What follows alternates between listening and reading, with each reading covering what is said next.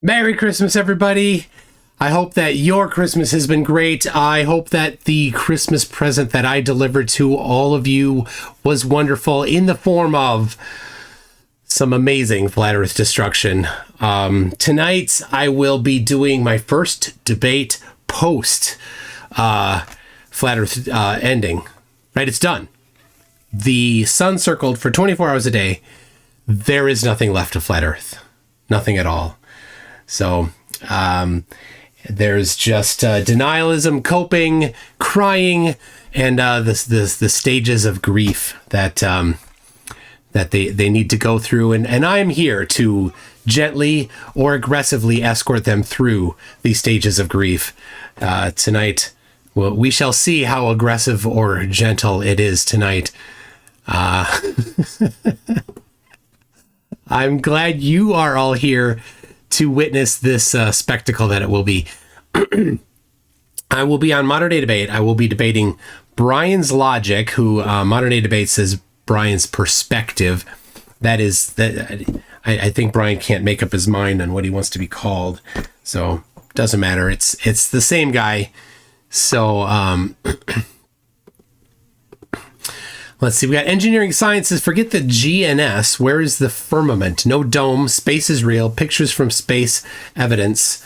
Flat Earth House of Cards has tilted. Of course it has. Thank you for that, engineering science, with your first super chat ever on the channel. We've got Itorius says Happy Frunes Day. It's always Tunes Day here on MC Tune Live. And thank you for that. And we got Dom Garwell says, if you sent some flat earths on a zero-G space flight, they would still say it's fake. I asked Jaron on his Christmas Eve stream, incredulity reigns supreme. Of course, it's a religion. It's a cult religion. That's all it is. And when they won't, accept evidence, it's just more evidence that it's a cult. So anyway, I'm looking for, I got the link from James here, so I'm going to jump in. So you're going to see the behind the scenes, the making of the sausages, as it says, as I like to say. There we go. Get the Zoom going here. Oh, there's a passcode. All right. All right. Derek the Dullard says, huge congratulations on your TFE work tune. Thank you very much for that. Derek the Dullard, you're not that dull. It's okay. It's okay to be humble, but all right. Ooh, we've got James. James, I'm live right now, so you know. Well, Melvin. James, put the shirt back on. Nobody needs to see those Schwarzenegger muscles of yours. You have the muscles, Melvin. Is my okay, good. Let me check on OBS.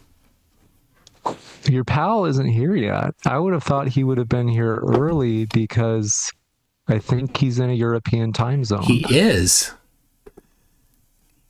All right, James, you're on screen now. Thankfully, your shirt's back on. The ladies, there's not a lot of them here, but the ladies don't need to get all that worked up for it. Thank you, Melvin. We are going to have a tremendous time if your opponent shows up. Yeah.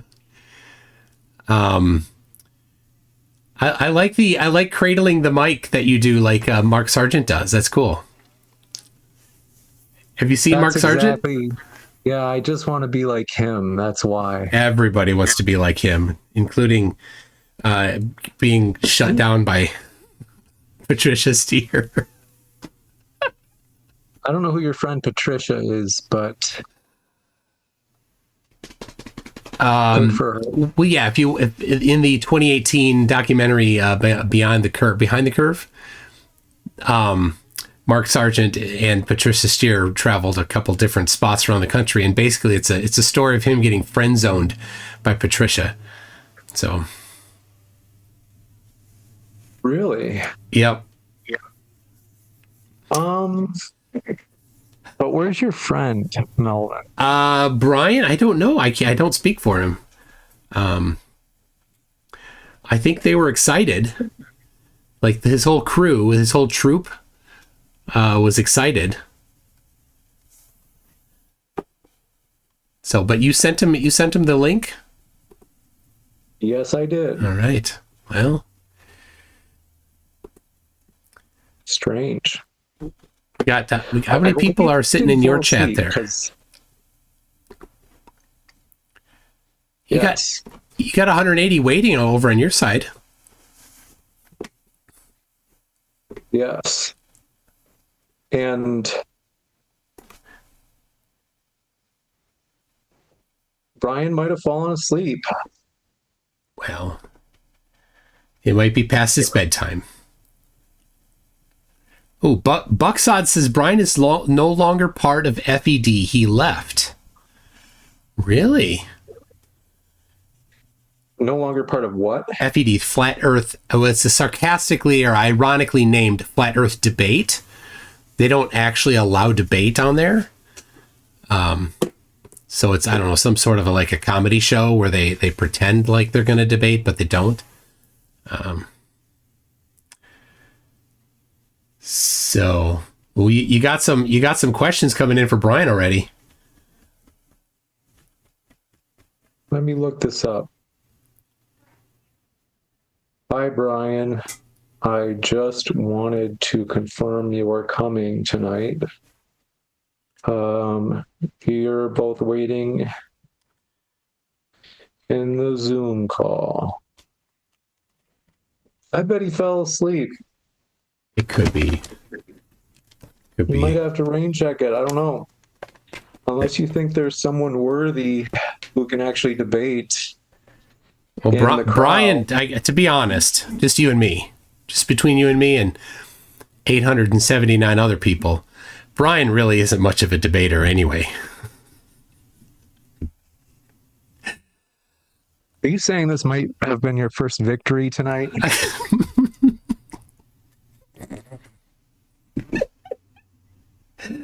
Oh my gosh. Let me check if anybody wants to jump in. Wow. Yeah, it's time to start and he's not here.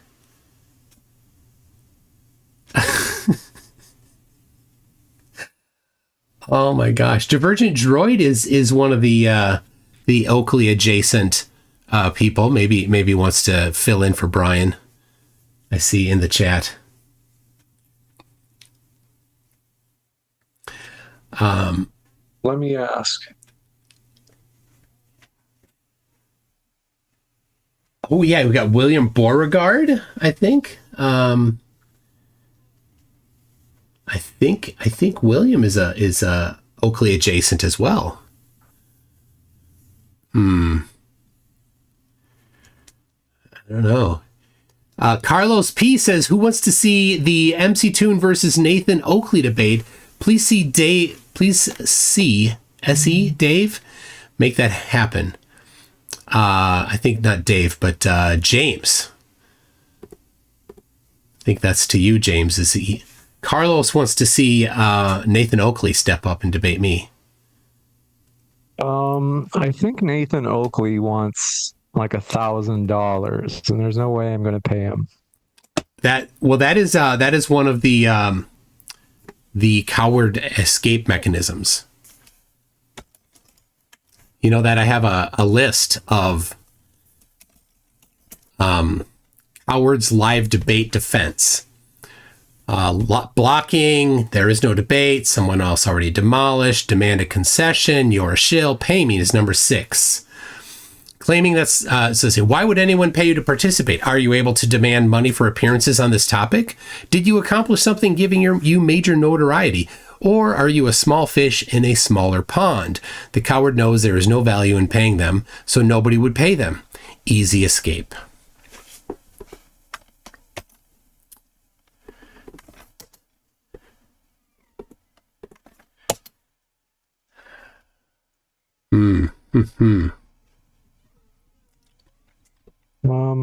Let me see if that guy in the live chat if he said he's gonna Divergent Droid?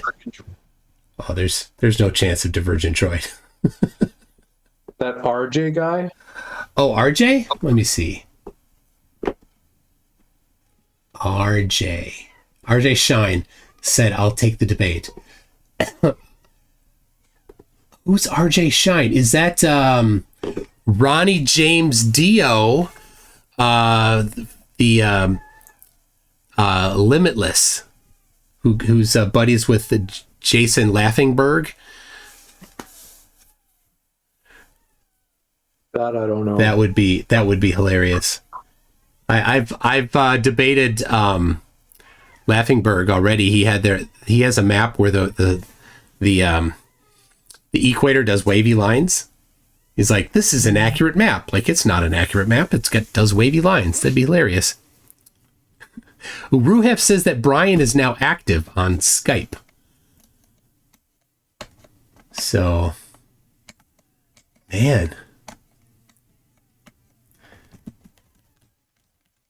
My only guess is he maybe left it on and then fell asleep in front of the computer. Yeah, there's probably a pool in the keyboard, a pool of drool in the keyboard right now. Right? But here I got dressed up for everything. I know, the shows. Star Wars shirt. Do you like the shirt I'm wearing? It's What's Nathaniel, son of Tom, Nathan Thompson. Right? And it says, thank thee for playing. You know, Nathan always says that. Thank you for playing. Right? I didn't know that. Custom shirt, just by Peter Markley. You can get it. You too can get it if you go to just Google MC Tune Fourth Wall. You find it in my t-shirt shop there.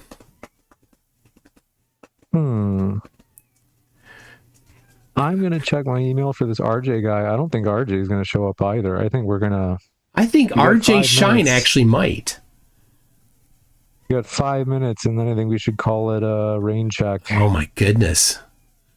Brian's logic. Scampering off. Not a good look. I'd be happy. I've got the energy to host it, but I don't think anybody's coming.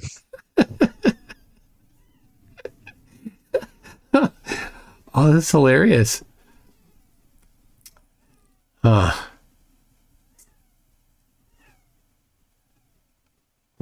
let's see.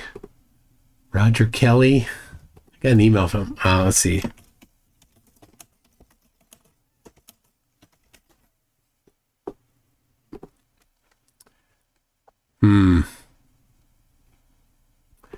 Well,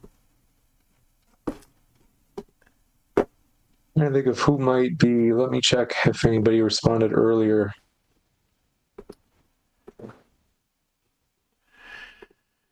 I mean, you opened to Brian Leak. Brian Leakey, if he wants to talk the topic.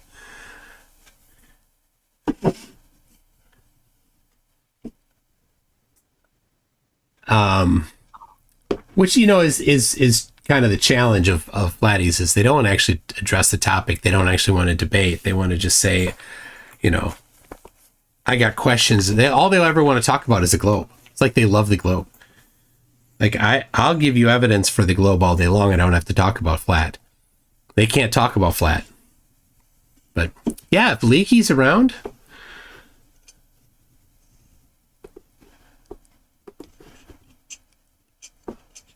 I'll email him, but I don't think he's going to respond that quick. No. Your pal Brian has arrived. What? Brian has arrived? Your buddy Brian's logic is here.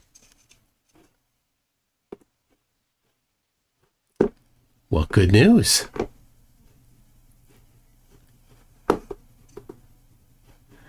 He wicked up the drool from the keyboard.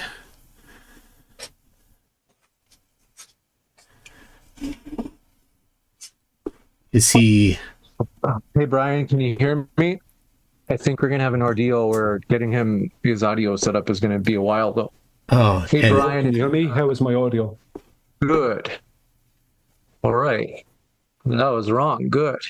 Okay. I don't have Skype or Zoom. I've never used it, so that's why it was my first time there using it. Not a problem. I didn't see the passcode part. Not a problem. Let's see. We are going to start in just a moment. I'm just going to fit these little pictures from Zoom into OBS, and we'll get started. Is his his camera not working? I don't have a camera. I only have a monitor. There's no camera on I only have a computer and a monitor. No camera. Convenient. No, just the way it is.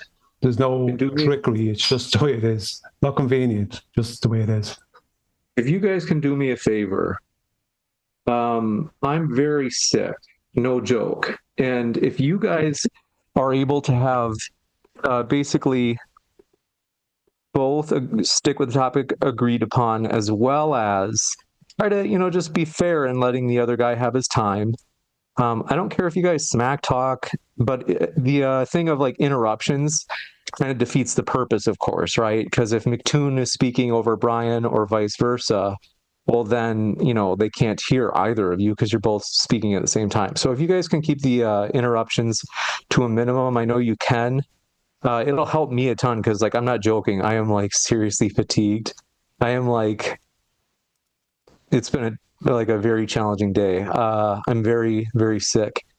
And I was kind of thinking about not doing tonight, but I was like, okay, I would just be a total jerk if I just, didn't show up. So does that make sense? Yeah. Yeah, no worries. Yeah, no hassles. Thanks for understanding. Let me, we'll start in just a moment. I'm just fitting these last little things here. I woke up with a sore throat, and I don't know if it's that kind of bug or if it's something different, but all right. Almost set here. Thanks for your patience. And then Brian, I just put your link in the chat, or not the chat, the description box. Yeah, I might have a little brain fog tonight too, so bear with me on that. And let's do a quick sound test. If you guys can each do a 1, 2, 3, we'll start with McToon. 1, 2, 3. Can you do that one more time, please? 1, 2, 3. And then Brian, if you can as well, please. Testing 1, 2, 3. Testing 1, 2, 3. Perfect. All right where we need you. And then I'm just going to fit this last little window in Zoom and it'll be good to go. So, basically, Brian, let me know, this is kind of a sign of, what's the word, magnanimosity? Brian said he's okay, McToon, if you want to take MC Toon, if you want to take a full 10 minutes for your opening, he doesn't care. And then Brian, it's up to you. If you want 5 or 10 or 0 minutes for your own opening, that's fine. I suppose we should probably not go too long tonight because I know, Brian, you are in a European time zone. I don't want to keep you up to just a demonic hour. So let me just flip on the old start recording. I just want to see that the encoder is working, and then I'm going to start the stream. I'm an old man, but we're going to make it. It's going to be a tremendous debate. And yeah, like I said, I appreciate you guys. If you guys can be as chill and calm as possible, because I'm going to make it. But today was like the worst day I've had in a long time health-wise. But we're going to jump into this with, where is this? Okay, there we go. Stop recording. Can I ask a quick question? How do I share my screen on Zoom? Is it down at the bottom with more, or is it in share? So if you go to the Zoom window and you click that green share button with the little upward arrow, it'll let you choose. Yeah, that'll allow me. Yeah, yes, I see it there now. Yeah. Just wanted to ask before we got started, so I wouldn't be asking in the middle of it, You got it. And just a heads up that when you do click it, what it's going to do is it's going to show you all the windows that you have open on your computer. So you have to have your PowerPoint open already, and just behind the Zoom window, and it'll let you choose that you want to show that PowerPoint slide, and you'll in fact have to choose, because if you have a browser open as well, it'll basically make you choose. So here we go with the stream. And then, Melvin going first, aka MC Toon. Sure. Cool. Thanks for your patience, and here we go. So the stream is starting right now, and let me just check that it's going to the right place, because I've had issues with this lately too. So Uh,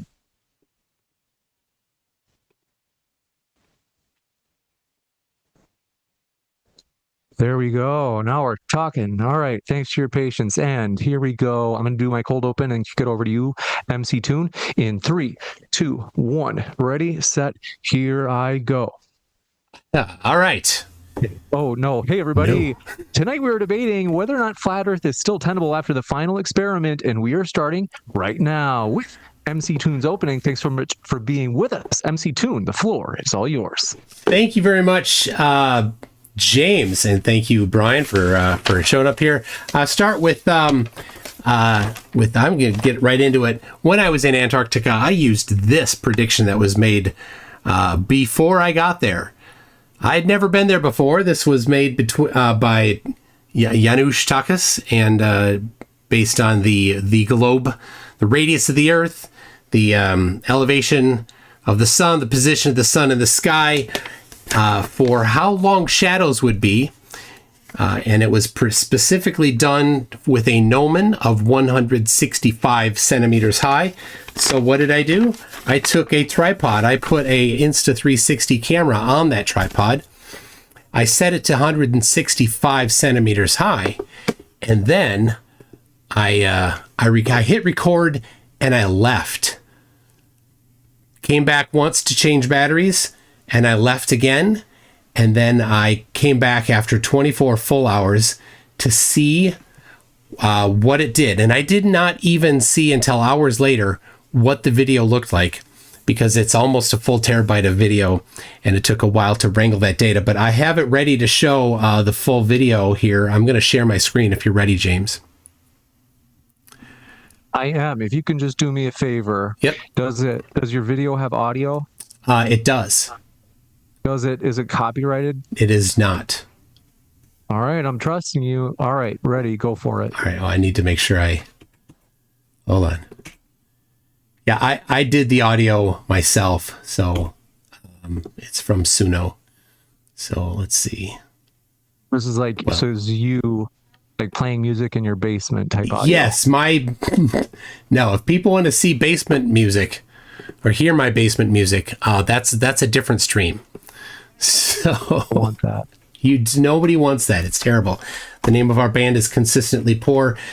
We named it that for a reason, because we're poor. Anyway, here we go. Is the audio coming through? No, the audio is not yet coming through. Okay. So one thing. Wait, hold on. We can fix this. If you unshare. Yep. And then once you click share, there's a little like box at the bottom that you have to tick, and it'll say share sound. Yes. Okay. Yeah. Got it. We need the music. We need your music. Okay. It's going to have a restart of Zoom, so I can go without the music. It's just music. So, all right. Are you seeing it at least? Yes. Okay. So this is, that was the same piece of paper that I showed. And so here we see the shadow reaching to where these little snow boulders, as I call them, are. And this is the extreme north facing end there, and you can see they're spot on the length that we predicted long before getting there. So the length of the shadow is known based on the geometry of the globe. Quite something to be so precise on that. And so it's so much more feeling with the music, because the music is so nice, but it's okay. So this took me quite a few hours to set up. I had to get the angles right. I had to get the distances right. In the end, I was shifted about 2-3 centimeters to the west, and you can see I'm a little shy on touching the edge of that snow there, but on the other side it's the same amount over. So just the east-west is a bit off in the position, but the length of the shadows is absolutely spot on for what was predicted before going there. Again, I had never been there before. We just passed due south, so it's the sun is in the north as far as high as it gets, and here we're coming around, starting to face the other direction. So this is a 360 camera. It's two lenses facing opposite directions that are stitched together. And you can see this right here is the power cord feeding it the whole time. And so this is the stitch plane here. So it's quite something that I set this up and I walked away and it was totally correct the whole time around. And I had asked flat earthers for quite a while before for their predictions, and I'm stopping the share now, for their predictions for what the sun would do, for how high in the sky it would be, for when it would set, because they thought it would set. I got nothing from flat earthers. No flat earthers had any predictions at all. And so I'm anxious to hear after showing this that the sun did in fact do circles 24 hours a day for multiple days in a row. It never set the entire time. It was well high in the sky. It was at the lowest. It was 77 degrees from zenith. So zenith is straight up. So it was 77 degrees in angular declination from zenith. And at its highest, it was 56 degrees from zenith. As predicted on the globe, and as measured in real life, as you watch that video there, because that video is based on those angular elevation measurements. So an awful lot of embedded predictions for the globe in their completely falsifiable test. And if you are familiar with Karl Popper's work, The Logic of Scientific Discovery, specifically chapters 3 and 4, where the essence of doing an experiment is a falsifiable test. That's what I did. I did a falsifiable test for the globe, and it passed, confirming that the Earth is a globe, adding to the mountains of evidence. And I did do some basic rudimentary predictions based on flat Earth for how high or low the sun should be. It did not match. For where the sun should be, east-west for the heading, it did not match. It should be northeast, northwest, and due north, but it wasn't. It was due south at times. So falsified flat Earth. Excellent confirmation of the globe. And so I would say that after this, as well as before this, but definitely after this, flat Earth is not tenable. I'm anxious to hear how this could possibly work using any flat Earth explanation. As Brian's position is, I'm anxious to hear, certainly his position is that flat Earth is tenable, and I want to know how it is tenable. Thank you very much. Thank you very much for that opening MC tune. Folks, if it's your first time here at Modern Day Debate, I'm your host, Dr. James Coons. I want to say we hope you feel welcome, no matter what walk of life you're from.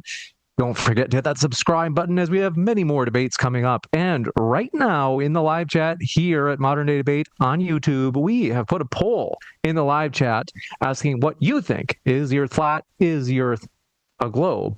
Or do you not know? Or are you a self-hating soy boy? With that, we're going to kick it into Brian's opening. Thanks for being with us, Brian. The floor is all yours for your opening as well. Is Tim finished his opening completely? Yes. Okay. I'm just going to share my screen there. 1 second. Second, I have nothing that's coming up for my screen share for some reason. Desktop. You'll just want to pick the window so it'll give you like options to choose from. Yeah, I have, but it's all not showing anything. 1 second. Preview. Maybe I'll try it. 1 second. Opens. 1 second.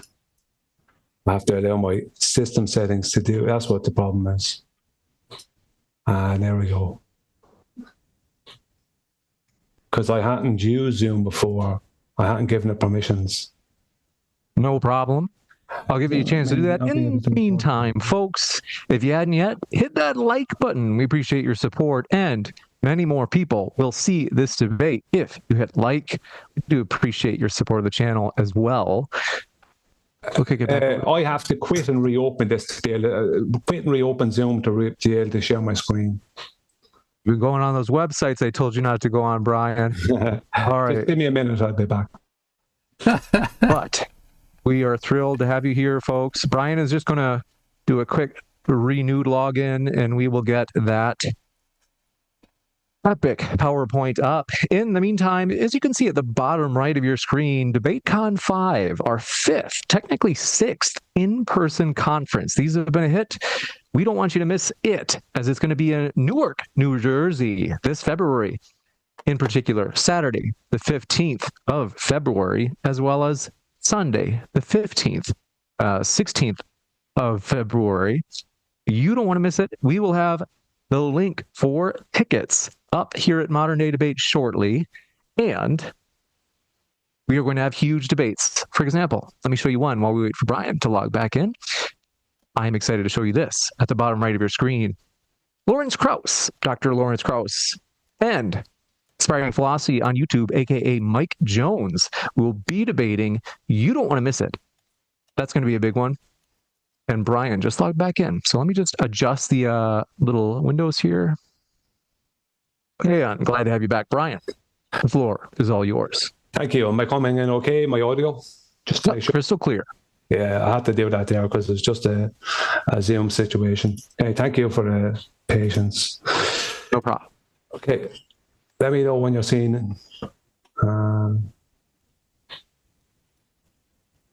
I see some sort of window from your MacBook, some sort of error window, but otherwise I think I can see Should be okay. Is it coming through yet now? I see a page with a blue button. I'm having issues with Zoom. I might not be able to share my screen. There's issues with Zoom. It says I'm screen sharing, but it doesn't allow me to. Like I've clicked on the thing I want to share, and it's not sharing it for whatever reason. I'm pressing share. Is there anything coming up yet? No, I do see a map. But that's it. That's what I want to share. Yeah, that's fine. Ready. It was just issues with Zoom, just a stupid Zoom. That's what it is. No problem. Ready for it. Okay. Okay. My very first thoughts on this whole TFE thing. Most people jumped on the fact that it's called the final experiment. Most people jumped on the word experiment. I didn't. I viewed that as purely a red herring because it would be obvious that most flat earthers would jump on that word because it's a claim of an experiment, which it wasn't. It was just an observation. I didn't jump on that. My premise from the start, and it's still my premise, is that the whole point of the TFE is to allow the globe, all the people who support the globe, to hand wave away the past 10 years of utter destruction at the hands of flat earth. We have absolutely decimated these people over the past 10 years. They've produced nothing. Not one measurement of the globe, no proof for rotation, no scientific evidence for gravity, no way of showing how gas pressure is possible without a container. There's literally nothing has come our way. Now, all we've gotten mostly is nonsense, right? So the fact that they went to Antarctica and saw a 24-hour sun, that somehow now is supposed to allow these people to just hand wave away all those 10 years of no evidence being produced. And our evidence just got more and more and stronger and stronger and more and stronger and stronger. Yet they produced nothing. Now, there's a claim that this 24-hour sun debunked the AE map. Now, this is the Gleason's projection. It is a calculator, but it is using the AE map. Right. The latitude and longitude grid on this is correct. The latitude and longitude grid is a two-dimensional horizontal grid. That's what it is. That's how it's measured from its infancy. That is what is hijacked to turn into a globe. It's hijacked. The measurements of this grid is hijacked and they turn it into a globe. It's where the radius comes from. It's purely mathematical, purely calculation, no measurement whatsoever. And this actual projection here that's underneath it is a globe projection. So the grid is correct, but the projection underneath this is not. Now, this is claimed to have been debunked by the TFE thing in Antarctica, but this was debunked years ago. It was originally debunked with subsolar points in 2015, in the late 2015 into early 2016. I think it was actually 2015, and it was debunked by time zones. Right, only by me and other people. It's ridiculous. Like, I'll show you what I mean. Between Newcastle on the west coast of Australia and Perth on the east coast of Australia, There is a correct local time of 2 hours. Correct local time is UTC time, and correct local time is winter time. In the summertime, the eastern coast of Australia, most of the places on the eastern coast, like Sydney, Newcastle, big places, they add in an hour for summer, right? But that's not a real hour, right? It's only an add-in. It's daylight savings. The actual correct time between Perth and Sydney, or Perth, I'm going to use Newcastle, because Newcastle is north of Sydney, and Newcastle and Perth are closer to, they're both close to almost exactly on the 32nd degree parallel south. So across that distance across Australia, the difference in distance between Perth, Newcastle and Perth is only 108 miles less than the distance between Charleston in South Carolina and Long Beach in Southern California. Now, there is correct local time of 3 hours between Charleston and Long Beach, right? But there is a correct local time between Newcastle and Perth of just 2 hours.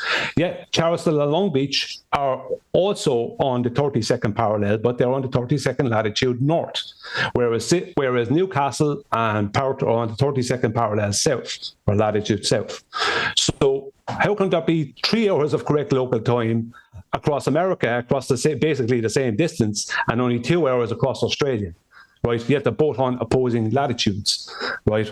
The only way that's possible is because the Earth is a flat plane, right? That is why that's possible. So what you're seeing here is not a flat Earth projection. That is the globe projection that's stretched out. Sorry, it shows Australia stretched to a massive size that it's not. It has Tahiti and Hawaii in two different time zones, because the time zone is 15 degrees of longitude. That's the time zone, right?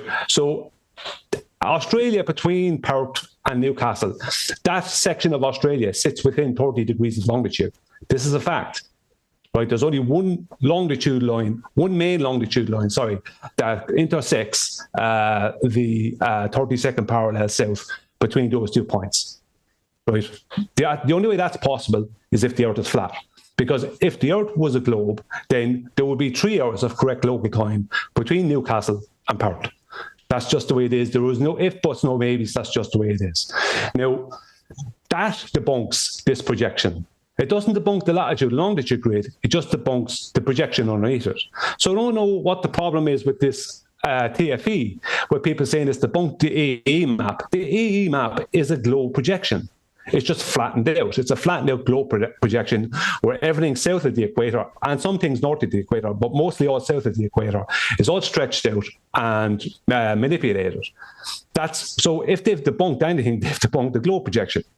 So I don't see what the problem is. You debunked the globe projection. Grand, that was debunked years ago. But they also, while they were doing that, had to use UTC time within their claims. You know what I mean? They had to use UTC time, so they needed a flat Earth to do this. And what Toon just showed a minute ago, that's based off a flat plane. He showed basically a sundial. That's a flat plane. Everything they're doing involves a flat plane. Yet there's nothing that's based off a globe. Everything is based off a flat plane. It's all back calculated onto a globe or into a globe. It's never actually measured on a globe. Now, the next point I want to make is this. On the globe, within the heliocentric globe paradigm, if you see this for the sun to move, it means that you're rotating. So the sun is only appears to move, and the stars only appear to move. The moon is moving because it's orbiting the globe, but the stars and the sun only appear to move within that paradigm. Now, that would mean that it's the only reason they're moving is because you're claimed to be on a rotating body. That is the use of, within the globe paradigm, the use of the Coriolis effect involving the globe Earth. So they're claiming that because you're rotating, it gives you the optical phenomenon that gives you the impression that the sun and the stars are moving when it's actually you that's moving, right? That is the globe paradigm. So they need to see things like 24-hour suns in Antarctica. They need that. Whereas on the flat stationary Earth, which is reality, whatever the sun is doing, if the sun decides to do zigzags tomorrow up in the sky and the stars decide to dance around, it has no bearing on the Earth I stand upon, because the Earth I stand upon and the stars and the sun are independent of each other. So whatever the sun is doing in Antarctica in December, as makes no difference to me because it has no connection to the flat stationary plane I live upon. It only has a connection to the globe. So all this actually was a confirmation bias for the globe. That's all it actually did. It gave confirmation bias. It doesn't prove a globe and it doesn't disprove a flat plane. It's a nothing burger from my perception, or from my in my opinion, it's a complete nothing burger. It does no proof in it of anything. The only thing it would have done is if they didn't see it, then it would have disproved the globe, because they have to see it. They have to see that on a globe. Whereas over a flat stationary plane, it means I don't know what the sun is. I don't know how it does what it does. Nobody knows those things. People just try to say they do, but when you look into it, they don't know, right? The whole thing is a mystery. But just, unfortunately, people who follow the heliocentric globe paradigm, they want to pretend to themselves and to others that they have these answers that they don't actually have. Right, so if someone wants to believe they're on a globe and they believe that's why they see the sun doing whatever it's doing in the sky, that's fine. But that's not reality, right? Whatever the sun does is independent, completely independent of the Earth, right? That is the end of that. There's no if, buts, or maybes. This whole 24-hour Antarctica sun thing, it's a nothing burger.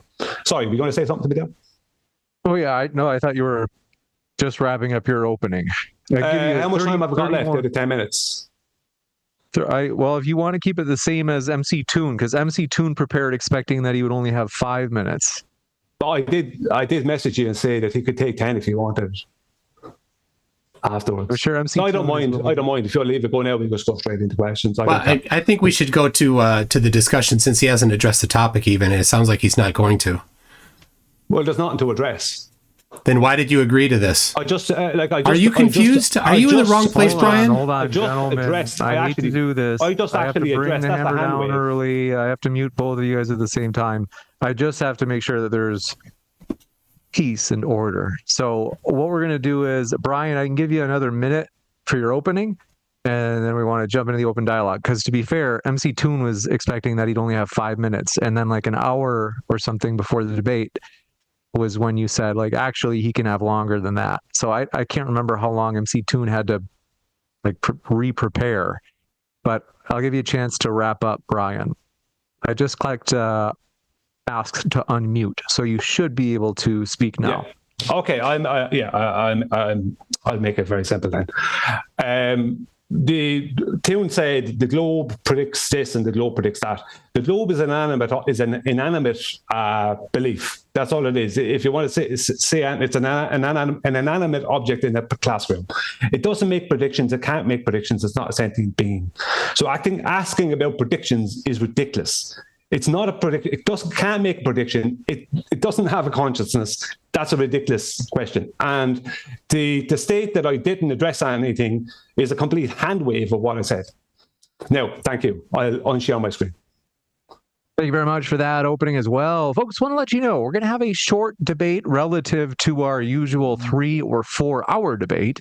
Tonight's only going to be about 2 hours, so do be sure to get your question in as soon as possible. If you happen to have one, you can submit questions either via tagging me at Modern Day Debate in the Modern Day Debate live chat, or if you submit a super chat, that will push your question to the top of the list.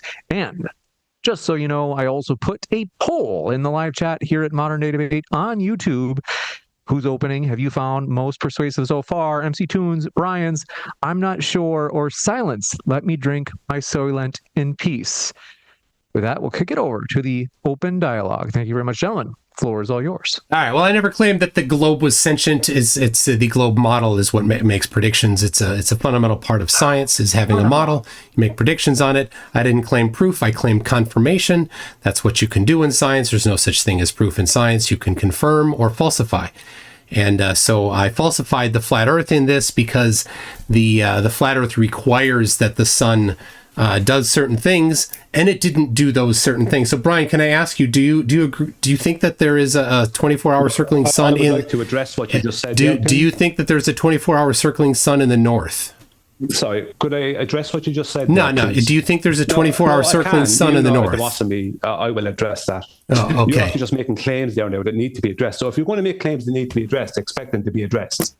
All right, I'll hold this up so everybody can see if you wanted to just ask me a question, what I'm talking about. Then you should have just asked me a question, but you didn't. You made claims, so now I have to address them.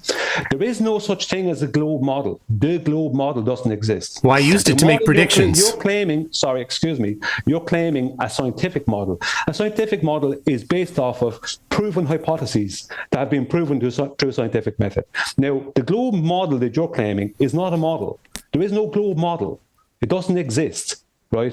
Sorry, is there some reason why you're ignoring me? Is there some reason why you're making stupid claims? Some reason why you're ignoring I me, use the globe model. To come and debate you. The globe model is used to produce this.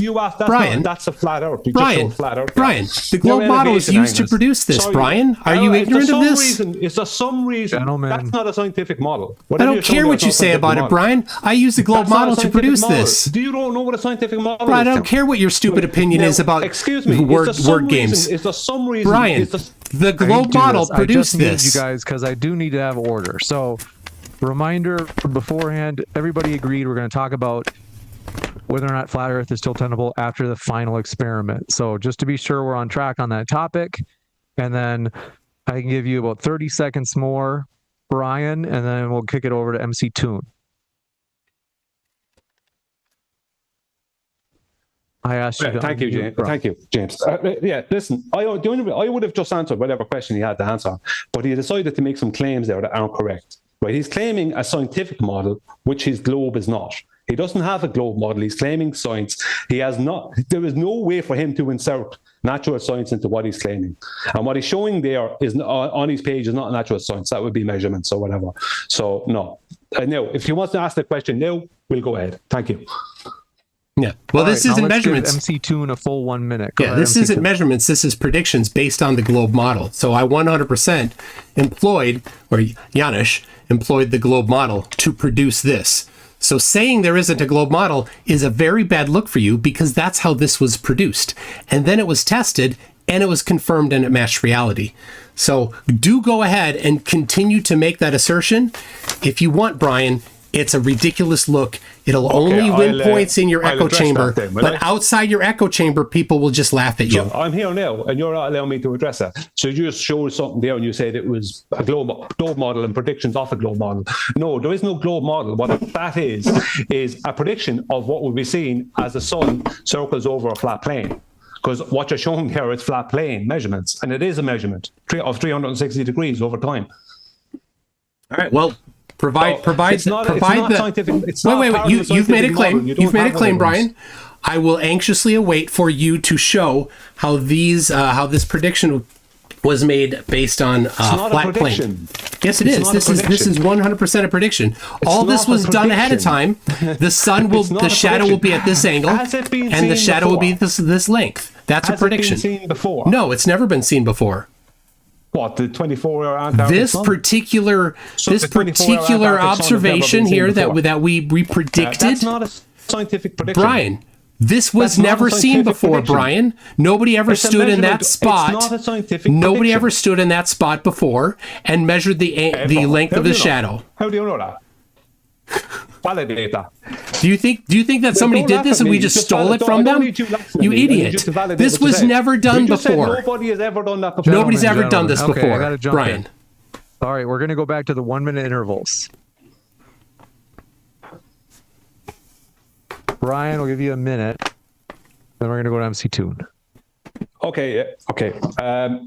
What he's holding up there, he's calling a prediction. He said no one else ever did this before. He had no validation for any of that. It's not a scientific prediction, which was his original claim. So someone might have predicted the shadows would be this length if the sun is here or the sun is here. Grand, I'm okay with that, but it's not a scientific prediction. Okay, off he goes. Thank you. All right. Well, let's give MC Toon a full minute.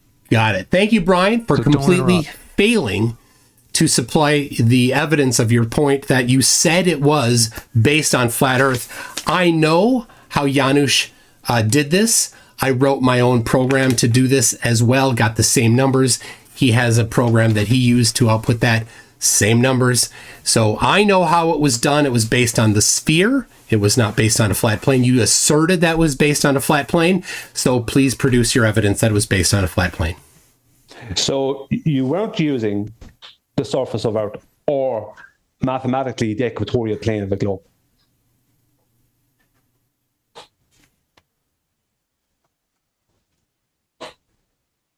Is that your Did you hear my question? That's not a question. That was an assertion. I'm waiting for you to supply. So I'm asking you. You're I'm saying, waiting for you to to support your claim. Try a hand wave Brian, Hold on a second. support your I claim. want to be clear that if you guys ask each other questions, you're basically ceding the rest of your time, because each time we try to do open dialogue, it just immediately spirals off of the track. So if you ask a question, I have to give them the full minute. Brian, I think, refresh me, MC Toon, what was the question that you just asked? And we'll give Brian a chance to answer it. I think I should even say, too, Brian, if you want to just tell us, like, are you wanting to answer it? Are you willing to answer it? And then answer it if you are. Otherwise, just say no and make your new point. But we just have to know, like, if you're trying to answer MC Toon's question. So, MC Toon, can you rephrase the question for Brian? Yeah, I'm asking him to supply the evidence for his claim that that I know how was produced from a flat plane, and it's over to him to support his claim. Brian, do you want to engage with what MC Toon just said? Yes or no? Yeah, well, I'll engage with it. I'll do it a little bit different. Well, when you say yes, but, I'm just like, okay, well, just yes. Is like, what's the but for? Just he's got to avoid my question to him. But it doesn't matter. I just answer. Are you going to respond to MC Toon? What he just I'm trying asked? to respond, but I don't. You're talking about him in some previous question you asked. Go ahead. Yeah, because he didn't asked Brian. Okay. Well, are you going to allow me to do this, or what's the story? Now's your chance, Brian. What are you waiting for? Well, you keep saying that, but you keep on talking when I'm speaking. So can I speak? Yes? I mean, I meant, okay, I'll go ahead with it. I think that as a yes. That was implied, Brian. I'll take that as a yes. So, Toon, are you claiming that you didn't use the flat surface of Earth or calculate it on the equatorial plane of a globe? Okay, to be fair, it sounds like he can't answer the question. MC Toon's, are you responding to what MC Toon just said, or asking? I am. It's a direct response. It was my response earlier. I just need to get clarification, because he's asked me, James. He's asked me to support that my claim that what he showed happened over a flat plane. Now I've asked him, right? Did he do it on the surface of Earth, and or use from a calculatory standpoint at the equatorial plane of a globe? Because he's claiming he didn't use a flat plane and a flat plane wasn't used, and I'm looking for an answer to that. I don't have the burden of proof, Brian. You made the claim, not me. And I'm asking you, you said it's not done on a flat plane, right? That means you're claiming you didn't use elevation angles. Are you claiming you didn't use elevation angles? My God, Brian, could you answer your question? Are you claiming you didn't use elevation angles? It's that simple, Tim. Come on, Brian. Chop. Are you claiming support your claim, buddy? Can't support it? Run off. Scamper away. What's the elevation of the sun measured? Scamper away, buddy. Yes, so the elevation of the sun was measured. That means you use the horizontal plane. Do you want me to? I want you to produce. Do you want me to get a photograph of an elevation? I want you to produce the map that outputs this. Do you want? As you claimed you can. I need to do this. Okay. I'm just going to bring us to a new topic, because it seems like this is... Yeah, Brian lost. Like a hamster spinning on a wheel. It gives you something to do, but we're not getting anywhere. So we'll jump into something from the final experiment that MC Toon, that you mentioned in your opening. Is there anything in particular, like, hey, Brian, I would love your answer on this? I'll give you a chance, MC Toon. Well, my hold on. My primary thing was the shadow lengths, which are 100% based on a globe. And Brian has asserted that he knows how I did it, even though he doesn't seem to know how I did it, claiming that it was done some other way than I know how I did it. So that was the primary thing. But I guess we could get to this then, Brian. One question then. Do you agree that there's a 24-hour circling sun in the north? Hey, Brian, I asked you to unmute, so Are you talking about in June around the Arctic? Tune? Yeah, if you can't figure that out, then you're clearly not tall enough to ride. Sorry, look, James, You're not tall enough to ride. Sorry, James, I need to sort something out here, right?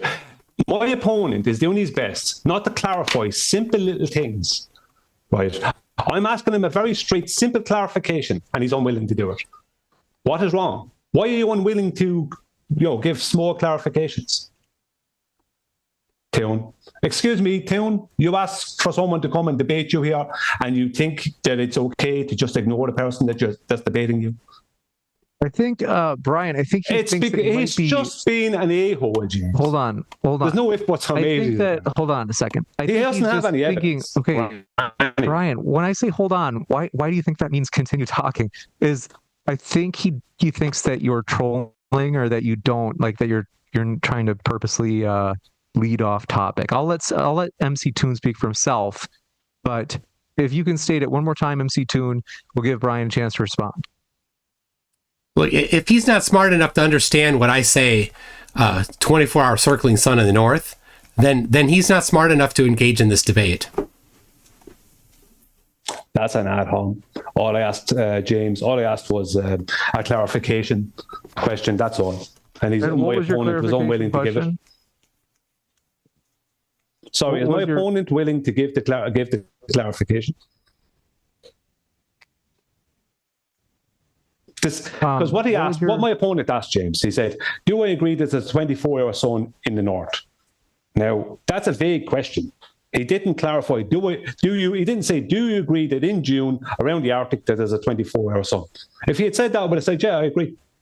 All he had to do is give a bit of clarification. Okay. So, all right, we got your answer. MC Toon, any response? Yes, in June, Brian. That's when the 24-hour circling sun happens in the north, Brian. Yeah, you just said north. North of what? In the north. North of what? You didn't clarify what you're talking about. I asked you for clarification, just to make sure, just to steel man your question, to make sure that I knew exactly what you're asking. Because I'm not answering questions if I don't know exactly what. As an outsider, MC Toon, do I understand right when you say north, you mean like the North Pole region? Yes. Like this is elementary school type stuff. I'm an outsider, Brian. I don't know anything about these topics, but I think it's pretty obvious he means like the North Pole region. And do you think it's unfair of me to ask clarification on his question before I answer it? I think it's fair as long as it's within reason. So I think that when you say north of what, he's talking about the northernmost point. So like the most northern point of the planet. So you could say north of everything that is south of it. I'll always ask clarification questions. Nearly all the time I'll ask clarification questions because I want to know exactly what my opponent to that is asking me. Because there's no point me answering a question. 1 mile radius. There's no point me answering a question, James. There's no point me answering a question, right, if I'm just presuming what the question is.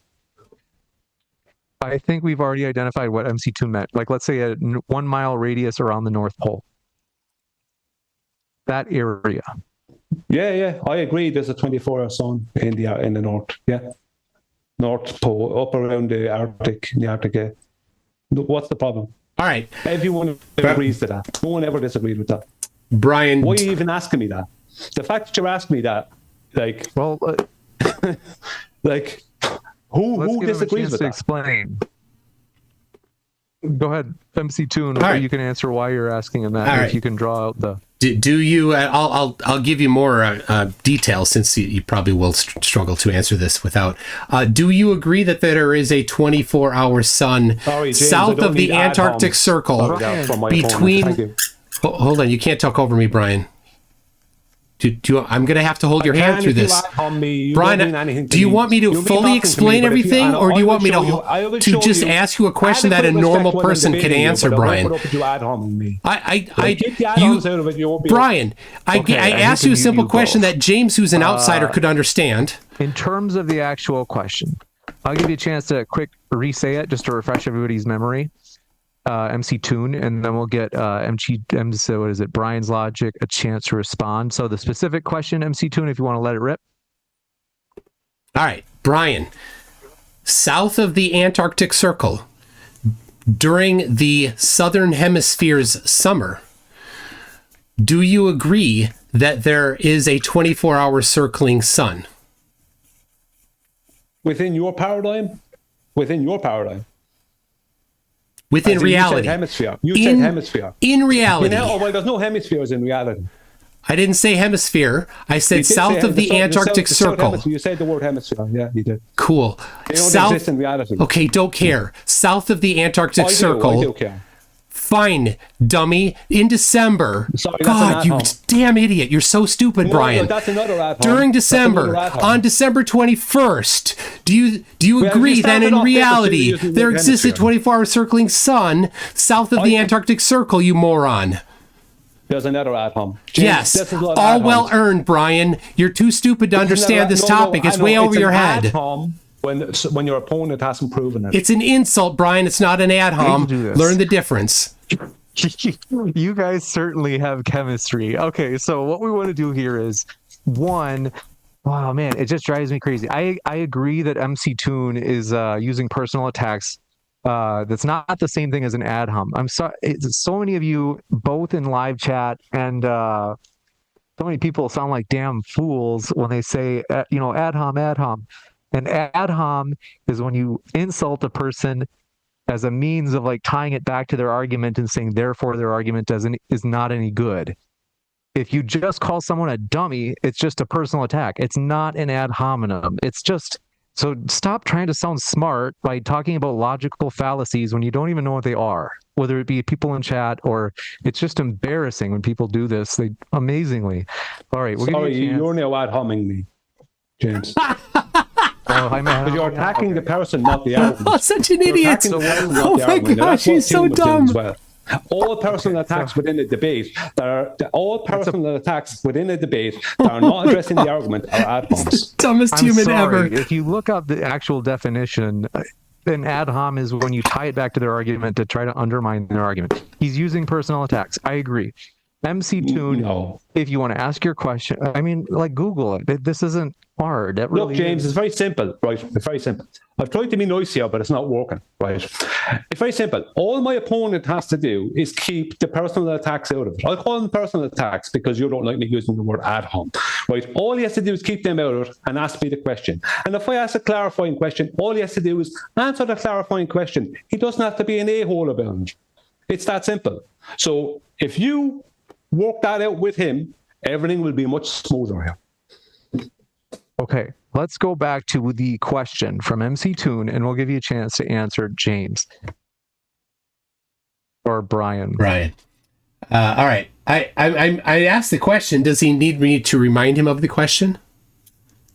Well, the question has been lost in translation, though. All right. On December 21st, south of the Antarctic Circle, do you agree that there is a 24-hour circling sun? I agree that I saw a video that looks like there's a 24-hour Antarctic sun. That's from people who are claimed to be, including you, claimed to be in Antarctica. I don't know what Antarctica is. I've never been there. I don't know what it is in its entirety. All I can say is I've seen a video. So it doesn't make any difference to me. I just go with, yeah, sure, whatever. Because it makes no difference to me because there's no connection to the flat stationary plane we live upon. All right. Now, what model can account for that? Model? None of us have a model. Oh, I have a model. That's not a model. I got one right here. That's not a model. It's sure not it a is. Scientific model. Sure it is. It's a model. It's not a scientific model. Yeah, I can use it. I can use it to do all sorts of things. Calculation. That's a back calculation of flat Earth elevation angles to Polaris.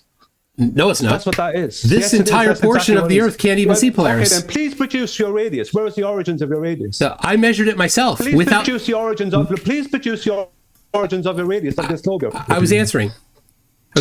Please produce the origins of the radius. I was answering. You didn't want me to answer because you interrupted. I personally measured the radius of the Earth while I was in Antarctica at local solar midnight 2:37 a.m. I measured the length of of a shadow to get the angle to the sun from zenith. That's flat out. So shush, I'm out. talking. You I'm just use the talking. flat plane. Yes, Shush, that's I'm not the talking. radius of a Brian, globe. Brian, No, that's do you want me to stupid. call you an idiot again, Brian? Stop talking You are while the idiot over if me. you think that's a measurement of Brian, a globe. stop The talking globe- over me, Brian. Okay, let's go back to the actual dialogue. So we're going to give you guys a chance. We're going to do a little reset here. Nobody's an idiot, okay? No, Brian is. Everyone He's an is idiot. a Oh, come on. You're being nice, James. intelligent person. You So know here we he's an go. idiot. MC Toon, you were asking a question? All right. Hold on. All right, I'll draw a diagram for him since Say that again, James. MC Toon, you were asking, what's your question that you were asking Brian? Yep. MC Toon. Yep. Just a second here. Melvin, as you like to be called. I'm clicking ask to unmute. This is your chance. All right, hold on. I'm drawing a diagram for him since he's made claims. I'd like to see him support his claims by showing the geometry. No, you've made claims. You've claimed Shush! to use an angle to Shush, measure Brian! the radius of a globe. A globe. Okay. You All right. can't use an angle. James, I'm gonna. I'll take a break. I'll take a break. relax. I hate to Let do Brian this. talk for a while. Brian, Yeah. just how this? I'm just gonna let MC Toon draw out his whiteboard illustration, and I think MC Toon feels like you're taunting him as he's trying to draw it out. He just wants to finish his illustration. He'll show you, and we'll have a nice little time here. Brian Peck, thanks for your super chat question.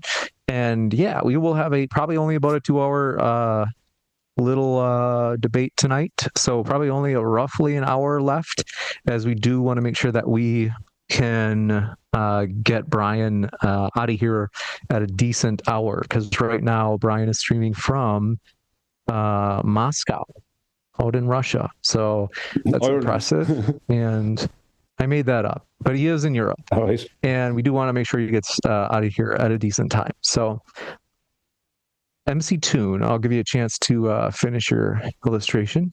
And in the meantime, folks, we do appreciate if you like tonight's bloodbath, if you like blood sports when it comes to scientific debates, we do appreciate your likes.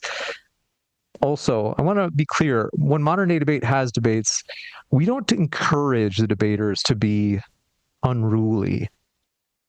I actually asked the debaters both tonight before we went live. I was like, listen, guys, I'm sick. I'm tired. Do me a favor. And let's have it be as friendly as possible. But, it's organic here. So if it is going to be unruly, we just let it fly. Because if every debate is nice and happy and peaceful, and it's only because me, the moderator, told the debaters that they have to be that way, that'd be kind of lame, right? It's kind of well, it's not like it's genuine, right? So yeah, it is a little bit Jerry Springer sometimes, but at least it's real. At least it's authentic. And we'll give MC Toon a chance to explain his illustration. And MC Toon, thanks very much. The floor is yours. Great. So here's the diagram. This is what I did when I measured the angle to the sun at local solar midnight. Have you any music you can play, James? While we're waiting for this. I think he's done. So he just threw his pen down. I think that's the sign. So MC Toon, I just asked you to unmute. If you want to share about what your illustration means. All right. MC Toon, we're having a debate. Are you there? I'm here. Okay, this is a great opportunity to explain your illustration to your brother, Brian. All right. So this is what I did when I measured the angle. You'll see here is the globe. Here is the line to the sun. Here is zenith. I measured 77 degrees from zenith at local solar midnight. So please show me where here is a flat earth elevation angle.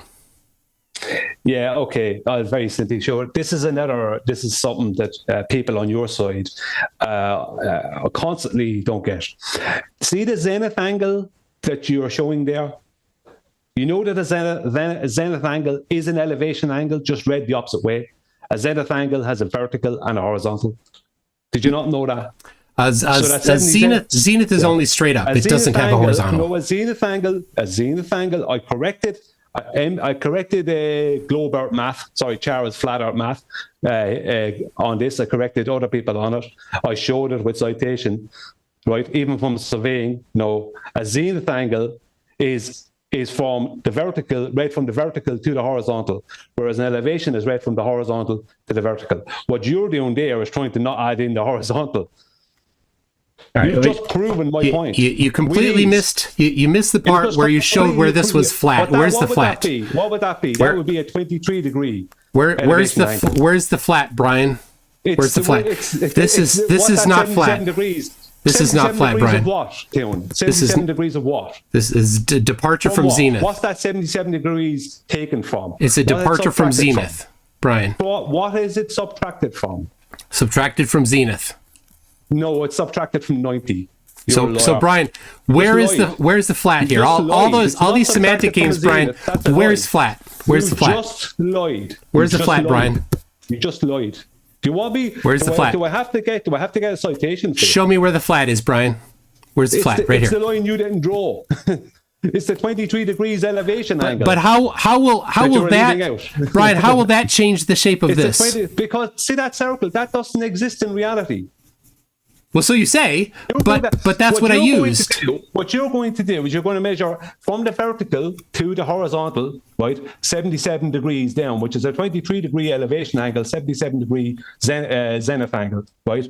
You're then going to have to place that at the equatorial plane of the globe, and you're going to have to place it there at, if you're going to do it correctly, you're going to have to do it at vernal equinox. And at vernal equinox, the equatorial plane of the globe extends out into the celestial plane, giving you a much huger plane, and it's deemed that the celestials are moving and you're stationary. So what you're actually referring to is a massive stationary plane, and you don't even know it. Nowhere on here. You don't even know what a zenith angle is. All right, my turn to talk. My turn to talk, dummy. You don't even know what a zenith angle is. Hey, idiot. My turn to talk, dummy. No, you're the hey, idiot. Hey, stupid moron. My turn to talk. You don't understand geometry. I get to talk now. I get to start talking now, Brian. All right, James. It's been great, James. It's been great, James. James, would I be able to ask a question? Gonna be great. To restore order. So we do want to have a civil dialogue, of course. We can give you a quick chance to respond, Brian. This is about 30 seconds, but when you guys are talking over each other, it kind of defeats the purpose, of course, because then we can't hear either of you if you're both talking at the same time. So if you'd like 30 seconds, I'll give you a chance. Brian, what have you got? Go ahead. Yeah, I have a question. What is the 77 degrees subtracted from? That was my question. He's yet to answer it. MC Toon, let me know if you're able to speak or if you're stuck on mute. I can't tell. I just clicked ask to unmute. All right.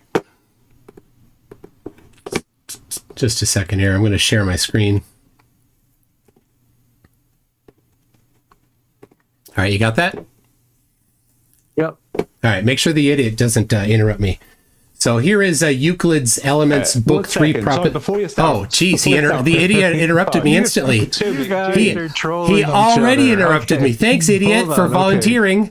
I said, don't let the idiot interrupt me, and he instantly, Brian, the idiot jumped in. To insult. No, it's not insult. I asked a question. I was very straightforward. I told you what my question was, James. But you asked. Okay, I do. He was, MC Toon was about to speak. And then I know that James, I asked a question. Okay. How come it's not being answered? Ryan, I would just let me. You asked. How are you unmuting James, yourself? You asked me. Okay, I have to do this, James. Because Brian, you're being so inappropriate. You're not giving me a choice. Brian, I'm muting you. So my question won't. Brian, relax. MC2 needs a chance to make his case. I know he insulted you, and we'll give you a chance to insult him back. But let's just give him like 30 seconds. MC Toon, please continue. I know you're trying to troll your brother. All right. Brian, by calling him an idiot before he answered the call, didn't he? It was a siren song. I said that word and he just jumped right in, just volunteering. Anyway, here is your little argument. Okay? Here is Euclid's Elements, Book 3, Proposition 18. If a straight line touches a circle and a straight line is joined from the center to the point of contact. The straight line so joined will be perpendicular to the tangent. So there is the diagram. I'll zoom in on this a little bit here. This is basic geometry. There is such thing as a tangent to a circle, something that Brian is rejecting exists in reality. This does exist in reality. It is part of Euclidean geometry. It's been part of Euclidean geometry for over 2,000 years. He pretends it doesn't exist. Now you look at that diagram, and then this is beautiful. Look at my diagram here. Do you see my diagram? Do you see the similarity? You see what's happened here? So now Brian is pretending that there doesn't exist such a thing as a tangent to a circle. And he imagines in his little fantasy world that this line here makes this stop existing. But in reality, it does exist. So the fact is that you can have a zenith, and you can have 90 from the zenith, call it what you want, I call it the complement, and then you can have the 77 degrees, which is the departure from the zenith. Now, he is asserting through magic and through words and through hocus pocus and some secret incantations that the fact that this tangent line exists somehow makes this stop existing. And so I'd like to hear how he thinks that magical incantation happens in reality. So the tangent line that's just being placed in there is what's known as a begging the question fallacy. The tangent line that he's trying to claim as a tangent is the horizontal that is used to measure his zenith angle or an elevation angle from that. So he's just proven my point. I don't even have to do anything. Well done, Tim. You absolute genius. I'm fully aware of what a tangent is, but for you to claim that the angle that you're measuring on Earth is a tangent to a globe is begging the question. That is idiotic stupidity, confirmation bias. So once again, all he's done is assert that this geometry doesn't exist. Thank you, Brian. I never asserted that. That's a complete straw man. That's stupid straw man nonsense. I never asserted any of that. Anyone can hear what I just said and what you just said, which is a total lie. No, you're saying that I can't do it on a globe. You just told a big lie. Brian, you're saying this isn't possible on a globe. You just lied. You just said that I denied the existence of tangents in geometry. I never did. No. So is it possible? Nobody's denying the existence. So Brian, is it possible to do this on a globe? Nobody's denying that. Brian, shush, Brian. Is this possible to do on a globe? Is the horizontal you denied earlier? Is this possible to do? You thought you didn't need a horizontal for a zenith angle. That shows what you know about geometry. You're a bozo. And that's not an atom. That's just a fact. I'm gonna have to step out a bit for a little bit here, James. Okay. But that's not an insult. He's demonstrated that. He demonstrated that, James, what he just did. And what he's shown with geometry. James, he didn't realize he won't let me talk, James. 1 minute. I want to give MC 1 minute. a chance. 1 minute. Respond. Back and forth. That's the only way it's going to work. He's too stupid to shut his face hole. We've got it set. All right. For 1 minute. MC tune. All right. Brian has asserted, it seems, that it is impossible on a globe to do this. Right? Of course. So then he somehow comes back and says that it's possible to have a tangent line. Okay, it is possible to have a tangent line. Super, Brian. I'm glad you agree it's possible to have a tangent line. So it's possible to do this on a globe, you've said. So you changed from your previous position of saying that it's not possible to have an elevation angle from a globe and that it can only be on a flat surface to now you've said it's possible to have an elevation angle on the surface of a globe by referencing the tangent line. So thank you very much for acknowledging that it's possible and that it's not exclusive to a flat plane. Okay, can I respond to that, James? Sure. Yeah, okay. Now, I didn't say any of those things. What I said was that he was claiming the horizontal was a tangent to a sphere, which is begging the question fallacy. Now, if he's saying it's a tangent to a circle, then it can be a horizontal because a circle is two-dimensional. But if he's claiming it's a tangent to a sphere, then there is no horizontal. Horizontal doesn't exist on a sphere. There is no horizontal because you can't determine what is horizontal because each point can have another tangent to it. So all he did with his drawing and and whatever claim measurement he did in Antarctica was beg the question. He used the horizontal because in reality, horizontal exists. It just doesn't exist within his paradigm. Thank you. All right, let's give MC Toon a chance to respond for a minute, uninterrupted as well. Yeah, of course, horizontal does exist on a sphere. Horizontal is orthogonal to vertical. It's the plane that's horizontal to vertical. I don't know why you'd think that that's a problem at all. It's not. And of course, what I'm drawing here is this is a bisection of the sphere on a plane. I can't draw on 2 dimensions a 3-dimensional object. This is a simplification of it for the diagram. And so this is vertical, and then this is a portion of the plane that we're seeing here that's horizontal at this point, which is orthogonal to this zenith angle. This zenith, it's actually a ray. Brian? Yeah, I'll respond to that, James, if you don't mind. Yeah, you can't have vertical or horizontal on a sphere because there's no reference for either. You need horizontal for the vertical to be 90 degrees to. You can have a 90-degree angle to a tangent, if you like, but it won't. You can't claim it's horizontal and vertical because you don't have any reference. Horizontal and vertical. Horizontal is a constant orientation. All horizontals are parallel to each other, and all horizontals are parallel to the plane of the horizon. And all lines meeting that horizontal, that creates 90 degrees of verticals. You can't have those on a sphere. All verticals are parallel to each other, all horizontals are parallel to each other. On a sphere, each point along that sphere can be a new tangent point. So which of the 2 points has the horizontal? None of them. Which of the 2 points has verticals to those horizontals? None of them, because there is no horizontals. You don't understand geometry. There aren't 2 points. There's only 1 point here. It's on there. Yeah, but and you can put another point stop talking. Stop talking. So it doesn't mean anything. Stop talking. You can't even get an angle. Stop talking. Stop talking. I need to moderate this. You idiot! Shut up. Okay, we're going to give MC Toon a chance to What the hell is wrong with you, Brian? You child. All of the insults that I've given you, you've earned. Let's give MC Toon a chance. So MC Toon, you got a minute, and then we'll kick it over to Brian for a minute. All right. Easy. 1 point. I only had 1 point. Right here. The 1 point, not 2 points. 1 point. 1 point. Just 1 point, Brian. Just one, Brian, you little child. Anyway, 1 point right here is all we got. And we do have a reference, the downward vector we have. So that downward vector is a line, and orthogonal to that line is the horizontal plane. Now, let me get back to the actual topic here, which is the what we did in Antarctica, the 24-hour circling sun. No, shut up. Shut up. Can I respond to Shut up. But we said we were going to give MC Toon a full minute. So I do have to figure out. Okay, what I'm going to do here is I'm going to uncheck the box. Okay, here we go. So it is going to be, because it's basically, unfortunately, it's gotten so off the rails that now I'll have to click a button to let you unmute yourself too. So what I'm going to do is I'm going to give MC Toon a chance to finish his 30 seconds or so, and then we'll go over to you, Brian. MC Toon, go ahead. All right, anyway.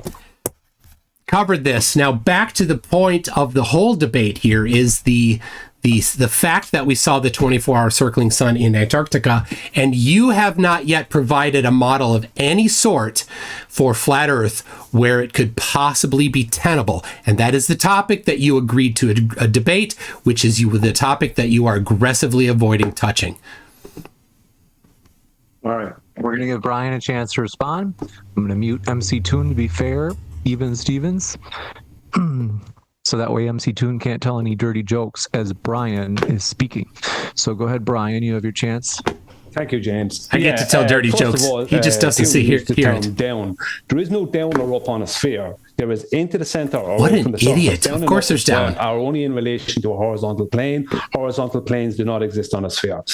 That's number one. Number two, I agreed to a debate, and it was from Will Duffy's video. The topic was, from his video, was, is flat Earth tenable after the TFE in Antarctica? Right? That was right. That's what I came in. So I don't know what Toon just said there. That's not what I don't know what that's about. Exactly what I said. I came in to debate that topic. That's what I came here to debate. So what Toon just said there is a misrepresentation of what Will Duffy stated on his video. And sorry, It's like MC2. I forgot. I meant to address. Yeah, I don't claim a model. None of us do have models. Thank you, James. It looks like MC Toon is Santa. He's stroking his Santa Claus figurine over there. MC Toon will give you a chance to respond. You got a full minute. All right. Well, I did say exactly the same thing that Brian did. Is Flat Earth tenable after the final experiment? That is the topic that Brian agreed to. And it is the topic that Brian is aggressively avoiding talking about. So once again, I will simply say, after seeing the 24-hour circling sun in Antarctica, and he has already agreed that there is a 24-hour circling sun at the North Pole at some point in the year, what possible flat Earth explanation is there that makes it tenable? Thank you. I don't make any claims about the sky, about what the sun is or how it does what it does. I couldn't even prove there's only one of them. I don't know what the sky is. It's an absolute mystery. No one does. I did address this in my opening, if you remember. I said that the flat stationary plane we stand upon is completely independent from the celestial bodies, whereas within the globe paradigm, that is not true. The movement of the celestial bodies within the globe paradigm, save for, obviously, Polaris doesn't move and the moon does. Basically, the stars and the sun, they only appear to move within that paradigm. So they are connected to the globe and its movement. But in reality, on the flat stationary plane I live upon, whatever goes on up in the sky is completely independent to and irrelevant to the stationary plane I live upon. Now, I addressed that earlier and you hand waved it. So stating that I didn't address it is a lie.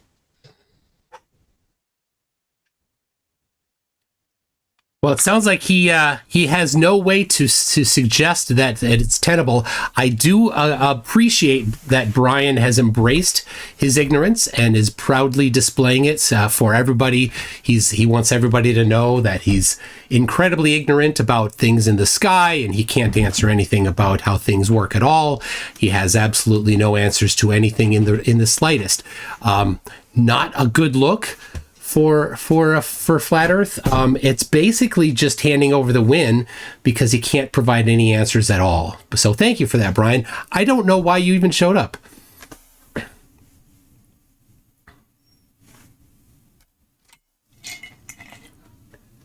Let me make sure I'm not, I haven't muted you, Brian.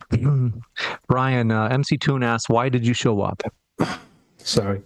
I showed up. That's not what he asked. That's not what he said, James. You're trying to change it. Why are you helping him out? Why are you helping MC Toon? James? What? I did ask why you're here. Why are you even here, Brian? What MC Toon did is MC Toon was hoping that I would come in here with some stupid model. The problem is, Toon, is that you and people like you believe that you know what the celestial bodies are. We do. And you know how they do what they do. Absolutely. But you don't know. You don't know. 100% we do. Right. Give me the composition of the sun. Okay, James, hang on. Give me the composition of the sun and how it was established and verified. All right. Okay. That's obviously that's outside the topic. He's trying to avoid the topic. Like I said, he's aggressively trying to avoid the topic. The composition of the sun is irrelevant to the position of the sun, which is really what's important here in this. But if you want, Brian, I would be happy to provide you later the history of the determination of the composition of the sun. It's an amazing history full of a lot of wonderful science. Might be over your head. But anyway, the position of the sun, regardless of what makes it output the heat and light that it does, is definitely relevant to this discussion, and the fact that it is rather distant, and the fact that the sun and Earth have a relationship and position is important. These things are outlined in ephemerides like VSOP 87 and some of the ones from the Jet Propulsion Lab, and those you can use in addition to other much more simpler versions to determine where the sun and Earth are in relation to each other, so that you can determine the length of shadows as they will be on the surface of the Earth. Of course, none of this uses a flat plane. I want to give you a chance to respond, Brian. I do got to give you both a heads up that because we do want to get Brian out of here by a decent time. Brian, I just clicked unmute so you can speak, respond back for a minute. We will be wrapping up earlier tonight. So it's not going to be a 3 or 4 hour debate. We do want to wrap up probably within like 40 minutes or so. So we are going to jump into the Q&A shortly. So probably like 10 to 15 minutes, we will jump into that. Go ahead, Brian. Yeah, I'm okay for hearing about your supposed answers later. The answers we're supposed to give is supposed to be given now to him. But it's okay, don't worry about it. I'm fully aware of the history of the question I asked you. That's why I asked you about that question, because you said that you do know, right, which is a massive claim that you can't back up, as I know because I know the history. I did address everything here. There's nothing that I didn't address. It's that you don't like the truth of my answers. I've been very honest here. You want me to come up with some ridiculous model that has no bearing on anything. I'm not going to do that. And what you're talking about when you say that there's no flat plane involved, every single astronomical measurement involves the equatorial plane of the globe at vernal equinox, which then extends the equatorial plane out into the celestial plane and sits it stationary with moving celestials above it, because they're using the celestial dome model. That's what they're using, right? That is what is being hijacked for you to create your globe, right? You're just trying to hijack the celestial dome, which uses a flat plane constantly. So when you say there's no flat plane involved, that's either ignorance or lies. Simple as. MC2. I'm going to make sure you can speak, MC Toon. Yeah. All right. You're unmuted. Go ahead. Yeah. Well, I mean, he made the same assertion as he did before, but didn't provide anything. I cited the VSOP 87, which is an ephemeris of the solar system that gives the position of the Earth and the Sun, the Moon, and multiple planets in three-dimensional space over time. Has nothing to do with the Earth being flat, with the flat plane of the Earth, nothing at all to do with that. And he then asserted that somehow they do. But I've looked at VSOP 87. It certainly does not include a flat Earth in it. So I guess Brian could support his claim, I guess.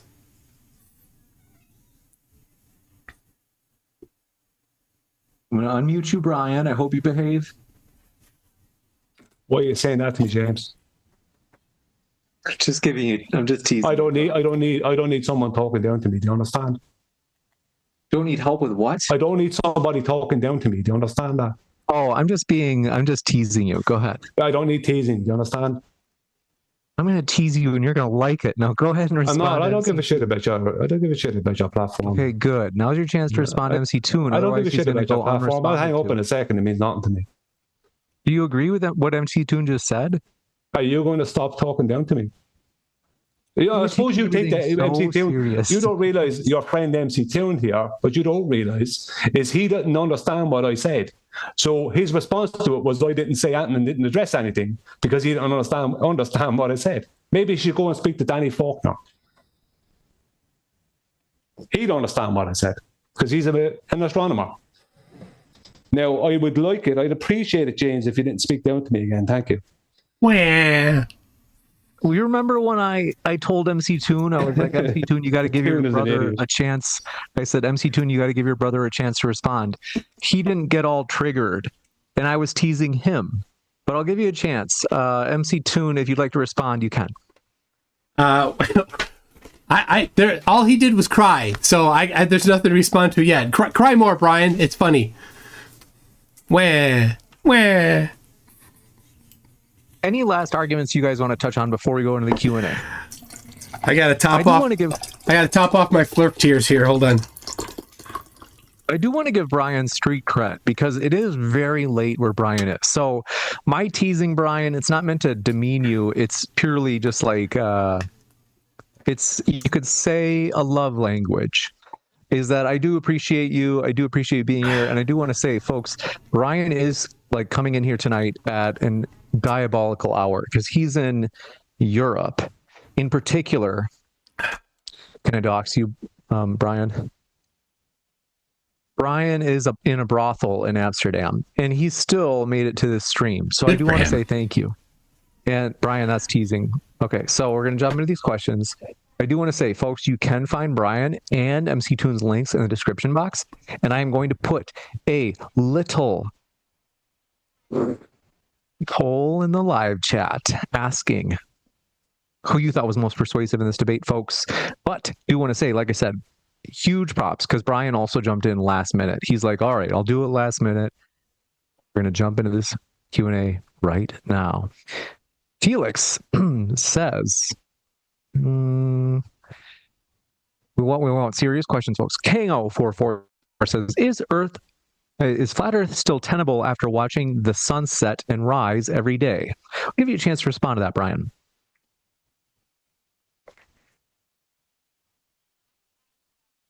I just asked you to unmute. Yeah, I'll respond to that. Yeah, that's a common misunderstanding of the situation. Officially, the sun doesn't rise or set. It's what's known as the sun mirage that we see at the horizon in the morning and the evening time. There is no setting sun or rising sun. And the horizon is not the leading geometric edge of the globe. It's an optical phenomenon. It changes with weather, optics, elevation. So it's the meeting of two phenomenons. The horizon, two optical phenomenons, the horizon and what's known as the sun mirage. That's official. That's not me. That's official. Even within the globe paradigm, the horizon is not the leading geometric edge of the globe, because there is a constant of always at least 7 over and greater than 7 over 6 R present within their paradigm. So the horizon is not geometric within that paradigm. So whatever the sun is seen doing at the horizon has no relevance whatsoever to do with a globe or proof for a globe or anything else, or this proof of a flat Earth. Because as I said, officially, it's what's known as the sun mirage. Now, most people don't know that, especially on the globe side. This one from J Bone says, Brian, does a 24-hour sun make perfect sense on a globe? Flat earthers go to wild lengths with faulty models other than to accept the globe. Occam's razor.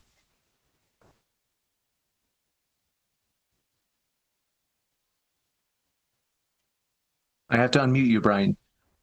You don't have to mute yourself now, because during the Q&A, I think it'll be, as long as you guys only responded questions that were to you and not interrupt each other. I'll make sure your brother MC Toon does not interrupt. But go ahead, Brian, if you want to respond to that last question. Well, it wasn't really a question. It's more of a statement based off of someone's belief, religious belief in the globe. If there is a 24, this is another hand wave of what I stated at the start. If there is a 24-hour sun in Antarctica, it has no bearing on a flat stationary plane, because it's independent of the plane we stand upon. The flat stationary Earth has no connection to what goes on in the sky. It's only the globe paradigm that inserts that, not flat stationary plane. I don't know how many times I have to say that. So what it does or doesn't do supposedly on a globe means nothing to me, because there's no globe ever being proven. There's no measurements of a globe ever. So I don't know.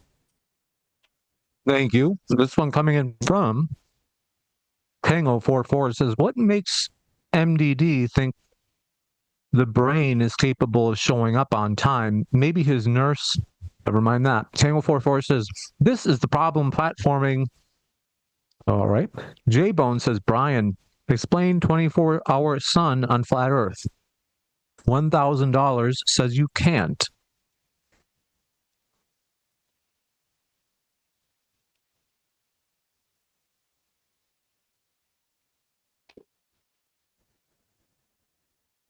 All right, Brian, we'll give you a chance. Sorry, I muted myself out of habit. The habit of always muting after I speak. Explain it. Why would I explain? What are explanations? What other explanations you have to be able to show? I'd have to know what the sun is and how it does what it does. Well, I already disclaimed that nobody knows that.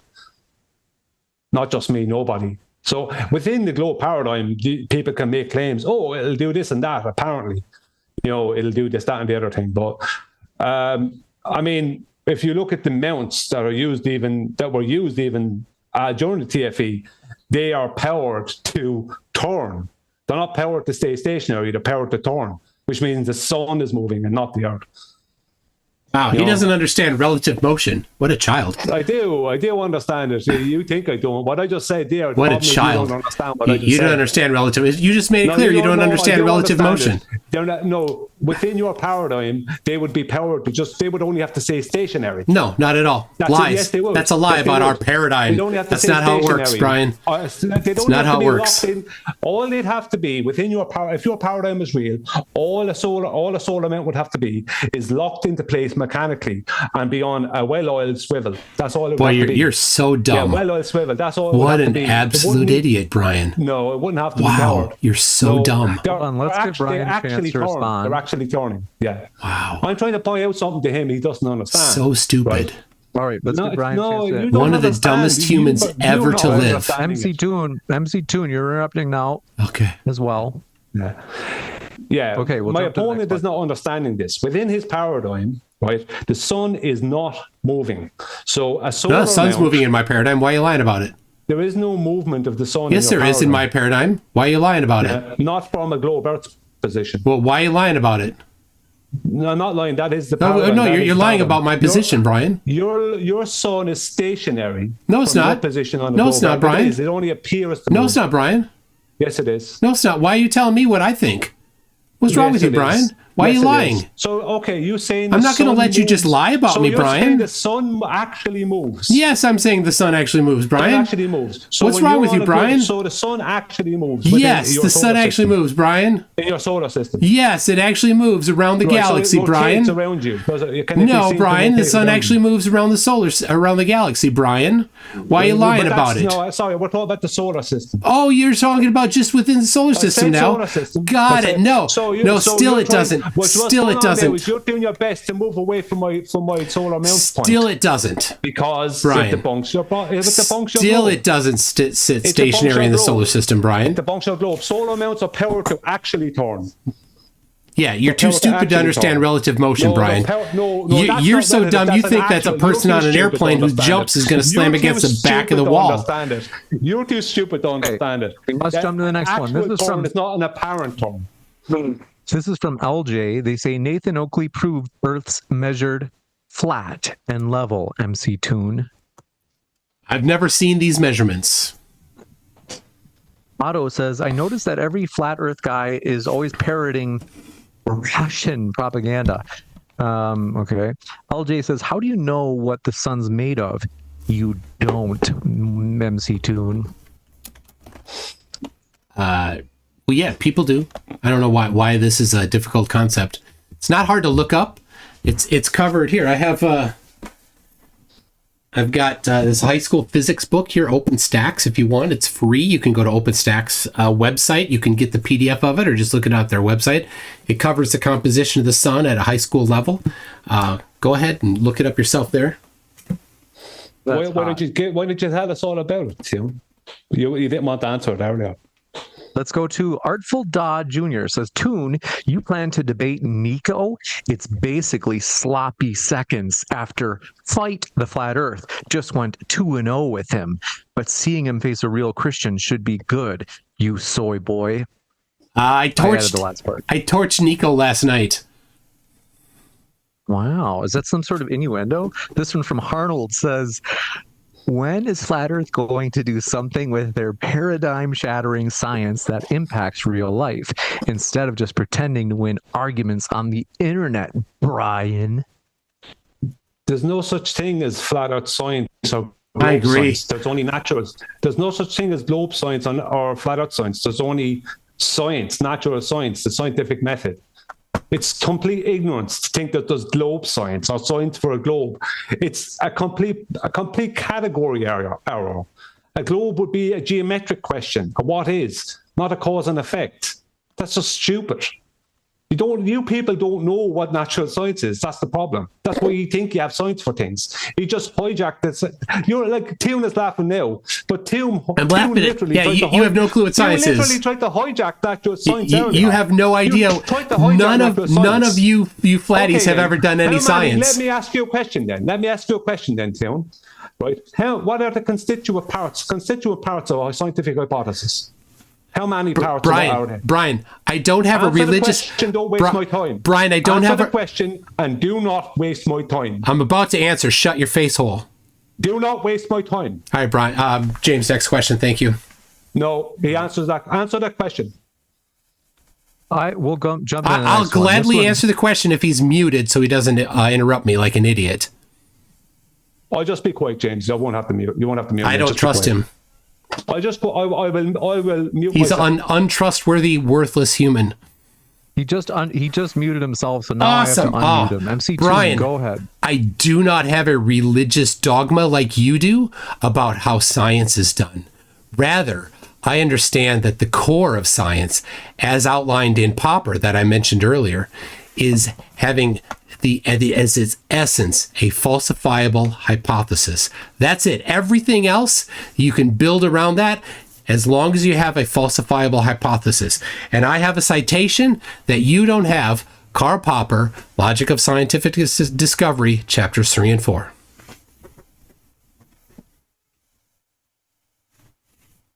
This one coming in from JSS Tiger says, did Brian just debunk the flat earth Gleason map? Ha ha ha. Brian will give you a chance to respond to that. But just asked you to unmute. Yeah, I have to just address Toon there first. You seem to have moved off away from that, James. Yeah, no, Toon, you weren't. Toon wasn't able to answer the question because he doesn't know. Toon, you don't know what a scientific hypothesis is. You don't know what one is. Showing me a book which says Popper on it is not you knowing what a scientific hypothesis is or what the constituent parts of that scientific hypothesis is. You don't know what you're talking about. You're a fraud. That's what you are. A complete and utter fraud. Now, it's not my scientific method, it's the scientific method. Not Brian's logic, not flat earth, the scientific method. Something you avoid. Citation needed. Something you don't even know. Citation needed. I gave you a citation. Sure, you use the word hypothesis in that from Popper. So please give me the constituent parts of a scientific hypothesis.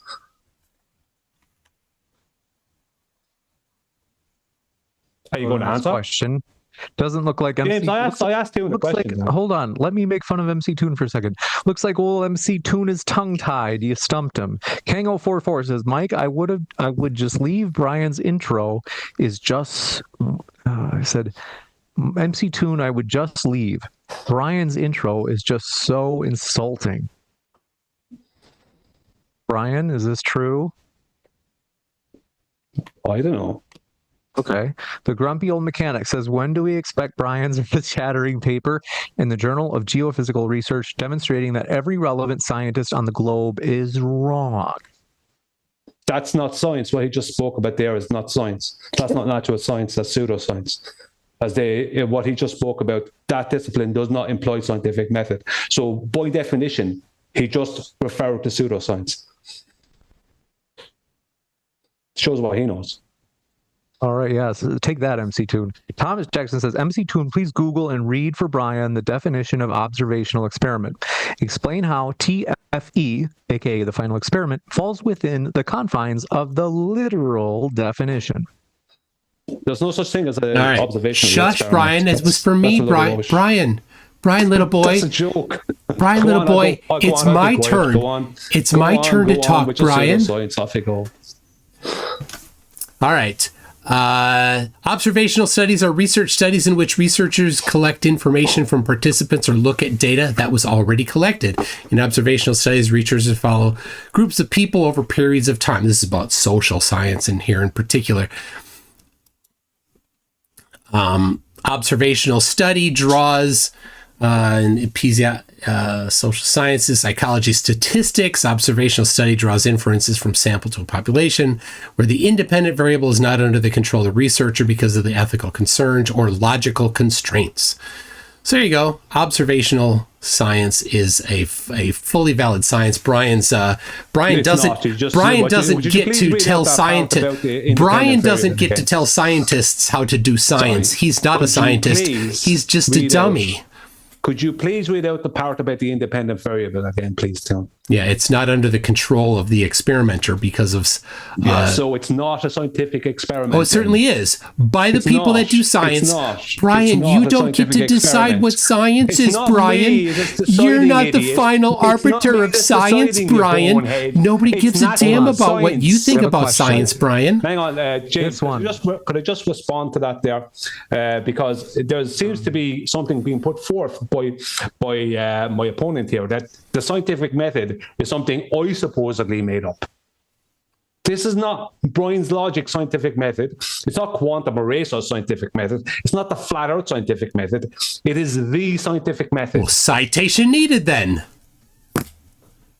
You want a citation for what? That I didn't make up the scientific method. I need to see all of the scientists in the world that say this is the scientific method. That I didn't make up the scientific method. Brian, I'm just looking for... I'm looking for your support for your claim. The scientific method for you. The support for your claim, Brian. You make a claim, you back it up. That's how you do a debate. Do what? That's how we do. There you go. All right. You want me to find a citation that I didn't gotta make go to the next scientific one. method? This one from JSS Tiger says, how can flat earthers show the sun's path from tropic to tropic without the Gleason map? The Gleason's map just marks points on that, and they call them the Tropic of Cancer and Capricorn. It's not the map, it's the latitude and longitude grid, and that's not connected to the sun. That's connected to Polaris, not the sun. What the latitude and longitude grid is a two-dimensional horizontal grid, and when your coordinates, let's say your latitude and longitude right where you are now, James, let's just say, that is in relation to the GP point of Polaris. It's nothing to do with the sun. These people don't know what they're talking about. Left-handed Jedi says, why can't the flat earth predict sunrises, sunsets, or eclipses, Brian? Sunrises and sunsets aren't predictions, and neither are eclipses. They're cycles. And the eclipses that he's talking about are all flat earth. All the cycles are all based off of flat earth. They're all from Babylonia. That's what NASA used, the Saurus cycle. So he doesn't know. Again, they don't know. It's just an unbelievable amount of ignorance out there. I'd love to see. I'd love to see how the Saros cycle predicted where I should stand in Texas on April 8th. Well, I can tell you this much: NASA had to refer to it and change all their predictions because they tried to predict it, because you can't predict it on a globe. No, they had to go back to the Saurus cycle. That's not true. Cycle, not even a little. Are you denying the Saurus cycle? Are you denying the Saurus cycle? I asked a very specific question, Brian, and you avoided it. NASA use the Saurus cycle? Yeah, they don't use it. They use VSOP 87 and ELP 2000. Okay. So you're saying they don't use the Saurus cycle? Let me say it again, Brian. That's completely Let me false. say it again, Brian. Listen up. Shut your face hole. Listen up with your little ears. NASA uses VSOP. Don't you speak down to me, motherfucker. I'm speaking down to you, little child boy, because you don't understand this topic at all. Right. I think I understand it, and you don't. You're a heap of bollocks. Brian, listen up, little boy. Your skin. All right, little boy. Listen up, little boy. Don't you fucking dare speak down NASA to me, uses VSOP 87 and ELP 2000. NASA used the Saurus. Shush, Brian. Brian, little boy. Shut your mouth, Brian. Hold on. I'll explain it to you. It's on their website, Brian. I don't need your explanation. You're a fuckwit. Brian, shush. What was the last... You remember on Jerry Springer when they would say, like, let's go to our final segment? Is that what it was called? I don't know. I didn't watch it. I need you to bear with me. We have more questions. They said, why can't flat earth... We got that one. A Cintiq says, many flat earthers believe the final experiment was staged and faked. Some flat earthers are waiting for the rest of the data from the trip to dissect. Until then, everything is speculation, Mick Cartoon. Did you add that at the end, or was that them? I added that part at the end. Okay. Yeah, we have a lot of data, and we are processing it and put it together and presenting it in ways that make sense. I have all the data that I took is in this book here, and I have a large amount of it in here, and of course we have a huge amounts of video data as well. So we had 6 or 7 maybe even more. Cameras doing a full 24-hour videos of the sun. So we have a lot of that to go through, and total of about 16 or 17 different experiments that we did. Thank you. This one coming in from Yadian says, I admit that the Earth may, in fact, be spherical. Hango44 says, Dr. James, okay, platforming Brian is not a great look. Oh, come on. We have to allow everybody to have their chance. Awakening Minds says, MC Toon, can you show the audience how the 24-hour sun works on a globe, you soy boy? I've been waiting to see this. How Absolutely. Hold on. They said, how does the 24-hour sun work on a globe? Illustration, please. Show the audience. I can do that. All right. So you see the angle here. This is at an angle. This matches the inclination of the globe in relation to the sun. And so here's the South Pole. And so I'm going to have the camera be the sun. So you see, try to get it about right here. You see, you're able to see past where the pole is a little bit. That's the part of the globe that gets sunlight at this time of year. And you can see here it is rotating, and you can see past the pole. Now, later in the year when it's like this, well, you can't see it. You never see any of Antarctica. You see that? So that's like in June. But up here, you see on the other side here of the North Pole, so the Arctic gets the sunlight. It's an amazing model that's completely correct. Absolutely completely correct. No flaws in it at all. It's amazing. And Flat Earth has no answer for it. Not even close. Nothing at all. So there you go. Thanks for the question. Fates says, don't let Brian weasel out of the questions. Keep hammering the fact he can't answer any of these without you, James, giving him something to fail to refute. What? I don't know what that means, but go ahead, Brian. If you want to respond. I've addressed absolutely everything. I have yet to see how the 24-hour sun in Antarctica, how that proves the globe and disproves the flat Earth. When I've pointed out that it's only it's a needed confirmation bias for a globe, but it doesn't prove anything geometrically, and it doesn't disprove anything geometrically, especially a flat stationary plane that's completely independent of it. I don't know why people keep on looking. Why do people keep on thinking that it proves or disproves something? It doesn't. It proved or disproved whether you would see a 24-hour sun in Antarctica. If you want to say it proved or disproved something, that's been it. Now, nothing has been avoided. Yeah, MC Toon. Stringfellow Hawk says, Brian, do you agree there's a 24-hour darkness at the North Pole at the same time that there's a 24-hour sun at the South Pole? Well, if there's definitely a 24-hour, there's definitely several months of darkness in the north. That's for sure at this time of year. And if what we saw in the video is true, then there's a 24-hour Antarctic sun, whatever. All right, very good, very good. This one from Left-Handed Jedi says, thanks for the laughs. I needed it. I think they're talking about you, MC Toon.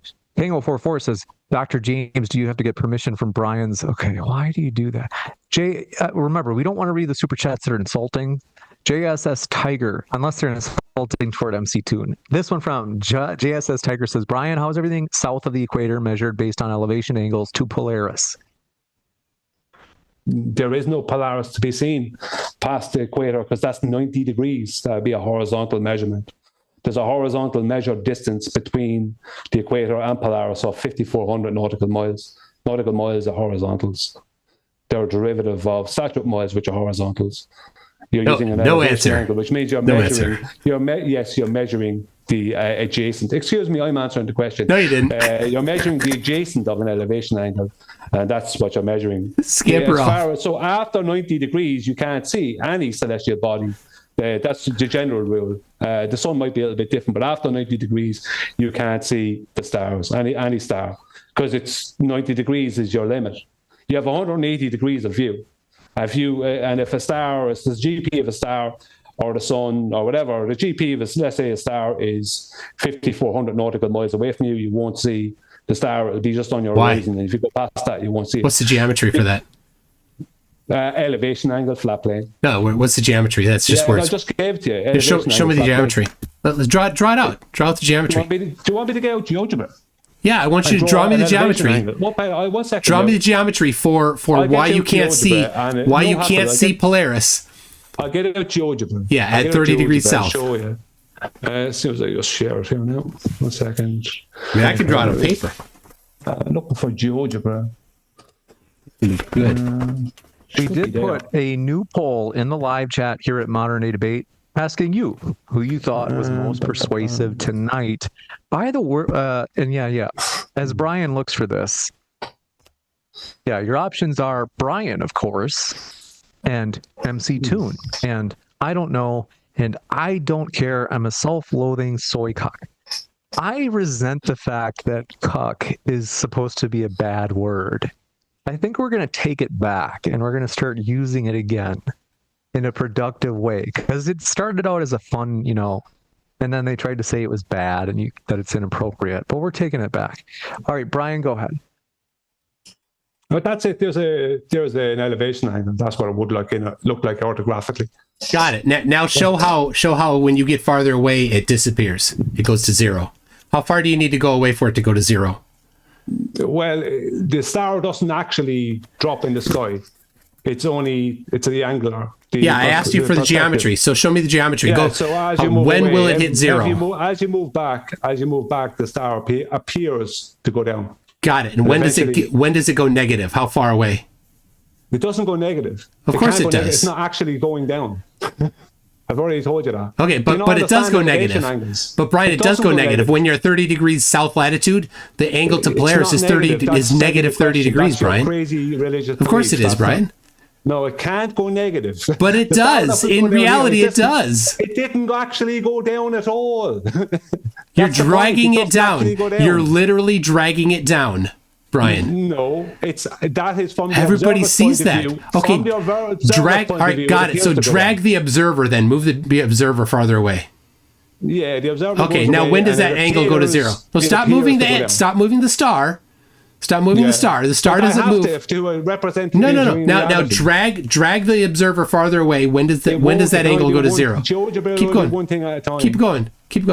No, you got to move the star down. But this is orthographic. This is not. You got to move the star down. Oh, it's not working, Brian. What a failure, Brian. That doesn't work. The geometry's falling apart for you, little buddy.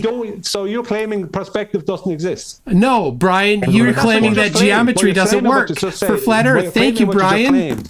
You're claiming that thank you, little buddy. Exist. You guys. You're claiming perspective doesn't exist. Thanks, buddy. So you're moving the star. You're claiming when I move far enough away from a mountain, that the mountain won't appear to change an angular size. That's not what I'm claiming at all. So I asked you to move the observer. So the angular free space between the star and the horizon, right? That won't decrease as I move away. Brian, move the observer so the star hits 0 degrees. Move the observer so the star hits 0 degrees. You can't do it. You can't do it, Brian. You can't do it, little buddy. You can't do it, Brian. Do we see an orthographic view, Tim? Answer that question, honestly. Brian, you took the bait, dude. You showed that it's impossible. I love it. Do we see an orthographic view? So, Tune, do we see an orthographic view? Oh, it's so embarrassing for you, you're Brian. You're claiming we see an orthographic view. Oh, my gosh. So that's your claim. You're claiming oh, my gosh, Brian. View. Brian. So you're claiming we see an orthographic Brian, view. Oh, it's like in A Few Good Men, James. Remember at the end of A Few Good Men? We see an orthographic view. James, do you remember that? Are you claiming that? Hold on, Brian. James, do you remember the end of A Few Good Men? We see an orthographic view. Hold on. We have to move to the next. Are you claiming we see an orthographic James, view? I want to ask quick aside with you, James. How are you claiming we see an orthographic view? We have a lot of questions that people are wanting to have asked. All right, sounds good. Well, I want to know if my opponent is claiming we see an orthographic view. It's a simple question. I'm sorry, James. I think it's fair he should answer. He has to move the star down. It's great. But the star is not actually going down. You. It's only a Hold on, we got to go to the next one. This one coming in from You're an idiot. Hey, Brian. You're an idiot. Brian Peck says, why does Brian think forcefully asserting his ignorance is a valid, convincing argument? I don't know. That's not a question. That's not a question. Find something else. JSS Tiger says, did we already read this one? They said, Brian, how is everything south of the equator measured based on elevation angles to That's how we got into this one. No, the latitude and longitude. I never said anything was measured south of the engineering equator. Science. I never says said Brian. anything. 1 second, James. You're asking me a question. I'm going to answer it. I never said. Was that a duplicate? I never said anything about the measurement of Polaris south of the equator. Yes, you did. I didn't say that. Yes, you did. Oh my I gosh. never said the measurement of anything of the Polaris south of the equator. Engineering Science. I've never said that. that one. Excuse me, James. Ryan, Tim just claimed that I had said something Oh my gosh. that I never said. Okay, good. So am I not being had your allowed chance. to You address just the explained it. question? Okay, yeah, Brian, I get it. McToon just said something that he said that you said something that you never said. You just pointed it out, and I read that question twice, if I understand right. And so you guys got to respond to it twice. So that's more than enough. Did I read that question twice? Am I wrong about that?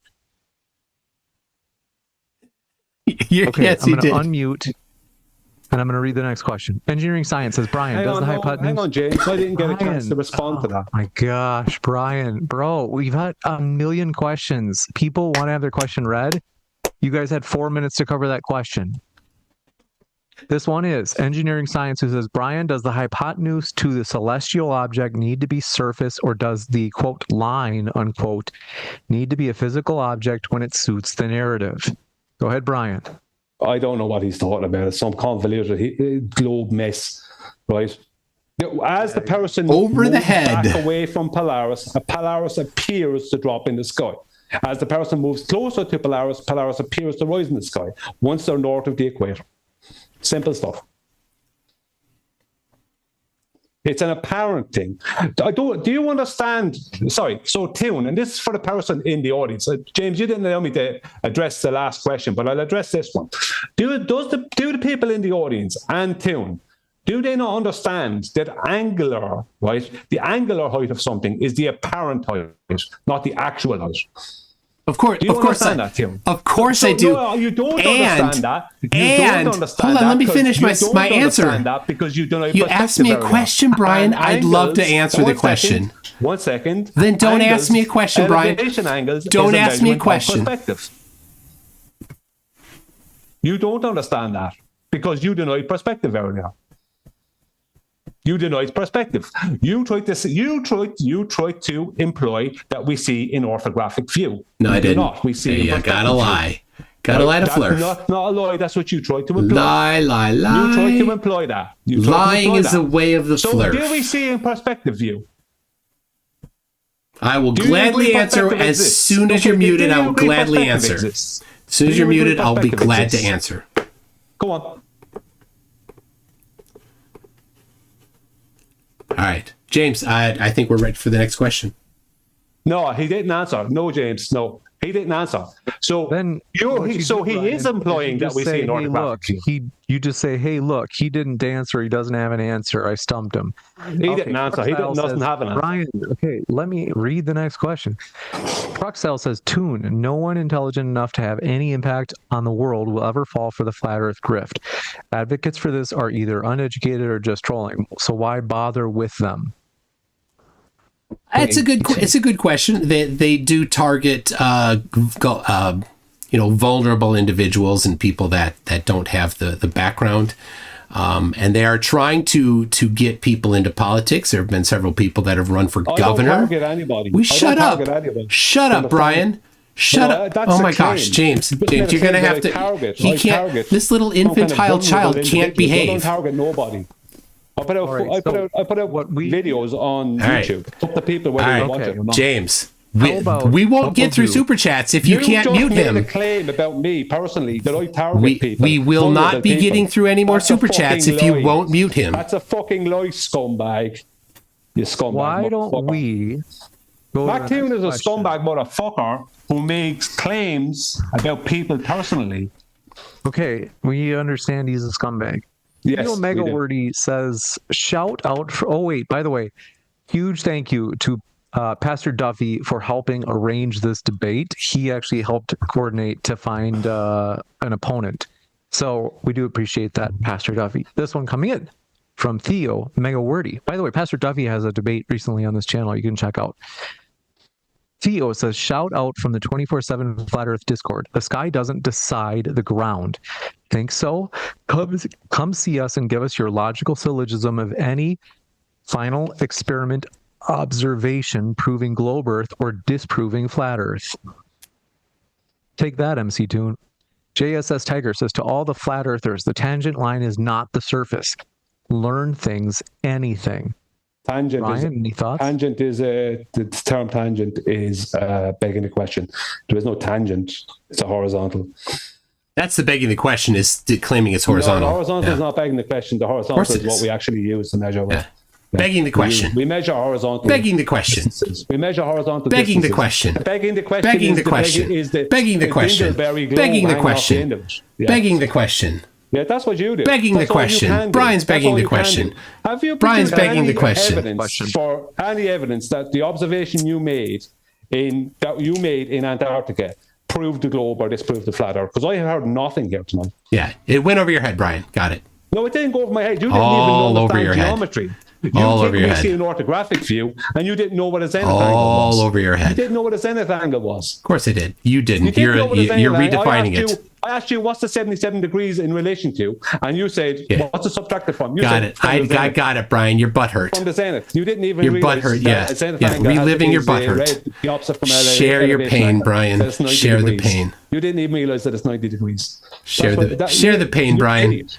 You're an idiot. Share the pain. You're an idiot. In fact, the You- phone you show even- that I even people on used your own side only will has show an you accelerometer, embarrassing. Brian. It has no way to understand horizontal. The phone only knows vertical. That's what I use to measure the Vertical is angle. 90 degrees to horizontal. You can't have a But the vertical. phone, you Brian, can't have a down or a vertical But the on a phone globe. only knows down. That's all it knows. Yeah, because it's got an accelerometer to know the angle. That's all it has. It doesn't know horizontal. Okay, we do have to go to the next question. Down is 90 degrees to horizontal. You're a bozo. Yeah, MC Toon. This one from Theo says, good to see you, Mark Sargent. We'll see if we can't do some cross promo in the near future. 24/7 Flat Earth Discord, the final proposition. Monkey Cat Pat Pat says, Brian, please explain the 24-hour sun in Antarctica. All right, we've had this question a million times. Yeah. No offense. Jaws Incarnate says, I feel I know why they are such silly billies. Jesus would give and kisses. Well, here is a start. Have some pie. 4 pieces should be enough for you. GL. What does that mean? Piasari says, for Brian, how were you able to drag this discussion from the final experiment to the same rubbish you predicate every day on your echo chamber? Do you feel useful?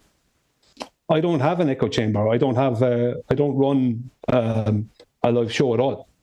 So I don't know what echo chamber he's talking about. Number one. Number two, I didn't drag it from anywhere. The evidence was not produced by MC Town for the proof of a globe or the disproof of a flat Earth via this observation in Antarctica. Nothing was proven or disproven geometrically. So I don't know what he's talking about.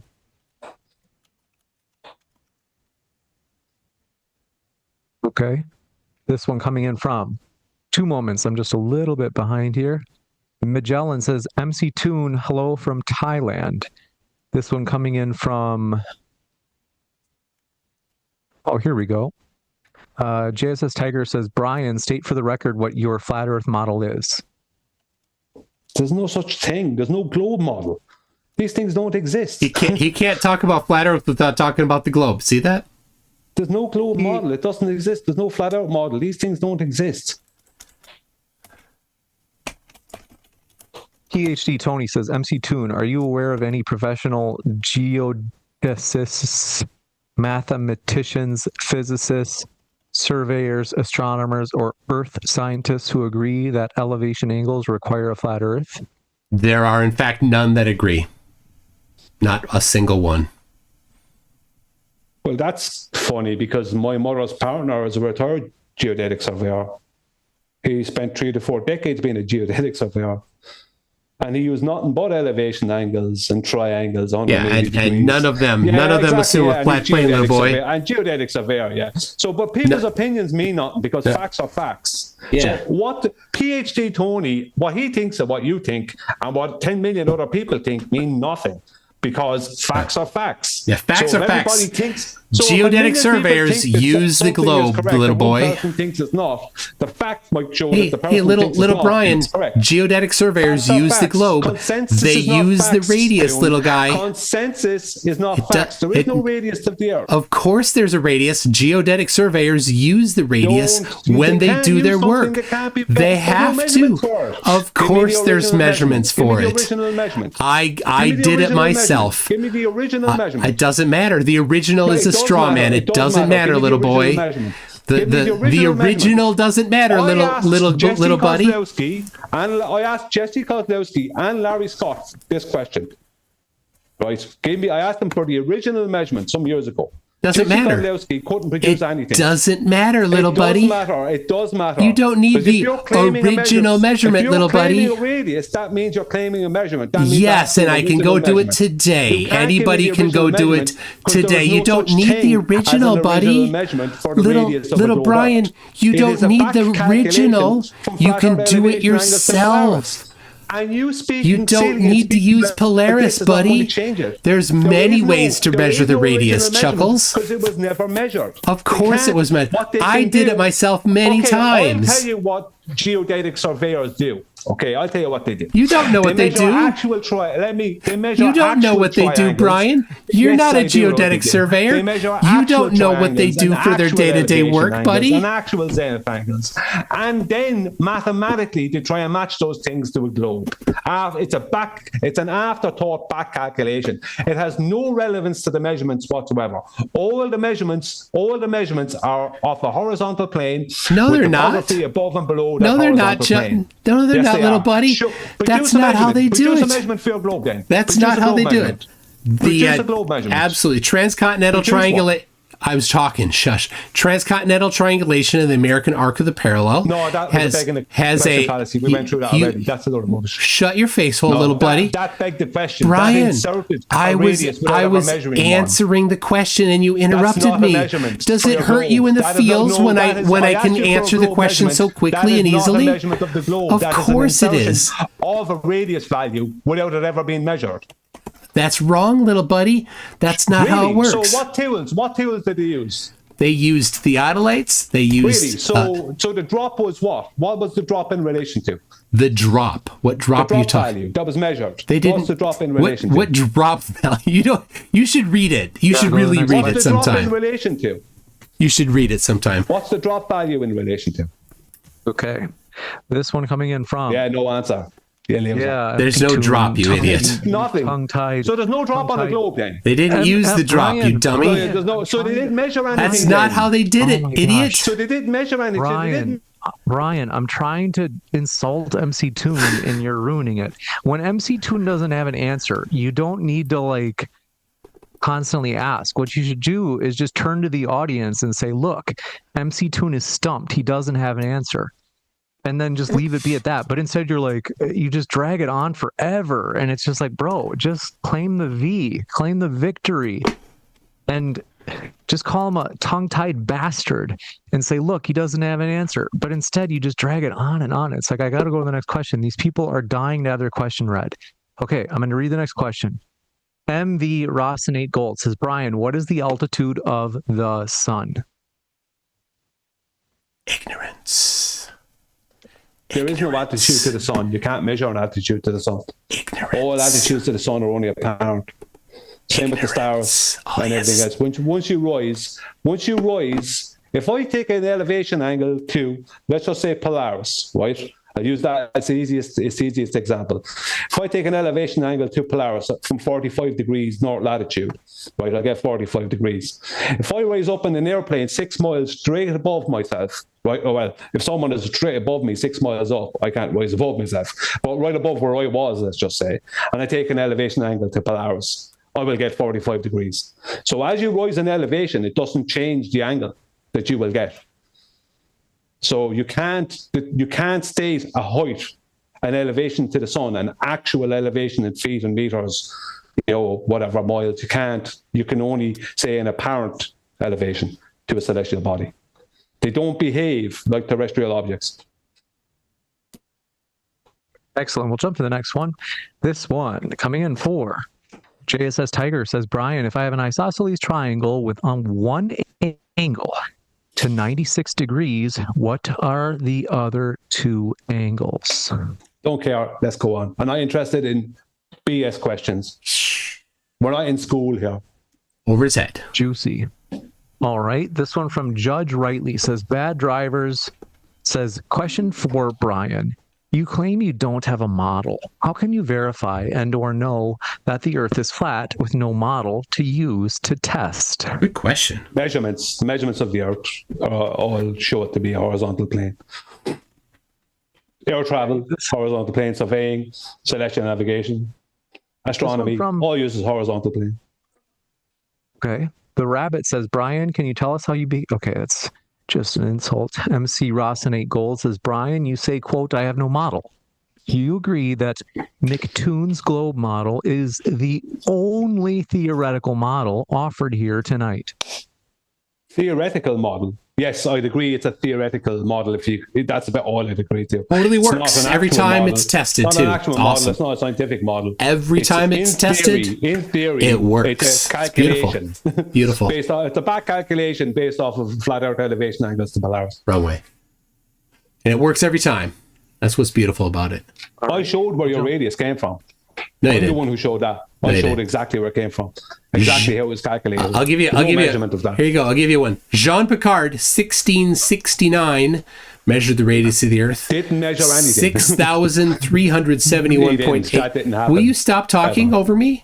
He didn't measure anything. Are you trying to stop me? Are you trying to stop the truth from getting out because it hurts you in the feels, little boy? Go on. Stop interrupting me. Stop interrupting me. Stop trying to hide the truth because it hurts you so much, little boy. Jean Picard in 1669 measured the radius of the Earth to be 6,371.86 kilometers. I put the link in the chat a little bit ago. It's on page 197 of that publication. He never measured anything. You there you go. A globe. If there was such a thing as a globe measurement, I'm running this topic 9 years. All right. Here's another one. Richard Norwood measured the radius of the Earth in 1633 to 1635. I'll drop the link to that in the chat as well. Let's go through the process. There you go. This one from Buck Sod says, Brian, you promised you would make me famous for giving you the pitch data that you could not find after 5 years. I am waiting. No, I said he would become famous because he gave it to me. It's not that I just couldn't find it. It was up to Wolfie for 8 years to get it, and he wouldn't. And then other pilots wouldn't get it. They just wouldn't get the pitch data. King Ed V says, Brian, radar horizons don't work on flat Earth. The fact that we have radar horizons prove the Earth has a curve. True. Radar uses angles. It's all azimuth and angles. No. That doesn't answer the question. It doesn't. Radar has nothing to do with a globe. Run from the question. Okay, then the horizon. Would that be the geometric? Run from the question. Sorry, can I address that? So would that be? This is for you, Tim.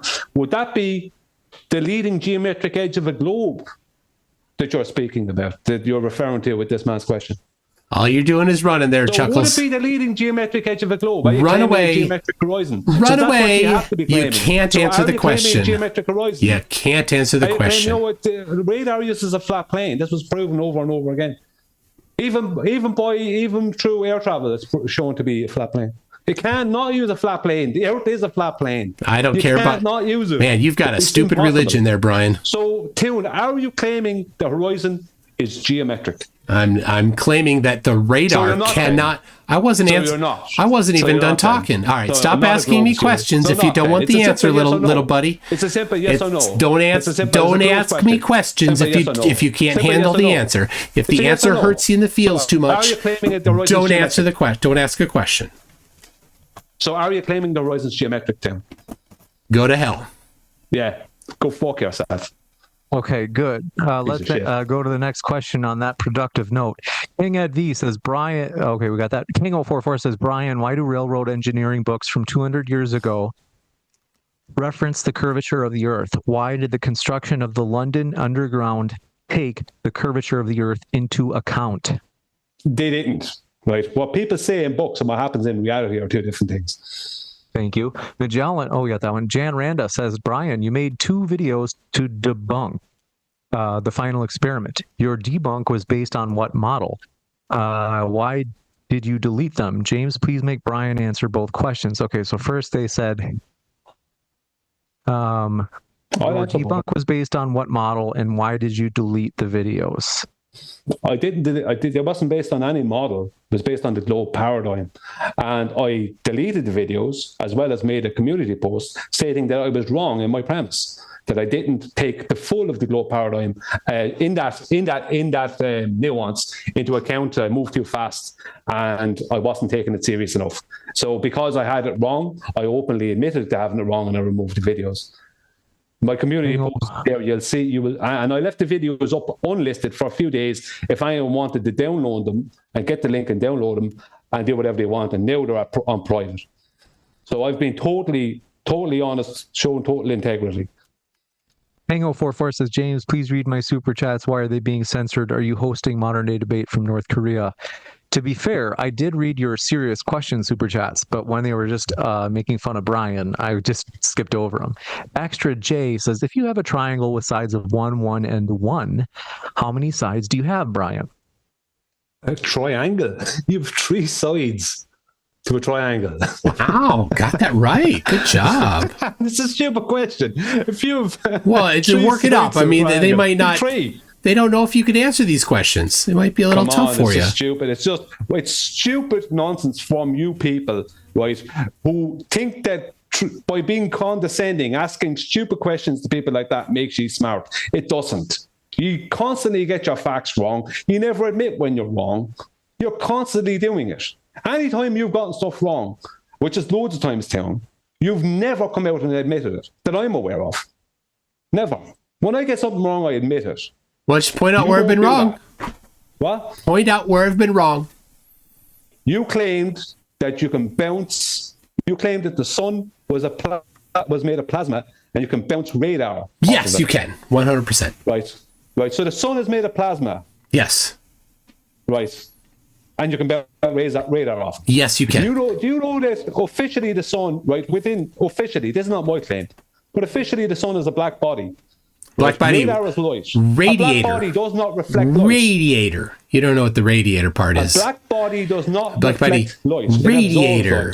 Radiator. You missed that part. Light. Radiator. You missed that part. Black body. You missed that part, Chuckles. Radiator. We gotta go to the we gotta go to the next question. Now we go. James, we should move on to his claim that the sun is made of plasma. It's okay. This would have been good. That'll be a joke. We have a lot of questions that I still want to read through. Yeah, I know. Sorry. Bunker says, Brian, why are you embarrassing our flat earth? Okay. Mr. E-Man says, MC Toon, how many observations matched the predictions, globe predictions? For the final experiment, every single one of them did, with 0 exceptions. And the flat Earth predictions that I generated, I queried flat Earthers to correct me if I was wrong. Nobody corrected me and gave the correct one, so I'll take that as an acceptance that I got it right. Exactly 0 flat Earth predictions were correct. So batting 1,000 for the globe. Strudel Slayer says, thanks for your kind words, Strudel Slayer says, will the flat Earth side ever do a final experiment type of experiment? Brian? What kind of nonsense. A type of it. The geometry of the Earth has no connection in whatsoever to natural science and experiment. No connection. It's complete category error. Natural science is cause and effect. What the world is a what is question. There are 2 complete category errors. It's ridiculous to even ask that question. It just shows ignorance. Sphero says, MC Toon, do you think it is sad that Flurfs will never understand the beauty of our planet, the incredible work that has taken place throughout history? It is sad. I look at them, at their denialism, at the kind of sad life that they lead, where the magnificence of the universe is rejected, and instead they trap themselves into this little tiny prison planet snow globe thing, and it's really sad. I mean, the amazing things that people can do and figure out and understand about the universe and about the world, and they just reject all of it because it contradicts their cult. Yeah, It's we reject sad. things like plasmas or solids, like you would have claimed. You can bounce radar off of plasmas. There, Yeah, I just dropped a we link. reject that kind of stupid nonsense. Just dropped a link into the chat of people that actually bounced radar off the sun. No, you can't. Amazing. Well, maybe they did, but that doesn't make the sun a plasma. The sun can't be plasma, and you're bouncing radar off. All right, here's another bouncing of the That's brilliant. radar Joe. off the sun. Yeah. So can you bounce radar off a plasma, Tim? Yes, you can. Really? Here's so another plasma one. is solid enough. Here's another one. So plasma is solid enough. Yes, then, it Tim, is. it? Yeah, it is. Yeah. So It plasma is does. a solid then. No. It's not a solid. It's an ionized gas, so it's not a solid then. Correct. It's not a solid, So, and right, it so also how are can you bounce. bouncing radar off it? It also can bounce radar at the same time. It can be both, How Brian. can you bounce radar? Brian, I put the links in the chat. Brian, Outside of your claims concerning the sun, I did. Show I me put another example. three where people links in the bounce radar chat. off a plasma. 3 links are in the chat. There. Besides, you're begging the question concerning the sun. All right. Right? I got a Show fourth me one another here. example of people bouncing radar, right, or radio All right. waves off of a plasma. All right. There's a fourth link I put in the chat supporting Yeah, my that's fine. claim. You keep putting links in Now, the chat. now this is something that's going to be a Please little. Show me. Brian, got it. Please show me. Shh. Please show me another example in reality outside of your begging the question where people bounce radar or radio waves or light at all in any shape or form off of plasma. Excellent red herring fallacy. I just put a fifth. Not at all. Fifth, You've made a claim. James, You've made a claim James, that this you can isn't bounce going radar anywhere. off of plasma. He won't let me Alright, answer. that's a Go to the next That's an one. He's too much. idiotic claim. He's too much of a child. Not a child. Yeah, you're a child. You won't let me I hate talk to after do you this. ask me a Okay. question, little boy. Nobody's a child except NC Toon, and we're gonna go to the next one. So yeah, like Brian, you see, like I'm teasing MC Toon, and he doesn't take it seriously. Like it's just a joke. Like, okay, so Yeah, but James, I'm not here for a joke. This is the thing, James. I normally, since the start of, look, forget it. Brian, you're a joke, forget Brian. The whole deal, right? Just 'Cause this is going know, nowhere. Brian. The entire world knows you're a joke. Just forget the whole deal because this is going nowhere, James. Because even when I try to speak to you, you put your head back as if, oh, it's so laborious to listen to Brian telling me something or asking me a question or anything. It is. Either you want to be here moderating the thing or you don't. If you don't, then just shut it down. I want to be here, but it's just like So when I ask you a question, why do you roll your eyes to the sky? Because you're a because child. you're like James, it's not a Excuse me, I'm talking to joke, James. and it's like, bro, just relax. Listen, I just called. I'm MC not here Toon. to relax, and we're not here to wear sandals and talk nonsense, right? I'm only here because there was a claim, right? There's a 24-hour sun seen in Antarctica that somehow proves the globe and this proves a flat earth, and I've seen nothing to support that. Okay, duly noted. MC Toon, stick that in your pipe and smoke it. Clarence don't smoke. AS2 says, can Brian explains how he thinks the Coriolis has an effect on a sun 93 million miles in the globe paradigm? That is the globe claim that we're claimed to be on a rotating globe, and the sun is stationary. But because we're rotating, we perceive the sun as rotating when it's actually us. That's the Coriolis effect. The same with the stars. That's not the Coriolis effect. That is the Coriolis effect. It's not, you idiot. That is the Coriolis Absolute effect. idiot. That's not the Coriolis effect. Really? Please give me the Coriolis effect. All right. You mute him first so I can answer without him interrupting. I'll just be quiet. No, you won't. want I this don't to be trust clear. you, little boy. MC Toon, he just muted. Go ahead, Brian, if you want to mute yourself. I'll mute myself and you can unmute me, James. I want him to lay that out. Just so we are clear, he's going to tell everyone what the Coriolis effect is. All Go right. ahead, Melvin. The Coriolis effect is a lateral force applied to a moving body in relation to the surface of the Earth. The magnitude of that that force is dependent on, just directly proportional to the velocity of that object and to the latitude of that object. It is maximized at the poles, minimized at the equator. And for objects that have zero velocity in relation to the surface of the Earth, the Coriolis effect is 0. Okay, we'll jump into the next question. Could I just address that for just very briefly? That's like not the Coriolis effect, what he just laid out there. He Link in chat. Link's in the chat. Force based on, it's begging the question, force is not the Coriolis effect. Has nothing to do with Coriolis, what he just laid out. Vincent Shatwell says the Earth is a stationary plane. Outer space is only real in your imagination. It's annoying listening to globe heads debate. They, such as MC McToon, is a liar. Yeah, I would be glad. So my email address is mctoon@mctoon.net. He thinks that I'm a liar, so simply provide the link to where you think I did that and provide the supporting evidence for that claim, and I will issue a retraction. You were lying earlier on. He just has to play this. Just play this. Problem solved. Yeah, you okay, Theo? Okay. Yeah. Everything okay with you? Link to supporting evidence is the missing part. Chill. Okay, This one from Pseudoscience Denier says, what experiment was done to confirm relativity, McToon? Well, there's quite a few of them. So Eddington 1919 is one of the seminal, but there's a long list of repetitions of that going up to 1973 using optical measurements during eclipses, but they've also used quasar or pulsar measurements in very long baseline interferometry using multiple satellite dishes at the same time as these objects emit radiation in the non-optical spectrum, so they can measure the shift in position as they approach the sun. They've done that to stars, thousands and thousands of them in all positions of the sky, including 180 degrees opposite the sun, all matching the amount of predicted shift according to relativity.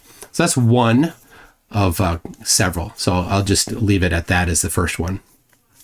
There was never any scientific experiments put forth by Einstein for general relativity. Except for the one I just cited, of course. No, that wasn't This one from Pseudoscience Denier says, Looney Tune. Okay, they say, because I've never seen a scientific globe model with the real scientific method to reference repeatably. Oh, well, I guess I have to read the insult in order for it to make sense. Okay. They say, Looney Tune, is your forehead your globe model? Because I've never seen a scientific globe model with the real scientific method to reference repeatably. It is nice forehead. It is not. I have a spacious forehead, and definitely spacious. But no, that's not it. I mean, this is a physical model of the Earth right here. It's got no flaws. I'm moving it the wrong way. There we go. Move it the right way. There you go. No flaws. Got any flaws? Feel free to point them out. mctoon at mctoon.net, and bring citations, of course. Norek says, MC, can I see Polaris sitting or lying in Australia? You cannot. I tried it in Punta Arenas. I could not see it. ASS Tiger says, Flat Earth and chat can't tell when Brian... Okay. Monkey Cat Pat says, Brian, thoughts on the moon landing? I need a bingo. Is the moon landing legit, Brian, or is it baloney? It can't be legit. It's claimed to be a violation of entropy. It has to be false. It's one of MC Toon's religious beliefs, I know. Veboyos1 says, Brian, in southern Australia, why is Polaris 43 degrees from the horizon? 43 degrees from the horizon? What's he talking about? Below the horizon. It can't go below the horizon. Of course it is. The horizon's an optical phenomenon. The horizon you're talking about is a geometric edge of a globe. That's not a horizon. You can't even have an horizon on the globe. A horizon is zero slope. So you can't go below something that's just an optical phenomenon. Unless you're claiming the horizon is the geometric edge of a globe. Are you claiming that, Tim? No answer. Off you go, James. Well, the question wasn't from me, little boy. Hey, Bios. Little boy, yeah. Brian, in Southern Australia, why is Polaris... Oh, we got that. Sorry. Mott says, why does the 24-hour sun in the Arctic move in the opposite direction to the 24-hour sun in Antarctic? I have no idea. I don't know what the sun is or how it does what it does. I disclaimed that earlier. Ignorance is your superpower. MC2. No, my superpower is just the fact I'm honest. Unlike you, who goes around claiming he knows what the sun is, yet he can't support any of it. I put links in the chat. A bullshitter and a liar. I think 5 different links I put in the chat. No, that doesn't prove your point. Oh, you didn't read them yet, so how do you know? There's nothing to read. There are only people saying that this time this person bounced the radar off of the sun. That doesn't prove any of your claims concerning the sun. Are you saying it's fake? That doesn't prove your claim that you can bounce radar off a plasma. Are you saying it's all fake? Sorry? Are you just saying it's all fake? No, I'm asking you a question. You made a claim that you can bounce radar off a plasma. Of course you can. No. Yeah, nobody has a... Really? People that understand the topic, unlike you. Where did they bounce radar off a plasma? People that understand the topic, unlike you. I understand it. Next question, James. Thank you. Well, do you want to talk? Do you want Interruptions to go into the history of the composition of the sun? James, if you want the super chats to continue, you're going to have to make him mute. We got it. All right. MC Toon's theory is the sun is made of schmagma or whatever it was. A Bates Theo says theodolite does. I can't believe MC Toon knew what that was. They said theodolite does measure drop, as Brian said, then measure back the other way. The angles on flat Earth should be 180 degrees, but they are always more than 180 degrees at any significant distance. What are zenith angles? Reciprocal zenith angles are always more than 180 degrees. No, there's no such thing as reciprocal. That's begging the question. I pulled that apart. Oh my gosh! What Jesse Kozlowski did apart. I showed him. I showed what he did. Oh my gosh! I know. It's such a straw grasp. There's no such thing as diverging zeniths. Oh my gosh! It's just because I get it. It's against your cult religion. Let me ask you this then, Tim. How did they use the process of rise over run with diverging zeniths? They didn't use the process of rise over run. Use the process of rise over run. They with didn't. Zeniths. They didn't because the zeniths don't diverge. Oh my gosh, you idiot! That has this weird straw man. How did they use rise over run? They didn't. Easy. They didn't use it. They measured an angle. Then they went to the other side and they measured an angle and they summed them and they diverged. Amazing. They diverged. They were not parallel. They proved that they're not parallel. Because the rise over run. They didn't use rise over run. They used rise over run. Yeah, no, they didn't. I know what Kozlowski did. I made a whole video on it. Yeah, obviously this geometry is way over your head. I showed him to be a fraud. I showed him and way over your head. Blue Marble Science to be frauds in my video. You don't know how theodolites work. In rise over run, which is part of differential leveling, right? Are all the verticals parallel? That a theodolite isn't a theodolite is that question again. In rise over run, which is part of the process of differential leveling, yes, not reciprocal zenith angles. It's off topic. You can't stay on topic. Not off topic. It's surveying. Oh my gosh! The surveying used practically. Are all the verticals parallel? Reciprocal zenith angles use a theodolite. They don't use rise over run, little buddy. You need to look up at ceiling again. Are you all right? Oh my gosh! Are all the verticals parallel? Too stupid to understand this topic. You got it. Okay. Yeah. We have to go to the next one. Brian, I gave you the last word. Alex Strand says, Brian, you claimed you can't measure the elevation of the sun.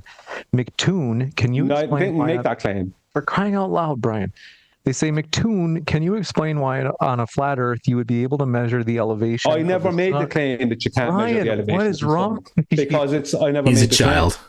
Okay, fine. We get Yeah, it. so it's Then, bullshit. I didn't make just that let claim. me finish the question. You never made the claim. I Listen, get it. this is complete bollocks at this stage. Right? Well, I can't answer the This is question. currently the that- complete Run! bollocks. Right? Run away! If you think I'm going to sit here and allow you to read out comments that I didn't make, I'm not.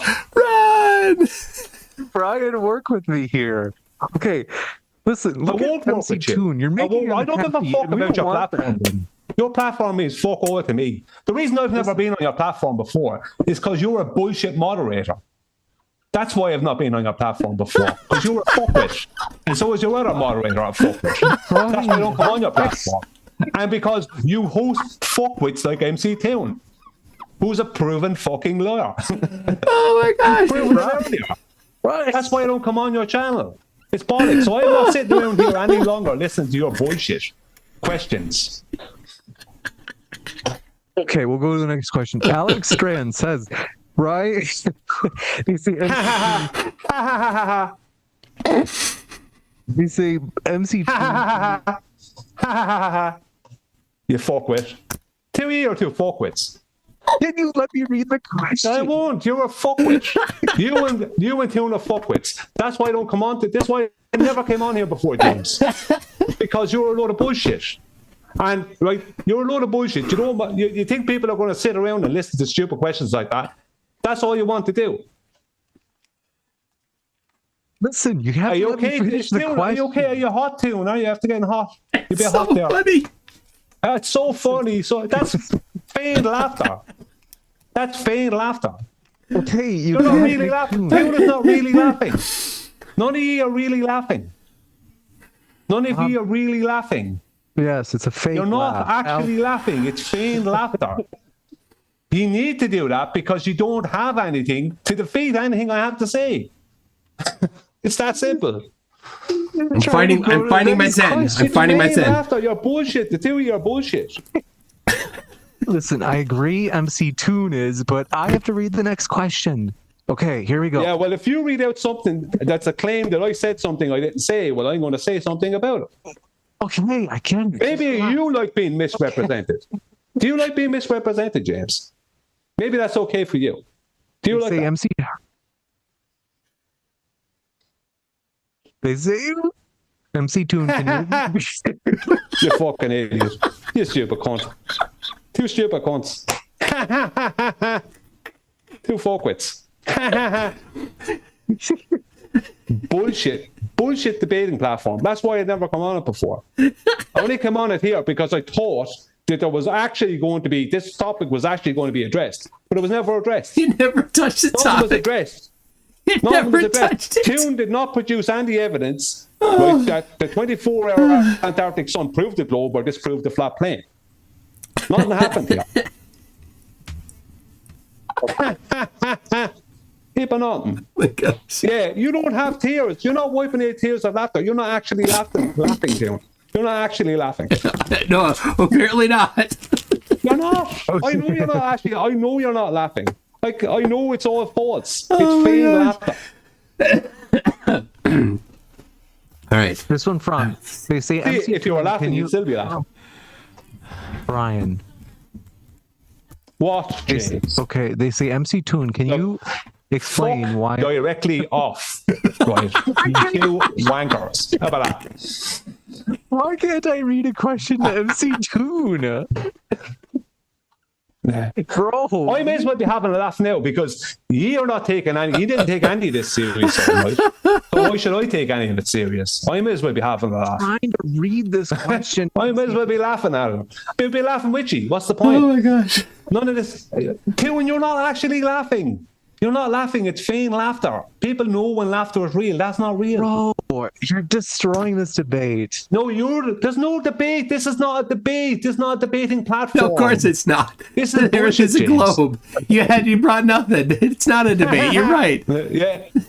Yeah, all you have to do is produce all the measurements that you don't I have. did. I The posted original radius measurement. I produce posted that. in the chat. Yeah, it doesn't I did. exist. There's no such thing. No one ever measured the radius. Oh no one my ever gosh. measures the globe. Hey, we got Doesn't it. happen. So they asked, MC Toon, can you explain why on a flat Earth you would be able to measure the elevation of the sun using basic geometry? Yes, of course. So, I live in Minnesota. It's 45 degrees north latitude. On the equinoxes, the sun is over the equator. I personally measure the angular elevation of the sun to be 45 degrees. Hypothesizing flat Earth, that means that the distance between myself and the equator is equal to the elevation of the sun because it's a 45, 45, 90 triangle. I am 3,501, whatever. Sorry. 3,000 miles from the equator approximately, which means that the sun on flat Earth must absolutely, according to geometry, be 3,000 miles in elevation. The problem is, you measure that same elevation angle from anywhere else, any other latitude, you get a different value, falsifying flat Earth. So, Tim, if you raised up in elevation on the same day, right, you went up 6 miles above your house in an airplane, and you took an elevation angle above a sextant, would you get 45 degrees? No. You get a little less. You get a little less. You would get 45 degrees. You wouldn't. You get 45 degrees. That's what you get. You get a little less. That's what you get. That just shows your ignorance. You get 45 degrees. If you're getting 45 degrees from your house, then you raise up 6 miles in the air directly above your house, you get 45 degrees. So, and fun fact, Brian, I have calculated. Not fun fact. Not fun fact. So, that's just I was in the middle. I was in the middle of talking, Brian. That is a fact of celestial. Look, Brian, I'm instructing you on geometry. Incorrect. Brian, no, I need you. No, you're incorrect, Tim. Yeah, I'm giving you a little pre-education, Brian. What I just said. A little pre-education. Hold on. Just listen up. I don't need any education from you. Oh, obviously you do. Obviously you do. So listen up. Listen up, little boy. I just educated you. Listen up, Brian. Hey, everybody's educating everybody. Let's just MC Toon. Go ahead. All right. So when I did the computation, I included my elevation in the multiple different times that I've measured the elevation of the sun and the radius of the globe. It does vary a small amount, very small amount in arc second, less than arc seconds. But that is, in fact, what is predicted by the globe because the sun is extremely far away. And so when you make the change of that angle, it doesn't change very much. If the sun were small and local, if the sun were small and local, then raising... Shush, Brian. If the sun were small and local, then the sun would have to change in a significant amount as you raised up. So it completely matches the globe and completely disqualifies or falsifies flat Earth. So thank you for bringing that up, Brian. Okay, I want to jump into the next question. Brian, I'm sure you've got a response, but I do have to get through these questions. Alex Strand, we got that one. No, James, I do have a response. What Tim just said there was completely false. He doesn't know what he's talking about. Thank you. He's claiming, So you don't want facts then on your show? So you don't want facts on your show then, James? No, I don't. Okay, I have to go to the next question. Well, why don't? So you don't want facts on your show? Why am I here then? You're just for comedy. Why am I here then? If just you're for not comedy, in facts, Brian. You're here for comedy. On your show, how can someone have a debate on your show if you're not interested in facts? Comedy. And the runner and the owner of the channel. You guys, you don't have to respond. There are sometimes. So you're not interested in facts then, James? So nobody should waste their time. I'm not. Okay. But here, obviously I do care about facts, but the point is just that we have so many questions that, like, if you guys give rebuttals to each opponent's answer to a question from the audience, it's going to double the time, obviously, before we get to the last questions. So that's why I'm kind of like, okay, yes, we know you think MC Toon is wrong. Just launch right into it. Give me the facts for why MC Toon is wrong in his last response. And please do it pithy, because we have so many questions, and people in the live chat tag me and they go, James, they're like, well, why haven't you read my question? Did you skip my question? That's why I'm trying to rush this. So go ahead, Brian. Why is MC Toon wrong in what he just said? I'll ask you the question I was asking you. So you please tell me, if you're not interested in facts on your channel, then why should anyone come to your channel to debate? I just told you. What you said earlier on, facts. You said earlier on you're not interested in facts. I was being facetious. Give me the facts. He can't understand sarcasm. He can't. It's over his head. Why were you being facetious when it was a serious question? Brian, Why were you being stop. facetious when it was a serious question? What's the point in someone coming here? James, it's 3:45 in the morning, right? Here where I am, right? And you think it's funny that someone is here 3:45 in the morning, right? On a channel that you're running as a moderator, and you're not even taken serious, whether something is a fact or not. Is that correct? So no one should come to your channel then. He doesn't No one should understand come here. sarcasm. So no one should come to your channel. James, then. this is that so what you're common. saying? No one Flat should come to your earthers channel, James. can't comprehend I'm sarcasm. speaking to James. Sorry, Tim. I'm speaking to James. So no one should come to your channel then to debate. I can. That's right. No we one can should- state from this point forward that no flat earther should really ever come to your channel. Oh my gosh. That's Can we right. state No that, one James? should come Can we here. state that? Can we state that? That no flat earther should come to your channel from here on. Yes, we've already said Right, that. because you're not interested in facts. Okay, that's fine. Well, I'll say goodnight to you then. Goodbye. Brian, I gotta read the next question. Okay, come on. Okay. Oh, listen, he we tried. left. He doesn't understand sarcasm, poor guy. I'm sorry, folks. I tried. It was just, I said, give me the, okay, I'm just going to go to the next question. Alex Strand says, I do want to do me a favor, MC Toon. Don't listen. Brian could have responded to these if he stayed. He left. I know it's 4 a.m, but he also obviously rage quit. Yeah. But I'm going to read these questions because the people did ask them. MC Toon, let's not gang up on him. All right. And let's not say like, oh, well, obviously he's wrong because of this, because he doesn't have a chance to respond because he's not here, That's even though fair. he rage quit. That's fair. So Alex Strand says, Brian, you claimed you can't measure the elevation of the sun. Oh, we got that one. Sorry. Magellan says, Brian, I am a certified in celestial navigation. It uses spherical trigonometry and absolutely assumes a spherical Earth. You are completely wrong. Okay. Simon says, an Englishman, a Scotsman, and an Irishman walk into a bar. Thank you. Judge Rightly says, Brian, I heard you say just prior to my last super chat that one cannot measure the Earth. Then you answer me with saying, quote unquote, we measure it. What are you basing your measurements on without a model? King Ed V says, I'm a retired ATC, Brian. Radar takes into account the curve of the Earth, and yes, it sees the geometric horizon at the exact distance of a globe.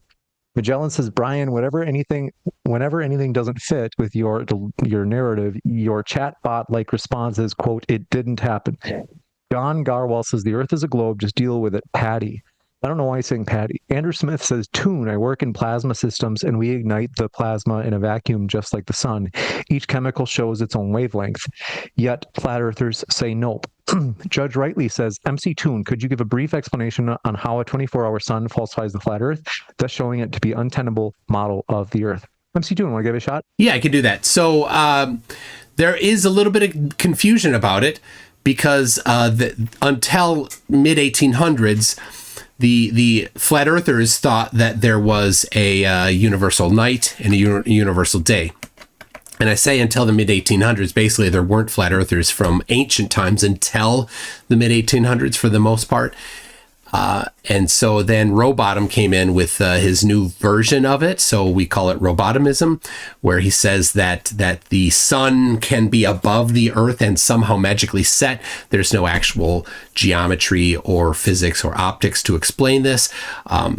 They just say it. They just say words, right? So in reality, if the earth were flat and there wasn't a universal night, then the sun could never set. You'd always have the sun up all the time, no matter where you are, because it's high above it, right? It'd have to be thousands of miles above, and there's nothing between you and the sun, and there's no geometry, optics, or physics that could cause it to set. So then, but they say it does set for magic. They say magic. So, okay, fine. Take that for a moment and put on the, okay, it's magic hat.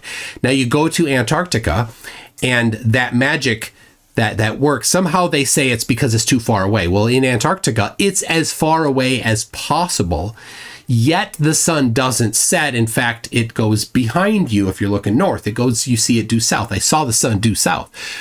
So there is no explanation for flat Earth for the sun doing circles that direction from right to left in the south, and in the north 6 months later, going left to right in the north. Neither of those, there's no one explanation that works for that at all if the Earth is flat. Thank you. This one from Dom Garwell says, Brian, would you take a zero gravity flight FTE-2?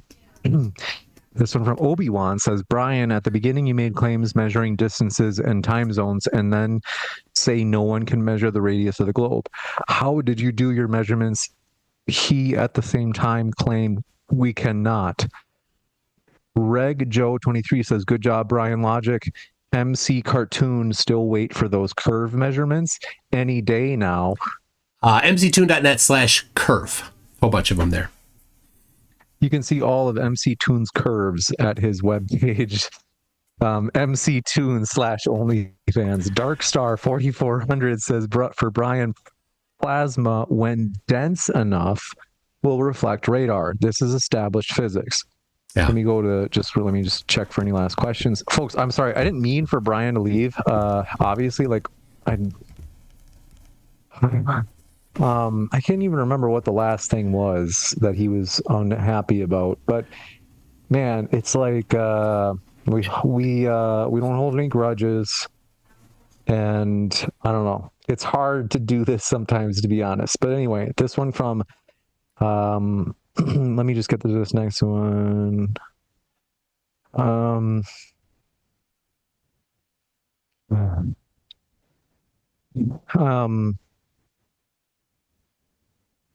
Okay, here we go. Jarsky says, Brian, what evidence do you have that Earth does not spin? X-Penguin 95 says, please point out that Brian's denial of accepted science is not a refutation of them. It is a rejection of science and is a dogma in its own right. Atomic Ariel says, for Brian, how could firmament affect 24-hour sun? Lord Elamanis Pooh says, I'll tell you what I want, what I really, really want, so tell us what you want, what you really, really want. I'll tell you what I want is evidence, Brian. Asintinik says, why did everyone live stream always from the same locations in South America and Antarctica, even though there were other places to live stream from? Sus. I can answer, that's to me. Okay. We didn't always live stream from the same place. We were when we were in Antarctica, ALE, the organization that hosted us there, that helped us get there. They set up for us a remote station away from the main camp because at the main camp it's near a mountain. So at between 2 and 3 a.m. the shadow of the mountain would cast over the camp, at least in the early days we were there. So we moved out to this the station that they had left up for the marathon. It was the halfway point of the marathon, so we called it halfway point. So they had a building there. They had bathrooms. They had solar panels so that we could have electricity. They had a generator, but we never used the generator because there was always enough light for the solar panels. So that's where we were, and we had a Starlink there that Will brought.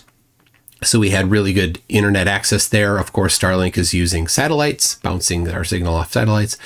And so we had to be within a Wi-Fi range of that Starlink access point there. So that gave us, a little bit of a perimeter to do live streams from there. But then back at camp, we were on ALE's, not their also had a Starlink. So we had to be respectable.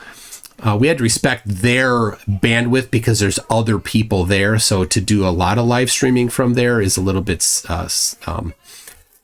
selfish. So we did a little bit of live streams. I know Jaron did a live stream from there. So, and then in South America, I did one from my room. I did one from the main floor of the hotel. I did one 2 different times outside the hotel on the waterfront.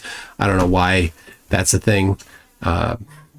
There's nothing sus about that. So this one from Reg Joe 23 says, Brian there to debate, Coon is there to crack jokes. What a clown. Yeah. Well, Brian didn't come to debate. When somebody will come up with, I'll read a little bit from this, and you got a couple super chats up. I'll cover that. King at V says, well, let's see, I don't know what that means. Bait says, Brian, if the Earth is flat, why is it not possible to have 3 sextant measurements from different latitudes at the same time triangulate the sun? Jarsky says, how do we have atmosphere pressure if gravity isn't real? Binge Thinker says, get well soon, James. Thank you for your kind words. Gold Dinger says, Brian, where did the priest... Okay. Atomic Aerials says, pout. Okay. Theo Megawordy says, the Earth is flat regardless of Brian's quote-unquote behavior. We got just a few more here. Pardon my... I'm working on it. It's been a long day. J-Bone says, Brian, don't ever debate again, man. Okay. Retro Bill says, James, this is the most unprofessional and lamentable debate moderator performance I've witnessed in over 10,000 debates. Not a serious channel. Wow, you've watched 10,000 debates? That's a lot. Can I address this one? Sure. So I switched my camera. You see this book I have here? Yeah. The Debater's Guide, 4th edition. This is mostly about Lincoln Douglas style debates. But it's very, very pertinent to this. And once I read this, you'll see that Brian wasn't here to debate. So what can you do? It's a joke. The 3 burdens. The debater should understand 3 more terms at this point: burden of proof, burden of rebuttal, burden of communication. Burden of proof. The burden of proof is a primary rule of the argument or debate. It first requires the affirmative to bear the burden of proving the proposition, which I did. Subsequently, it requires every speaker to support every assertion made by that speaker, because any assertion must be supported by proofs. Those who assert must prove is a fundamental and long-standing rule of every debate. Now, this is right here. This is kind of the essence of debating. Brian did not come to do this. This was not, the commenter here is correct. This was not a debate. Brian had no intention of debating. He has no intention of supporting any of his claims. He just says Earth is measured flat and expects that to be accepted blindly by everybody.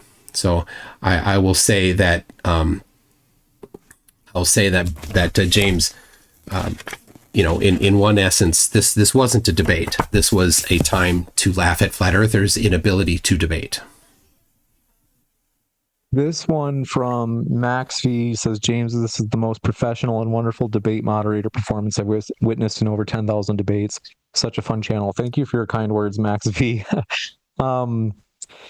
We do want to be professional in the sense that, one, we can't let there be too many interruptions, because, if somebody's just bullying the other person in terms of their time, where they aren't able to speak their fair share of time, well, then it's not fair, right? It defeats the purpose of a debate. And then obviously, us keeping our promises. So for example, I told MC Toon earlier today, I said, bro, I'm sick as a dog. And I said, I'm going to try to get Ryan to do this, but Ryan was just wiped out. So I did it to keep the promise.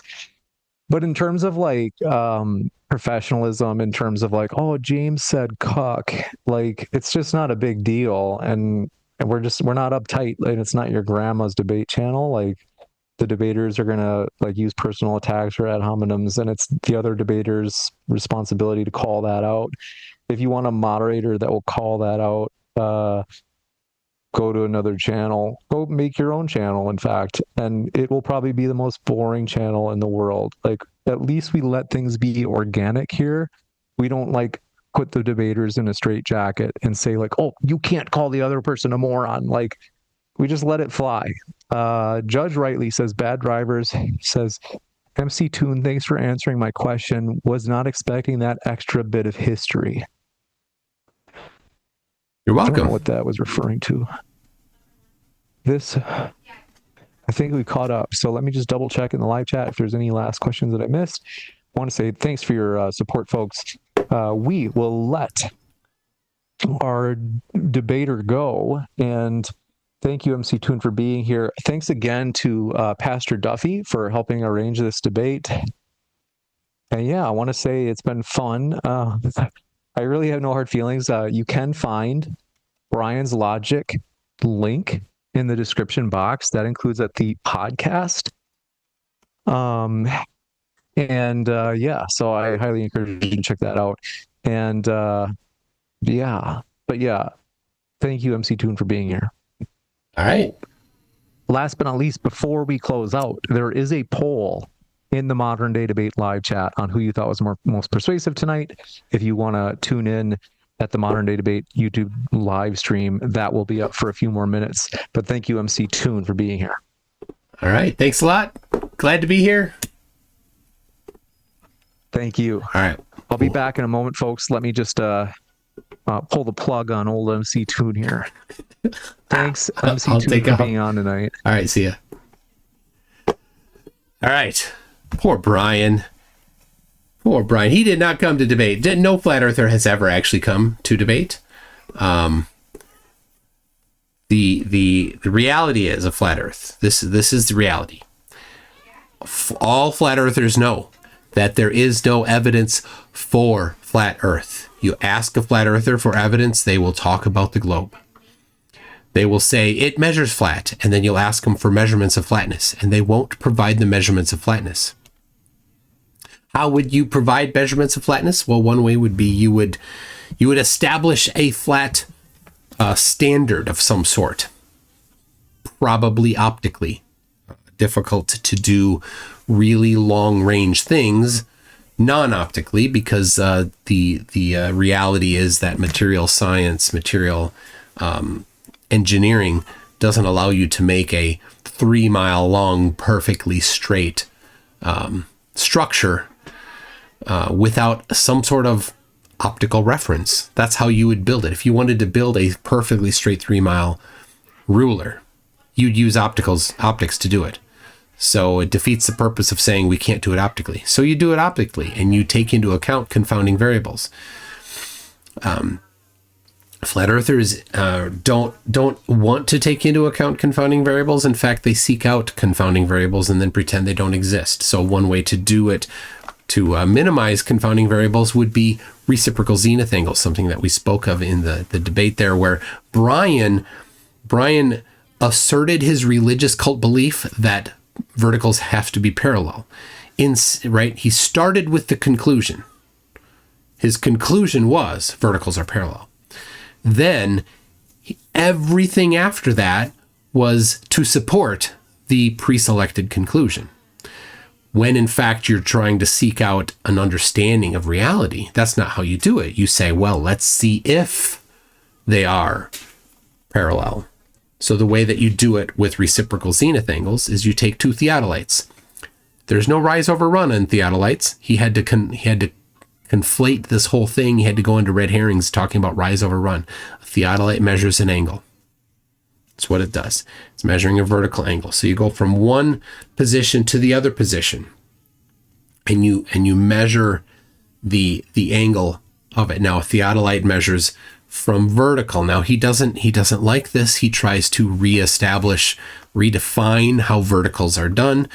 Vertical a vertical is really the only true thing that we can use as a reference in these types of observations, and we use the downward vector, gravity, to do that.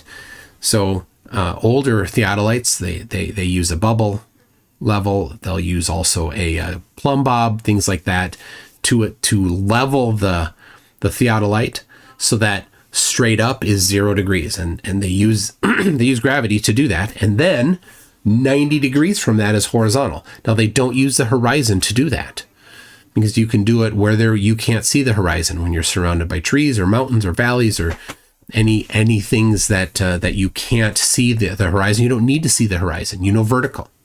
vertical is 0, zenith is 0, and then 90 degrees from that is horizontal. And that establishes at that point, just at that point, a horizontal plane orthogonal from vertical. So orthogonal is a fancier word than perpendicular. It's perpendicular in multiple directions. So perpendicular is strictly 2 dimensions, right? That's perpendicular. Orthogonal would be, here's your vertical, and then the plane, the entire plane that is equally perpendicular to that at the same time. So that's what orthogonal means. So there's a plane at any point that is then orthogonal to the vertical. So when you take your theodolite and you measure 90 from that, now that's matching the orthogonal plane. Then you measure the angle to the other theodolite, however far away it is. You want to make sure you're far enough away so that the resolution of the instrument it's the margin of error is smaller than the resolution or than your measurement is going to be. So if you're precise to 1/10 of an arc second, then you'd want, or if you can measure to 1 arc second, you'd want to have something that's more than 10 arc seconds, for example. So, and that's not too difficult to do with the theodolite these days. That's about 1,000 feet. So go 1,500 feet away and measure to a target.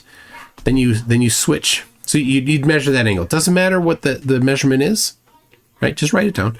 Go to the other spot, put a target where you used to be at that same elevation as the theodolite was, and go to where the target was before, and now measure back to the other one. So you got another angle off of vertical. Now you notice there's no rise over run, right?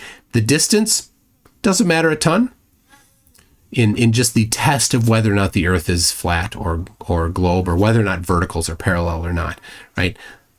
If you want to do more than that, of course, then the distance matters. But that's all you need to do. Measure those two angles. And you're going to sum them. And if they sum to 180 degrees, then that's evidence for flat. And if they sum to more, that means that those verticals are diverging from each other. They're not parallel to each other. Right? That's it. This is the simple geometry of it. This is what surveyors do in some instances. It's not a highly useful measurement.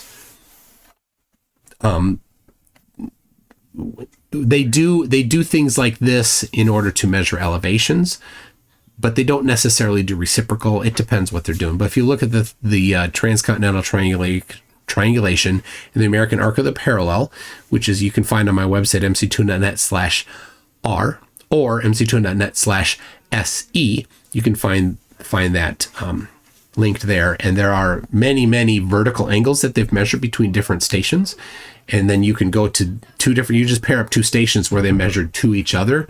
So for example, Pikes Peak in Colorado and Colorado Springs in Colorado, they measured both of them. I just know this from memory because I looked it up. They measured the angle to each other, right? And you can use them, you can sum those two, and you can see if it's more than 180 degrees. Turns out it is. Therefore, the Earth is a globe is confirmed. So that's how you can do that. So,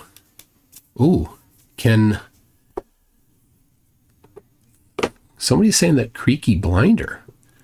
Hold on a second.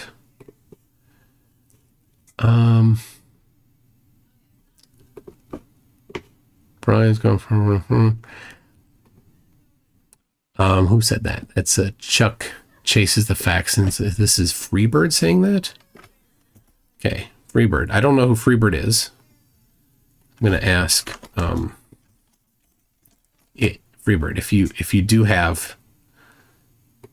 Oh, Flatty. So if you have any evidence for it, Freebird, I'm going to ask that you provide evidence. So you can email me, mc2.net. Yeah, so Freebird is not a physicist. There's no flat earth physicist, by the way. So I'm just going to scroll back here and see if I can see specifically what he's saying.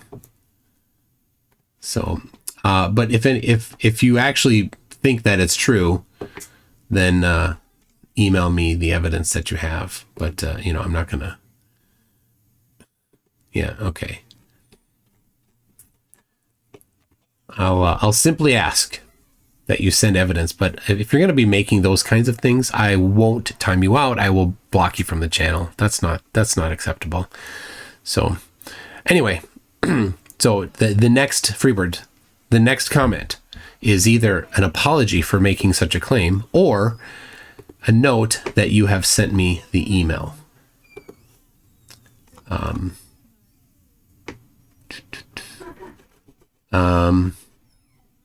Yep. Okay.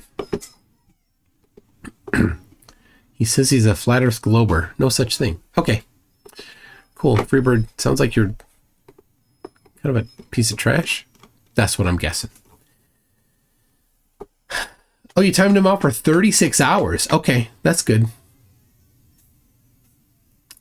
Hidden sword. All right, tell you what. Here, hidden sword. Well, let's do this.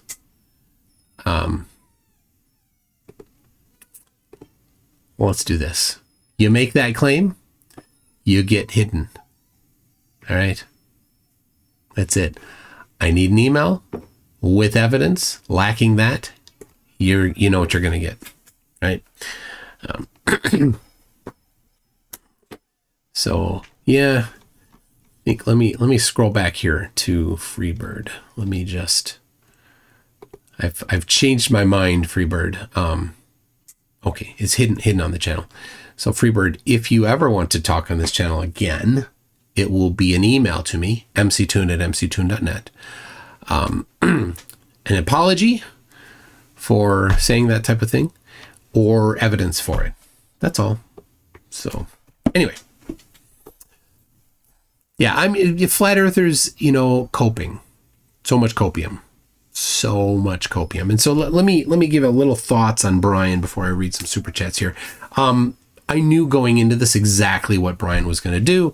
He is he's proud of his ignorance. He wants to flaunt his ignorance. He doesn't know what the sun is. Cool. You're dumb. Got it, Brian. You're ignorant of the sun. Nobody's surprised. Brian, you're not a smart person. We know that. These aren't insults. These aren't ad homs. These are facts. Brian, you're not smart. Let me just clarify. I can't knit. And if somebody were to accuse me of not being able to knit, it's not an insult. It's truth. I can't knit. Brian is not smart. It's not an insult. It's a statement of fact. So, yeah, I mean, there's words that are more descriptive of it, and I use some of them appropriately during our interactions today, Brian. Learn your place, right? You'll have a better lot in life if you understand your limitations, right? It's like the tryouts on American Idol, where people go on, they're like, oh, I'm a really good singer, and then they go up there and they're terrible, and the judging panel's like, you're a terrible singer. Like, no, I'm not. I'm really good. I'm going to be big time, and you're going to be sorry. Well, no.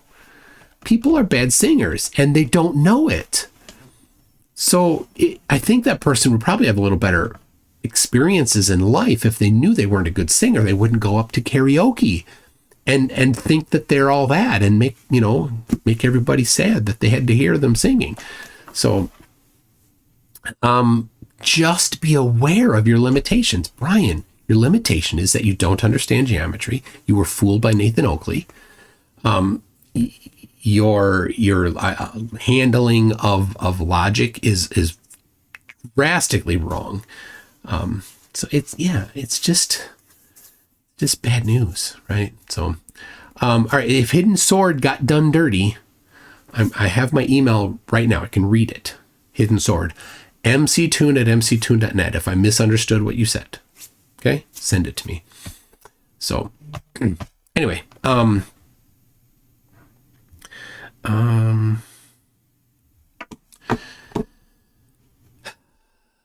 here we go. We got Atomic Ariel says you have goo on your right collar. I do? I do. Well, it's too late now. That was at 7 p.m. It's now 10. So I don't know. Maybe it's from dinner. So my wife and daughter had some. They're friends mine too. But we had some people over for dinner, and maybe that's what it is. I made some bread. The bread I made is the recipe I got from Round Thinker. It's so good. Such good bread. His recipe, so good. He says from his wife. It's fantastic. If you want it, I'll share you the recipe. Send me an email. Bob says just a super chat to say hello. Thank you, Bob, very much. I appreciate that. Hello back. Brenda Creates says King Nico still can't sit down. It did give him a spanking last night. He's a real piece of trash. Bucksod says Brian is no longer part of FED. He left. Well, probably for the best. Nathan Oakley is a toxic, horrible, terrible, awful person. And anybody that associates with him will improve their life by not associating with him. So if that's the case, then I hope so. Bucksod says FED jumped the shark when Arwen left. Yeah, and unfortunately, Arwen was booted off of YouTube. And to my knowledge, he is only on Rumble now and not on YouTube, which, I mean, I'd prefer if he's on YouTube because I just can't be bothered to go to Rumble. And I do have the nearly complete collector's edition of Arwen videos. Nearly complete. Peachy Tony says, did you just accuse Oakley of being a person? Okay. Oh, I'm sorry. Oh. Okay. Apology time. Some people say, what did Brian say? He said, I when I'm wrong, that I won't accept it. And so I will. Peachy Tony, thank you for calling me up on that. I'm very sorry to all persons for including in the category of persons Nathan Oakley. I was wrong. He does not qualify as person. He is, in fact, just a roughly human-shaped leather bag filled with dumpster juice. I humbly apologize for making that mistake. DC says, Flat Earth is not a scientific debate. Only therapy and counseling will help. It's psychological, not logic and reasoning. No evidence will ever be enough. And that's true. But we can hope to stem the trickle of new flat earthers through things like letting Brian showcase how incredibly dumb he is, and so other people can say, "Oh my goodness, I don't believe that anybody could be that dumb, but my goodness, I definitely will stay away from flat Earth because Brian's logic is dumb." And things like like what we did in Antarctica, the final experiment, because it's critical for flat Earth, right? So this is important to understand. Now, while Brian doesn't today claim the AE map, Brian did at one point believe the AE map. This was his map. For a time. This is his entry drug into flat Earth. Somebody told him at one time that this is what the Earth looked like. He said, and they said, well, the sun does circles like this. And he said, ooh, that sounds okay, because he's not very smart, and this fooled him, right? And then in the summer, in the winter, the north winter, that the sun does bigger circles. And Brian believed it because he's not very bright. And Nathan Oakley believed this because he mentioned it in his videos back in several years ago. This was the map that Nathan Oakley said was the right map. But over time, he's discovered that this doesn't work. They've all discovered that there is no map that works. The problem is, of course, there's 100,000 commercial flights every day, and they don't use this map. They all use something. They use this. This is what they don't use a physical globe. They use more practical versions of it. But this is what all 100,000 flights use. So that when you're flying from Australia, when you're in Sydney, and you want to fly to Santiago up here, right? Santiago up here, they use this right here. Now nowadays it's all a digital version, but the shortest route goes this way. Right, goes south of New Zealand, goes like here, and sometimes you can see the edges of the ice floes on the way back up. Then here, that's how the flight actually works. So 100,000 commercial flights a day use this, and exactly 0 use flat Earth. So when flat earthers say things like Brian does, they're just wrong. Right? He's just making up stuff. And yes, so it's psychological. It's not based on logic. So So Calder Vasold says, awesome job on Clown Nico last night. Thank you for that. Nico's, man, just the lies that spew from him. Choco Later says 2 types of flirts. 1, genuinely confused, and 2, fraud. Now, I think Brian falls into the first. I think he's genuinely confused. And of course, over time in their echo chambers, they get to thinking that they understand things. And so then they get bold. He's really bold. But he doesn't understand anything. He can't answer anything. And of course, in order to say that the earth is flat, you need to answer the questions. How is navigation done? Give us a step-by-step. Let's see a flight chart. How is celestial navigation done? Do it. Do celestial navigation. Now, he actually mentioned celestial navigation. I had for over 2 years a $10,000 challenge to do celestial navigation using flat earth, but no flat earther did it. In fact, all of the Nathan Oakley clown troupe went silent on celestial navigation as soon as I issued that challenge. None of them can do it. If you can't do it, you can't say it works for flat earth. Just do it. You can't? Obviously, then you're wrong. Icy Spin says, here's to 1,000 non-debates. 1K non-debates. I don't know what that means, but I haven't done 1,000 non-debates yet, but I'll keep going. I'll hit that eventually. This is, for reference, this is live stream number 590. Sorry. Globus Life says, Flurfs, fools learning erroneous remedial thuggery and passing it off as special knowledge. They do think they have special knowledge. Peachy Tony says, correction, Brian arriving is not good news. You're right. I did misspeak there again. Decimus Juveniles for 20 Swedish kroners, or as we say, sex, says, TFE, why did none bring an inflatable penguin suit? The challenge with it is that we had limited space and luggage, so we're like, well, do we want to bring another luggage thing and pay extra to have another checked bag? We could. I was right on the edge. Like I pulled a few things out that I was going to bring in order to get under the weight limit. So it was not easy to do that. So some people brought a second bag, paid extra to check the bag. I didn't. So yeah, that's why I didn't bring the inflatable penguin suit. Wrote it no last name, says Rick James voice, copium is a hell of a drug. Rip flat earth. Rest in peace, flat earth. Yep, nothing but copium left. Professor Phil Bell says evidence of earth globe model for educators to use.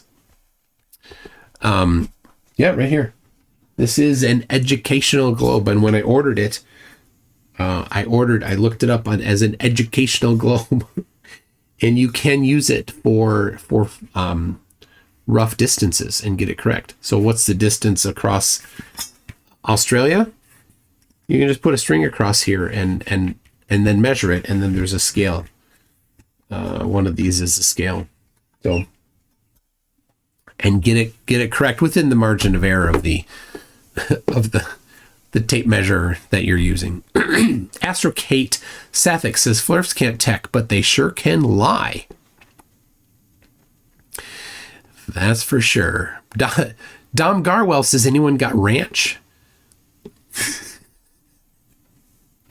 He had a lot of word salad and no answers, right? And my goodness, the geometry, when he pulled up GeoGebra, boy, he took that bait. You can't do it. You can't do it. There's no way without lowering the elevation of the star to get the star to go to zero. He's like, it's just perspective. I go, show me. You can't. That's where he failed. He's like, it's just. And he had to change. Like, orthogonal view. Are you saying we've seen enough orthogonal? I didn't say that. I'm just saying that angle will never be zero, no matter how far away you go, and it's negative in the southern hemisphere. No, it's not. Yes, it is. Of course, it is. Choco later says, I don't believe the Earth is a globe. I know it is. And the thing about the globe is whether you know, no matter how you state it, you can always bet on it and win, guaranteed win every time if it's a legitimate bet, right? If it's set up right. So the 24-hour sun in Antarctica, I made a little bit of money on that bet on BetMoose. A couple flatties thought that it wasn't going to work. It did.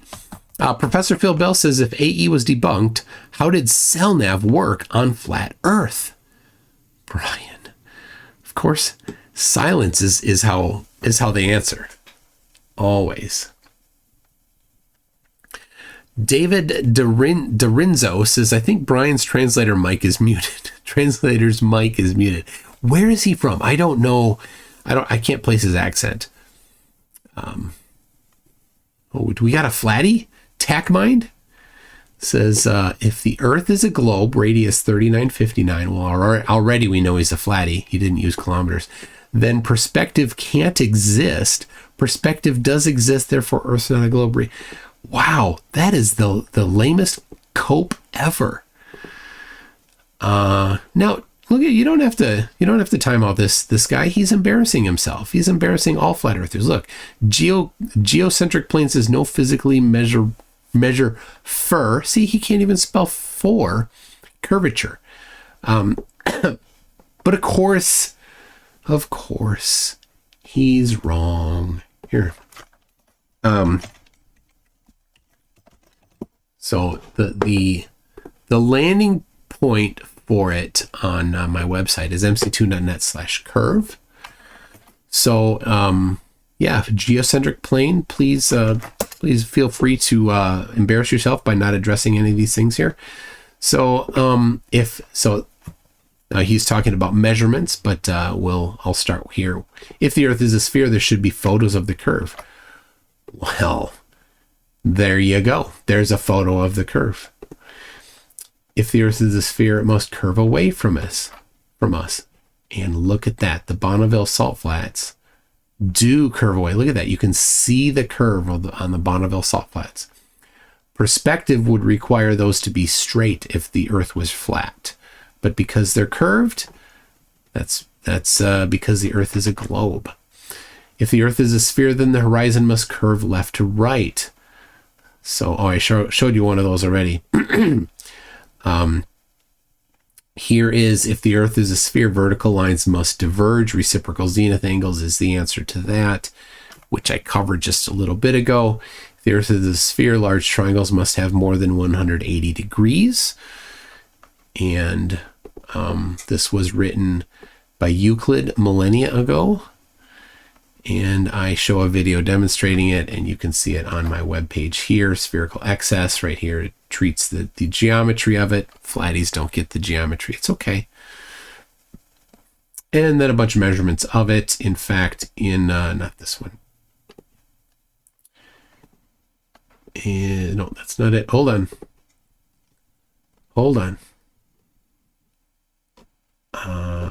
I went to the wrong page. Just a second.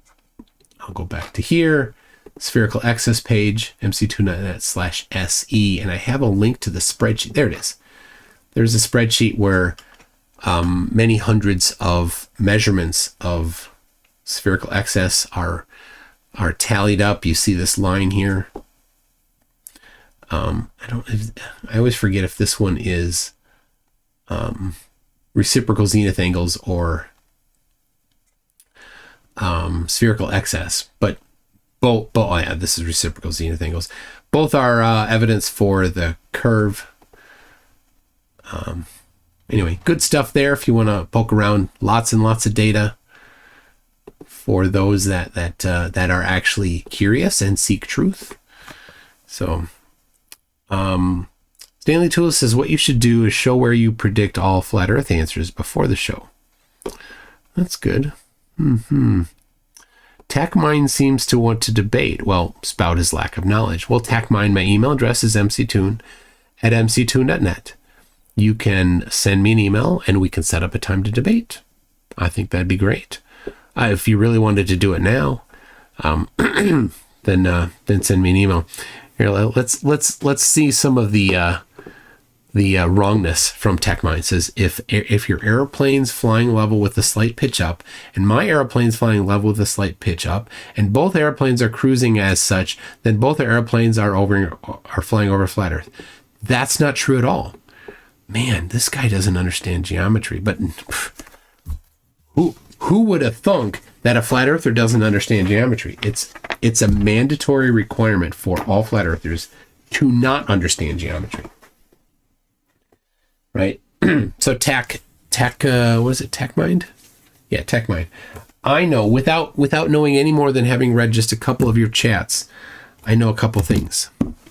I know, well, first you wrote aeroplane in a maybe British way, so maybe a Commonwealth country. So I don't know exactly where you're from. You didn't spell aeroplane in the American way, but so I can only speak in generalization for Americans because I don't know where you're at. But let me say, in America, typically the high school senior year, the science class is optional. Physics is typically the class that you take as a senior. This is an example of one of the books that you might take and use as your physics book when you're a senior in high school. This is from OpenStax. It's a free PDF. The PDF the book's fantastic. It's a really good physics book. So my guess is that you did not take physics in high school. My guess is that you did not, in fact, take any post-secondary STEM classes in any magnitude. How am I doing so far, TechMind?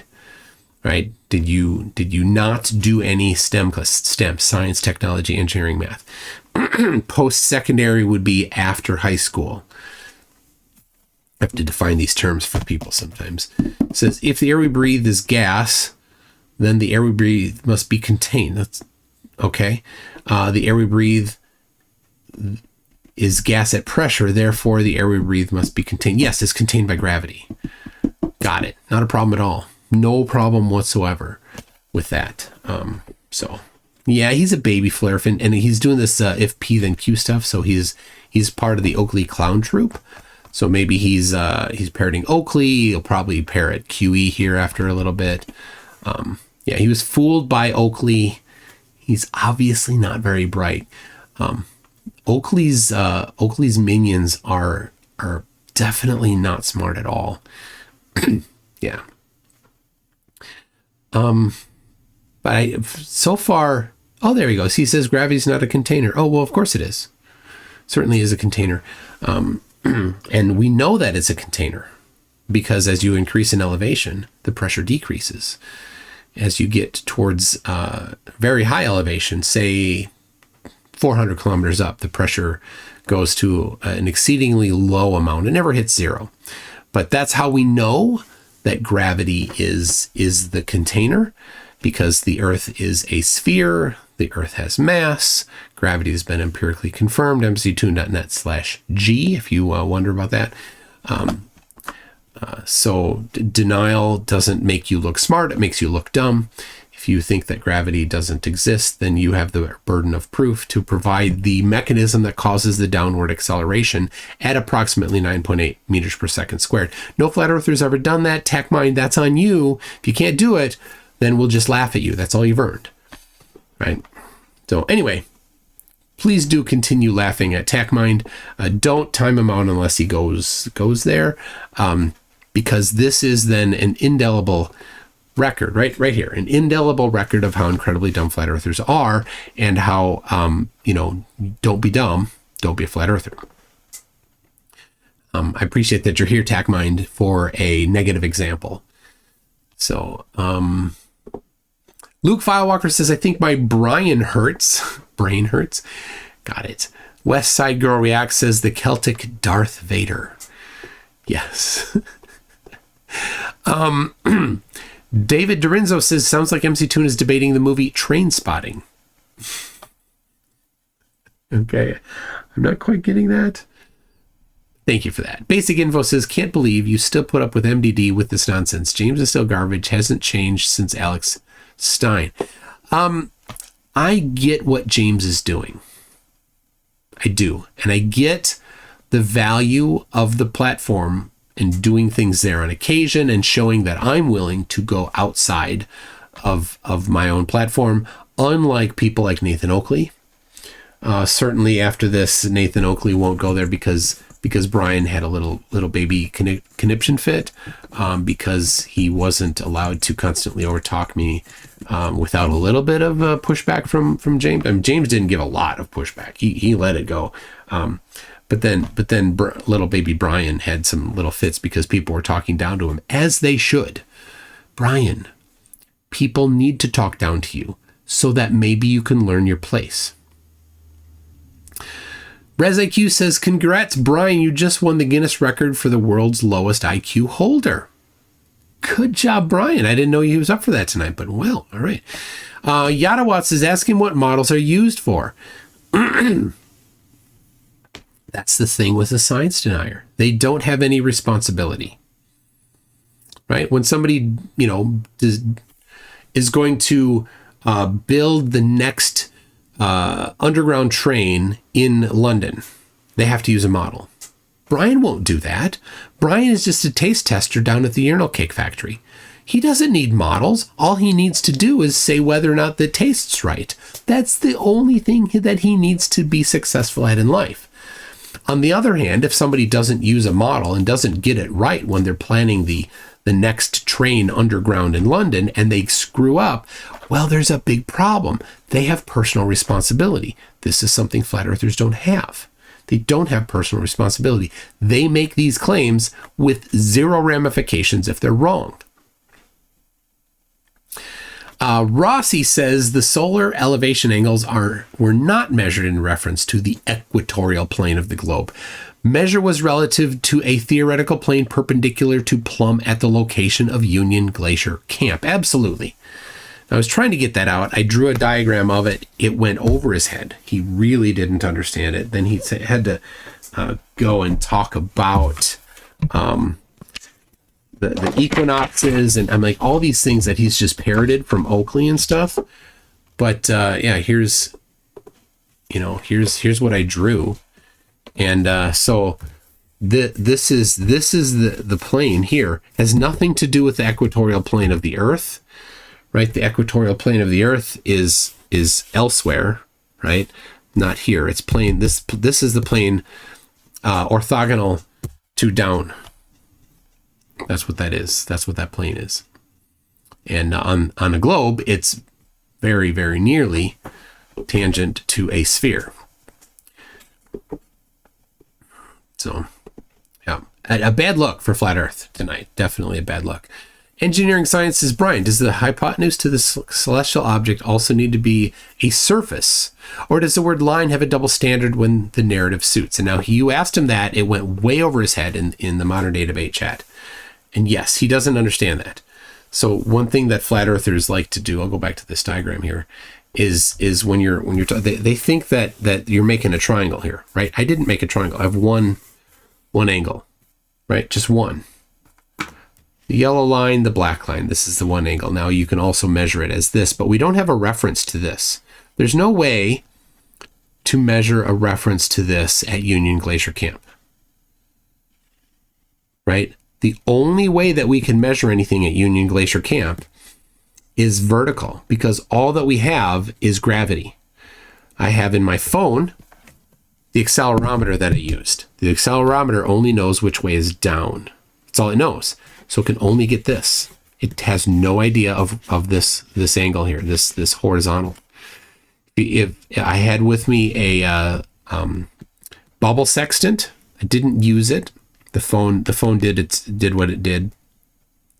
I wanted the bubble sextant was so that I could measure star angles in Punta Arenas, but I didn't have an opportunity. It's too cloudy. But also a bubble sextant only knows gravity. It only knows the downward angle. And so then to get this horizontal plane, you need to do math to get that plane. There's no actual horizon to reference there, right? There's mountains, there's the edge of the snow, which you don't know anything about how high or low it is. in relation to where you are, so we couldn't use it. So yeah, he just has like some fantasy world that he lives in. It's sad. Rossi says ad hom is your argument fails because your feet stink. That's right, an ad hom. Yep, or it would have been you're wrong because your accent is funny. An insult is you're dumb. But really, be honest, that's a correct assertion of his mental ability. I'll stand behind that. The Watcher says Brian's just stalling at this point. Yeah, he didn't want to address how it works. That's the key thing. How does flat Earth work? And he's like, I don't know what the sun is. I agree. You don't know what the sun is. Therefore, word, Earth flat. Nope. That's not how it works. You need to actually produce evidence, and asserting about how measurements are done isn't evidence. So Rossi says, MC Toon, you don't need to call him stupid. We in chat can handle that. Okay. Good point. Dom Garwell says Brian is now Patty, and the drunken Patty at that. I have no idea if he was, I don't know if he's drunk or not, but man, that's... Fixer UK has a £1 super chat. Thank you very much for that, Fixer, but no message. Yadawat says, why does Brian agree to this debate? I don't know why he agreed to this debate. I'm always amazed that flat earthers come, especially to modern day debate, they seem unaware that they're going to be expected to actually debate in good faith, right? They never want to debate in good faith. And I always have this handy because I always need to reference this. You need to make a claim and then support it with evidence, right? And let's be honest, if any flat earther actually tried to do that, they would sit down, they'd get out their pencil, they'd get their paper, and they'd say, what do we got? Nothing. Back out. That's what they do. So Icy Spin says, just think you're puppeteering an idiot for 1.6 thousand people. Yes. It was so funny when James and I were just laughing at him. Like he was so mad. Fixer UK says quick senses F for flat, G for globe. Let's see it in the chat. F for flat, G for globe. In fact, I'll even do a poll.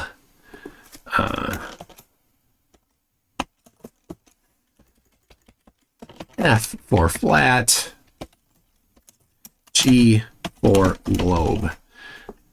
And all right.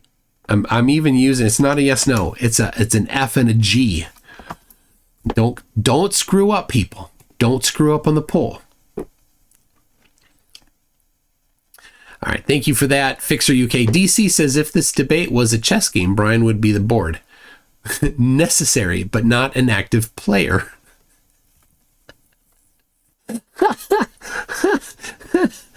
That's so good. Stringfellowhawk says if the moderator isn't going to moderate, then they are useless. We need Ryan back. I get James is sick, but come on. Like I said, and he went over it. This is, you can't debate against a flat earther.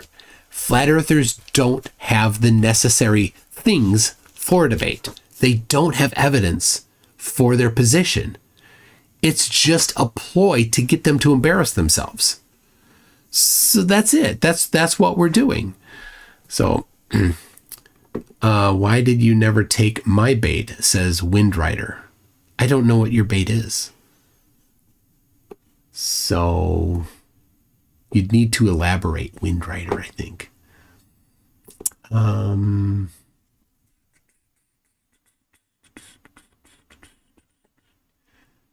Okay, hold on. I'm reading something. Just a second. Something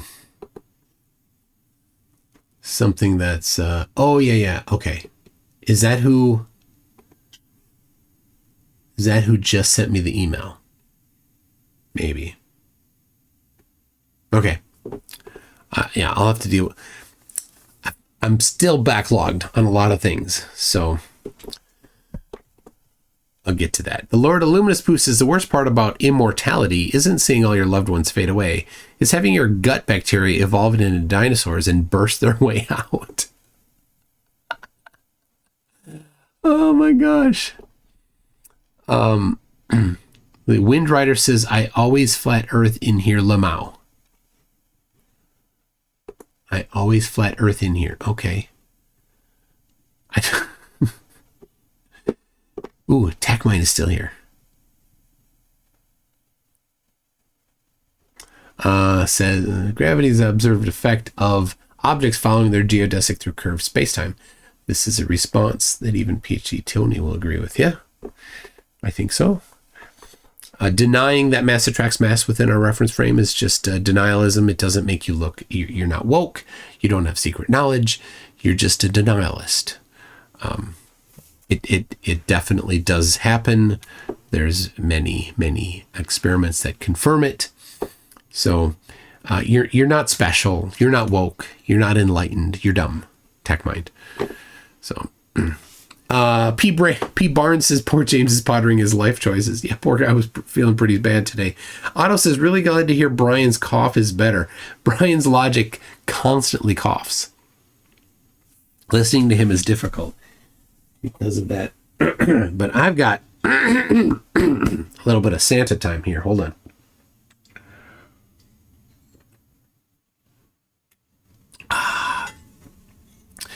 All right.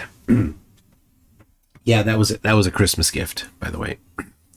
I got. Oh, did I show you this? I brought it. I wanted to show you.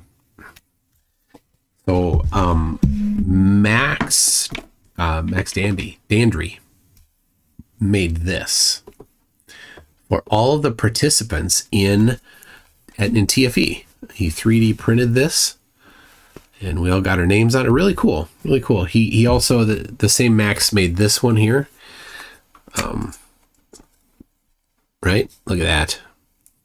Look at that. So, yeah, really cool plaque I'll be putting up on my wall. I'm redoing this wall behind me slowly.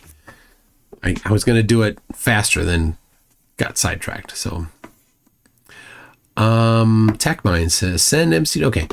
Oh. I emailed and heard back from the new owner of Flat Earth Pizza in Reno, Nevada.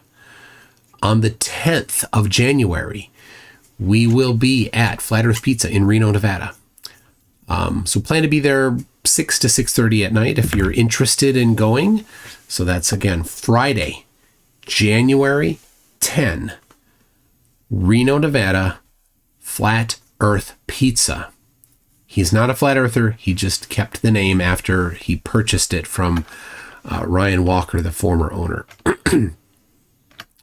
And then the next day, of course, will be at Lake Tahoe to completely humiliate Jack Cushman Harrer, not his real name. He's a pothead. So he named himself after pot. That's how much of a pothead he is. If you're going to use it, okay, but naming yourself after it, you're not edgy. You're just a child. So Judy Bassett says if this was a chess game, Brian would be knocking all the pieces off on the floor. He did have a little bit of a fit. Icy Spin says I'm gonna miss nonsense Witsit supers for Toon. Yeah, he didn't have any nonsense super chats in there, but shortly before this was going, somebody was saying that he was in Discord on the EA server, whining about people attacking him as a shill. I'm like, dude, you taught them how to do that. Jaren even more too, but right, like this is the environment that they fostered. So Jay Donashi says, Toon, are you gonna have an after show on your channel? I am right now. Exposing Ma's tricks. Hey Ryan, how you doing? Ryan Casey, who lives in Seattle there, says Jesus walked on water and somehow made it to the stars. Isn't it safe to say he will still be anti-gravity? Love you, Ryan. You're goofy as always. Don't go changing. Well, maybe you should. I mean, if somebody's giving you some meds, maybe you should. Virillion says that which can be asserted without evidence can be dismissed without evidence. Oh, there was so much of that.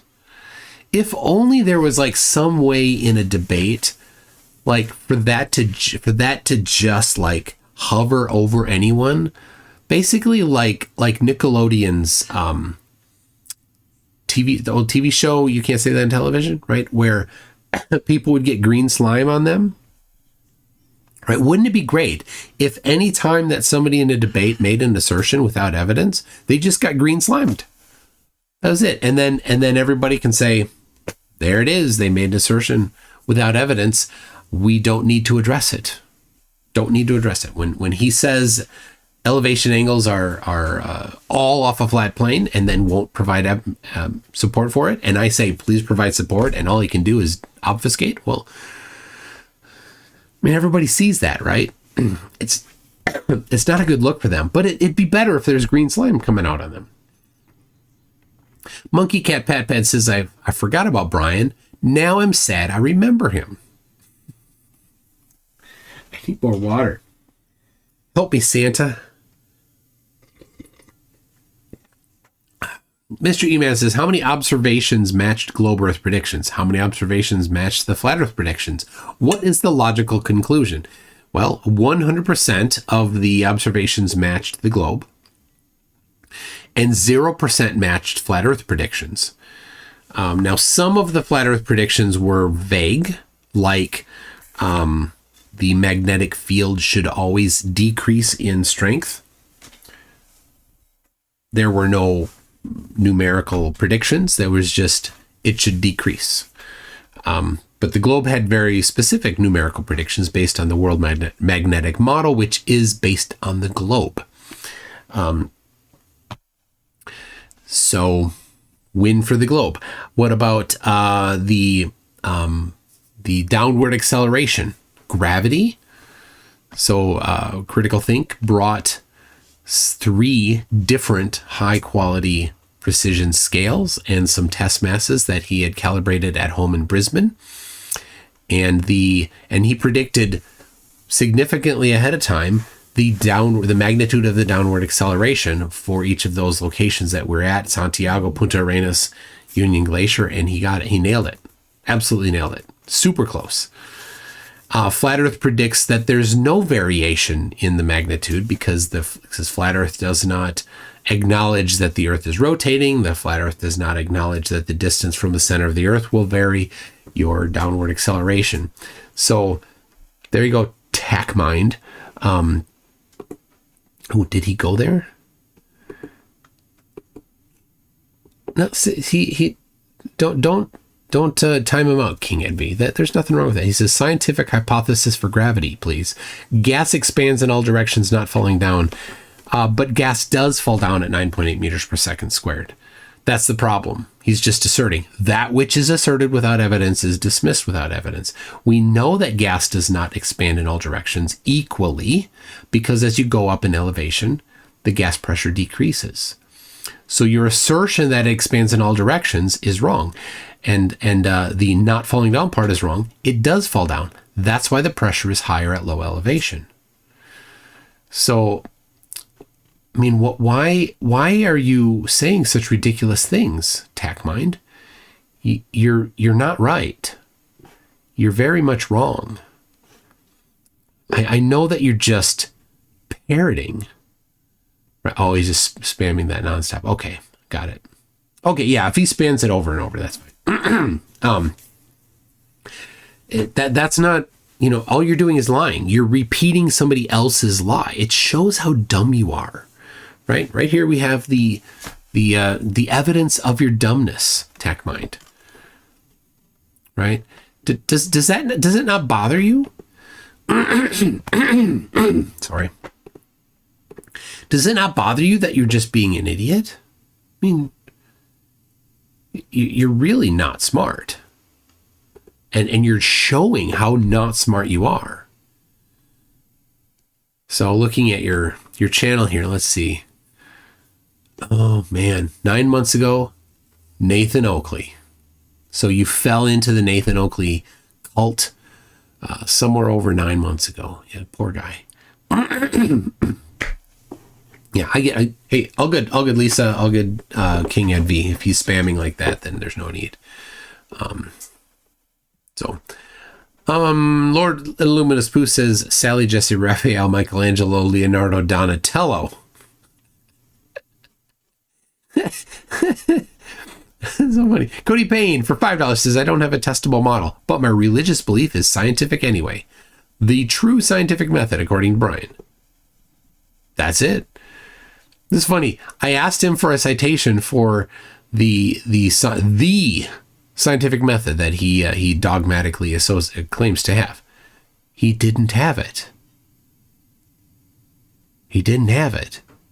If it's so right, then he should have it, right? And all the scientists in the world should say this is the scientific model or the scientific method. But there is no the scientific method that scientists adhere to. And so this is the hubris, the absolute pride in this complete dullard, that he thinks that entire fields of science are not science because he doth decree, because he doth say it doesn't follow the dogma that he thinks is a necessary application in order to qualify as science. Obviously, the fact that many people do science, have journals, go to school, have an entire field, and they all do things using what he doesn't agree with, yet are successful in their endeavors, shows that he's completely wrong. The bigger fact is the Oakley and QE version of science has exactly 0 scientific breakthroughs to its name. They have so narrowly defined science, and so Brian is part of this clown troupe. They've so narrowly defined it that there's no way to. Oh, do I want the bread? Yeah. Well, of course I want the bread. Do you want butter or jelly? Do I want butter or jelly? Is the other one cut? Are there any pieces left from the first loaf of bread? No, this is it. Oh, did you want to have a piece right now too? Is that why you're asking me if I want a piece so that you can have a piece? Yeah. Yeah, of course. I'm gonna go cut it up. Okay, thank you. That's a mini loaf from the bread I made earlier. King Ed V. Oh yeah, I get it. You did the right thing. You did the right thing. I just wasn't seeing it. Lucy Fur says Google BGPHES for all to see. This is what the USN operates within. What? Battle Group Passive Horizon Extension System. This is interesting. I know nothing of this. We all will explore it right now. NavyPower.com, Battle Group Passive Horizon Extension System. So the dynamic naval operations require an ever-increasing amount of command and control connectivity, intelligence collection, tactical support information, and sensor data. The BGPHES, Tactical Signals Intelligence, SIGINT system is developed to exploit electromagnetic emissions emanating from hostile or potentially hostile forces operating beyond the intercept range of the battle group. It accomplishes the over-the-horizon intelligence mission by use of air sensor assets tethered to surface ship components via data link. So, like a balloon, maybe like a high-altitude balloon over a ship.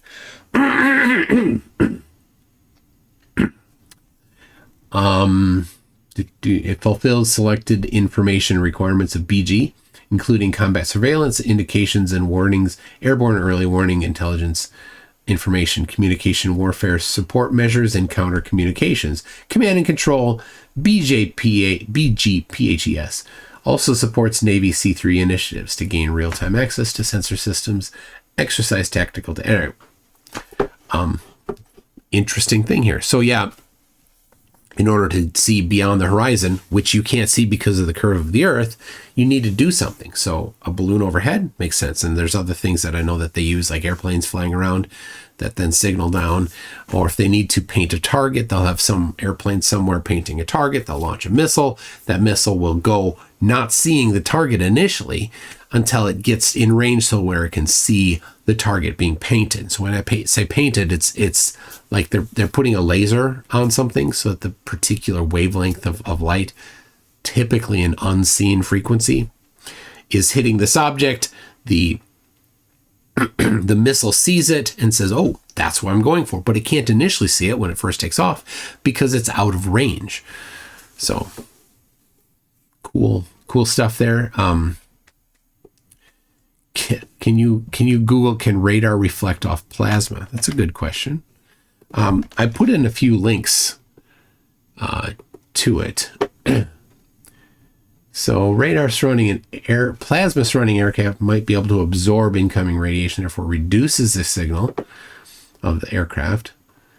So this isn't about the sun. Can the plasma sheaths created by objects traveling Mach 5 or faster affect radar signals and targeting capabilities? Oh, I don't need a whole plate. Too bad. That's peach syrup. Oh, very It nice. doesn't contain any syrup. The peach syrup doesn't contain any syrup? Yeah. I know. That's what's funny. Okay. Oh, do I get Kitty? Oh, come here, Kitty. She wanted to say hi. Okay, hold on. No, she didn't. She's trying to get away instantly. Honey. There we go. There you go. Will she let me scratch her tummy? Can I? There you go. She doesn't care that much. She's okay. Sometimes she'll give like a little bite, like a gentle bite. Does she do that to you? Yeah. Yeah. She gets annoyed at me. She just grabs me in her mouth. Yeah. All right. Thank you.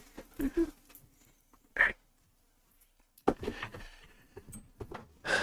All right. So this isn't about the sun. This is about different stuff. So, but I will here. I'll give you the particular on topic things about the sun. So radar echoes off the sun. Well, here's the number one thing. The fact that this worked is evidence that the belief that Brian had that radar doesn't bounce off the sun is false. Right. So they transmitted a sawtooth pattern here, and you can see it was returned here in this sawtooth pattern. This one here, the second one here, the top of it is chopped off. Right. You get noise. Here's another one, a little bit of a irregular shape, but that's different than the regular Gaussian distribution that they would have of the noise coming from the sun. And then this fourth one here, where the peak was chopped off, but you can see the pattern that it matched. So there you go. This here is so all you need to do is to go and say, well, you said it doesn't happen. This evidence here is hard evidence that it does happen. So obviously the fault is in your understanding of the topic. Corey Cicera says, isn't lightning detectable by radar and isn't lightning plasma? Lightning is a flow of electricity, and so it outputs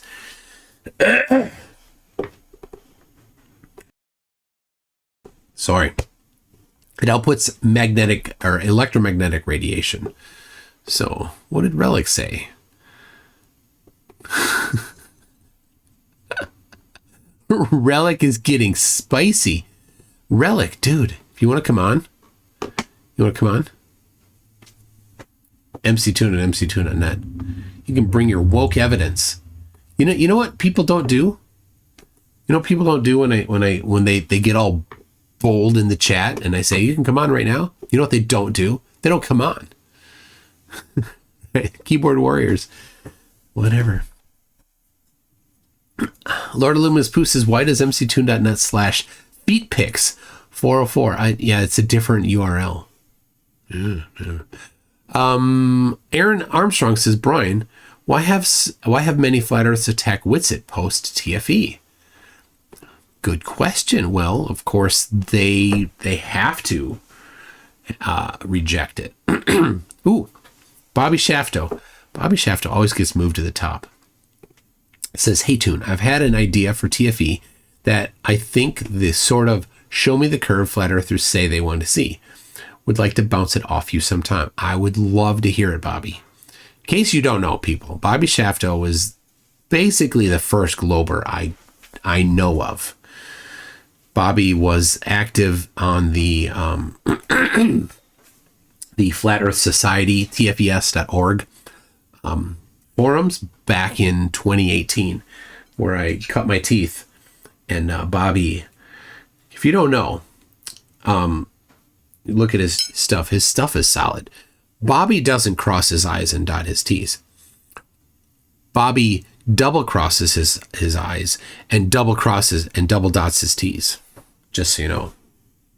He's got an entire warehouse of spare crosses and tittles to cross and dot all of his I's and T's. And I know I got that backwards.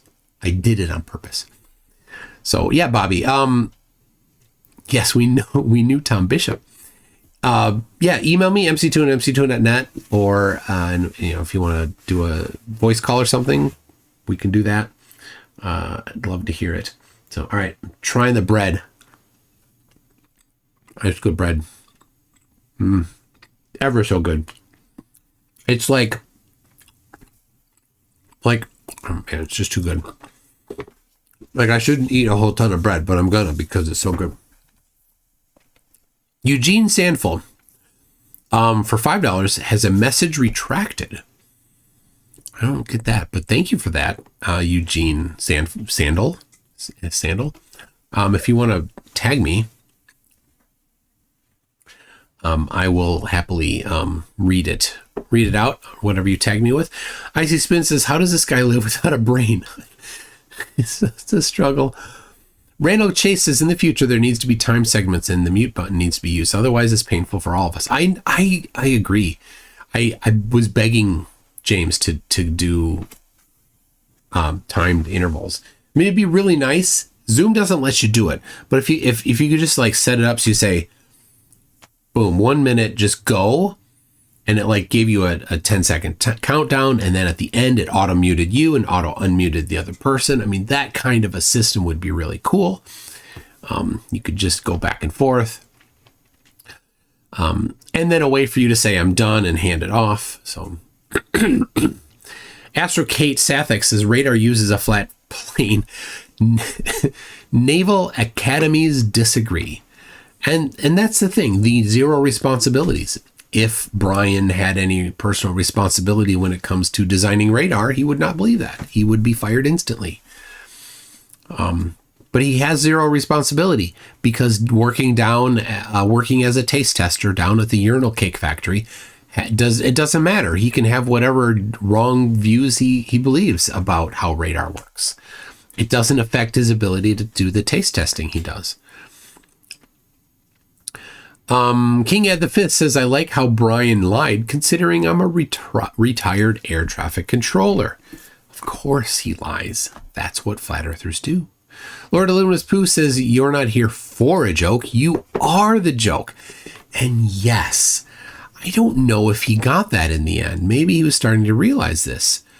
The whole point of debating flat earthers isn't that it's a legitimate debate. There has never been a legitimate debate with a flat earther.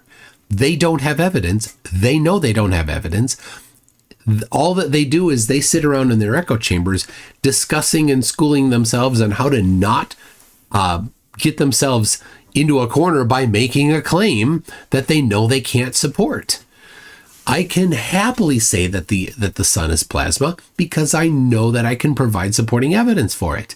I know that I can say there are measurements for the Earth, and I can provide it, mctoon.net/r. You see how easy that was?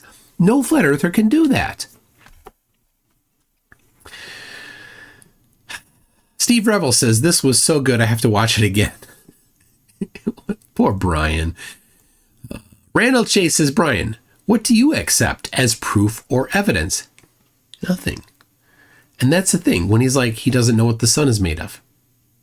It's because he doesn't accept anything at all. Exactly 0 things are accepted by him. That's the point. It's ridiculous. Rossi says, Brian convinced me. I believe in flatulent Earth. Oh, bless. Bleeb. All right, Beeb. That's a good question. All right, I'll end the survey. Flatter globe. We got 95% globe, and I will do this one. Start a poll. Simple evolution. Yes, no. There you go. So there it is to you, Beeb. Off topic, interesting. How many of the Globers do you believe in evolution? So to give a good answer to that, or only answer that if you're a Glober, I guess. If you're a flatty, then you probably I can guess we can figure your answer is no. Good. Rossi says flatulence requires a container. Lord of Luna's Pooh says, what's a FA quit? Fa quit? You got me. Otto says, I'm actually laughing, Mr. Logic. I was laughing. He's like, you're not laughing. Of course I was. It was hilarious. It was so... Rossi says, Brian answered my how high is the sun question with can't measure. Oh, hold on. Richard Colton says, my associates say Flat Earth Pizza is in Carson City, not Reno. I'd love to see you there. Okay. Yes. Let me double check that right now. I think you're right on that.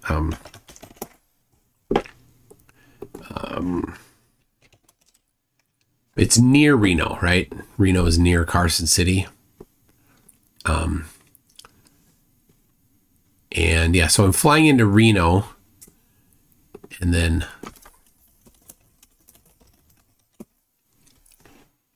there it is. Okay.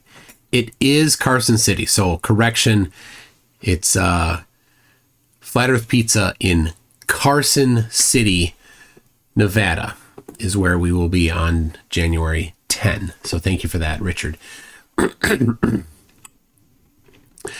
Alex Strand says, I didn't think I would trigger him that hard. He was really getting triggered. Rossi says, Bry answered, can't measure. Why can't you measure? Why do things in the sky not measure? At what elevation does measurements stop working, and what is the evidence supporting it? Nothing. You have nothing. Mac says, Whitsitt is caught hiding off camera twice, hitting his vape to fake his breath before appearing on camera. The final experiment is a studio production, says Mac. Well, that's a lie, that it's a studio production. I was there. I have video, if you missed it last night, of riding on a snowmobile, the multiple kilometers from camp to where we did the filming. The sun is definitely seen due south. You're just a liar.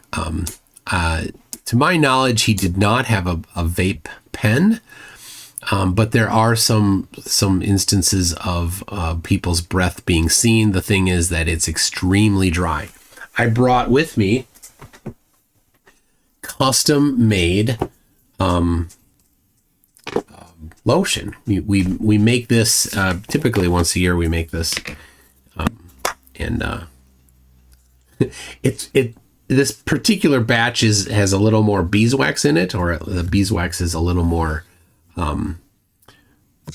little harder, so it's difficult to scoop out, but really good wax. A little bit of honey smell, really nice. It's not a urinal cake. So anyway, it's super dry there. My hands were very dry. This was very helpful. Also brought the same batch, made chapstick. This is optimal chapstick hardness and a little too hard for lotion. So anyway, so the amount of evidence, the amount of evidence for it is going to show that you're a liar. So that's the thing. Do definitely, flat earthers, put yourself, commit hard to that particular lie, so that we can just document these flat earthers are committed to lying. They're not committed to truth. They're not committed to following evidence. They're committed to a lie. So Mac, you are committed to a lie. So thank you for committing to that, to admitting that you are not interested in evidence and that you only care to support your cult. So, and appreciate that you spent $5 to do that. Unless maybe you're just doing it sarcastically. I don't know. Looking at your channel. Not a good, yeah. Common law. Oh my goodness. Oh my gosh. Yeah. Yep. Mac is committed to lies. Anyway, Lord Illuminous Poo says, as the person responsible for importing the fake snow for your trip, I had to use asbestos base. You might want to get tested for mesothelioma. Thank you. I will check for that. Actually, it was mostly like ice. Like, it doesn't snow there. There's barely any precipitation. So all of the snow that you saw there is basically ice crystals, and it's very similar to the ice crystals at like ski hills when they blow water into the air. It's made differently, but so if you look at like the mountains, some of the views you can see the actual like snow coming off the mountains. That's how it gets. It's not snow, it's ice, right? Coming in and just landing in there. It's just crazy. There's no trees, there's no plants, there's no animals, there's no bugs, right? And the snow doesn't ever melt. The only thing the snow ever does, or ice ever does, is it sublimates and it deposits. Sublimation and deposition. That's it. It's never liquid.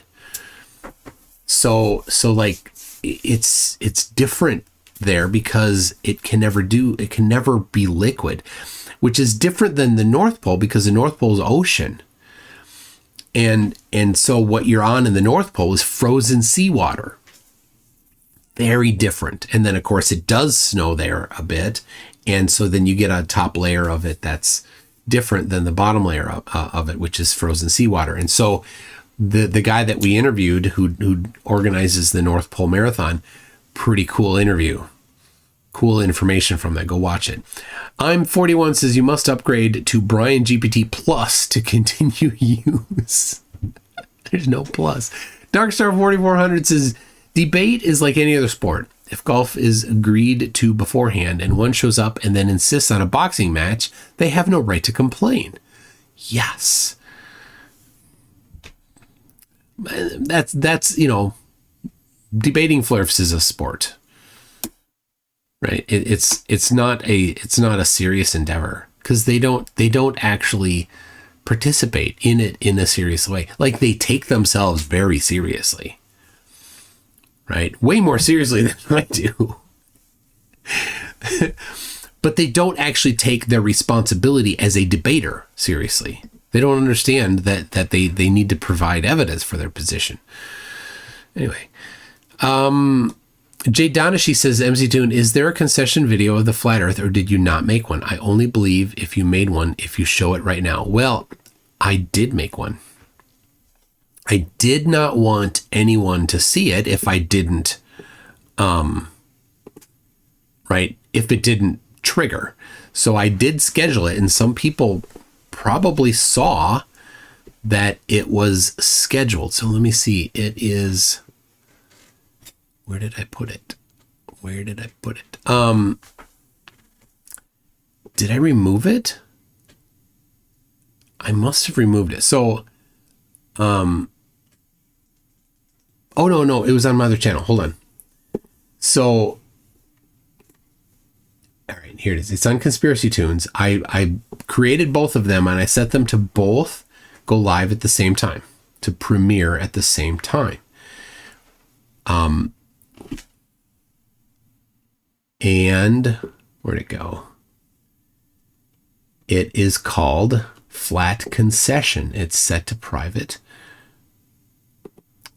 But here's what I'll do. I'll give you a screenshot of it in my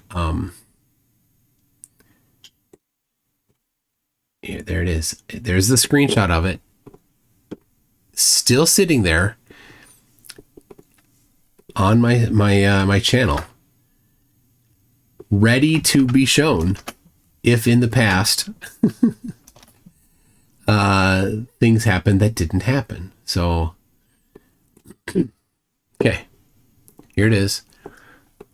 There it is. And the transcript is automatically generated by YouTube, and I just copy pasted it in there. Other than me, a couple people have seen it. Will Duffy has seen it, and Austin and Jaron saw it. I played it for them.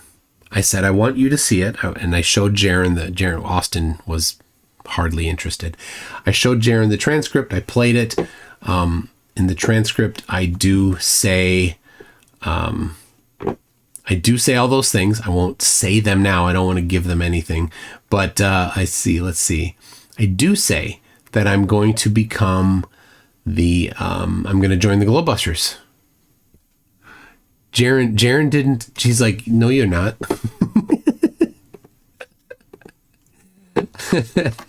But of course, it didn't happen. So yeah, I did it. I won't be playing it for you though.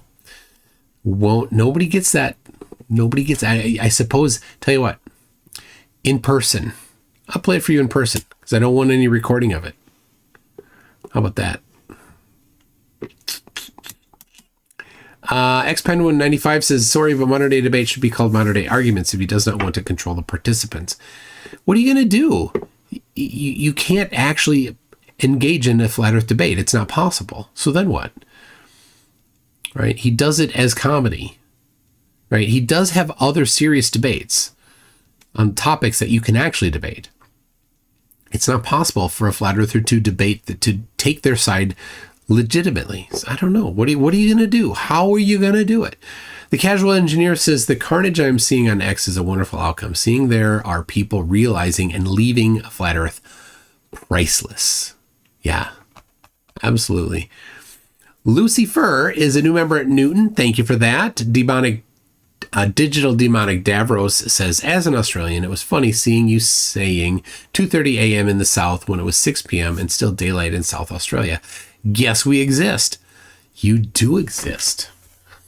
Laddies. Yeah. Rodent No Last Name says, I bet he thinks he helped the flat earth. He probably does. Yeah, they're going to go in their echo chambers and they're going to pat him on the back. They're going to talk about how he was treated so poorly by James. They're going to talk,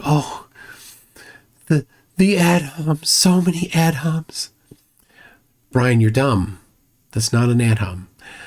Discworld Edge Witch for 5 Canadians says, MC2, this might be a bit of a tangent, but would you consider challenging Pastor Duffy on his young earth creationist beliefs? The problem is I'm not super interested in that topic. To me, it's like, well, here's the difference. I'll say this. I've said it before, but we can go look at the shape of the earth right now. You can go today, right now, measure the shape of the earth. If you're really ambitious, you could potentially become an astronaut and you could see with your own eyes the shape of the earth from a high elevation.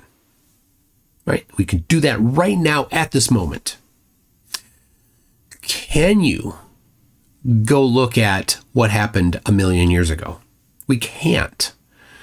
We can only do it through a level of inference, which I don't disagree with. Not at all.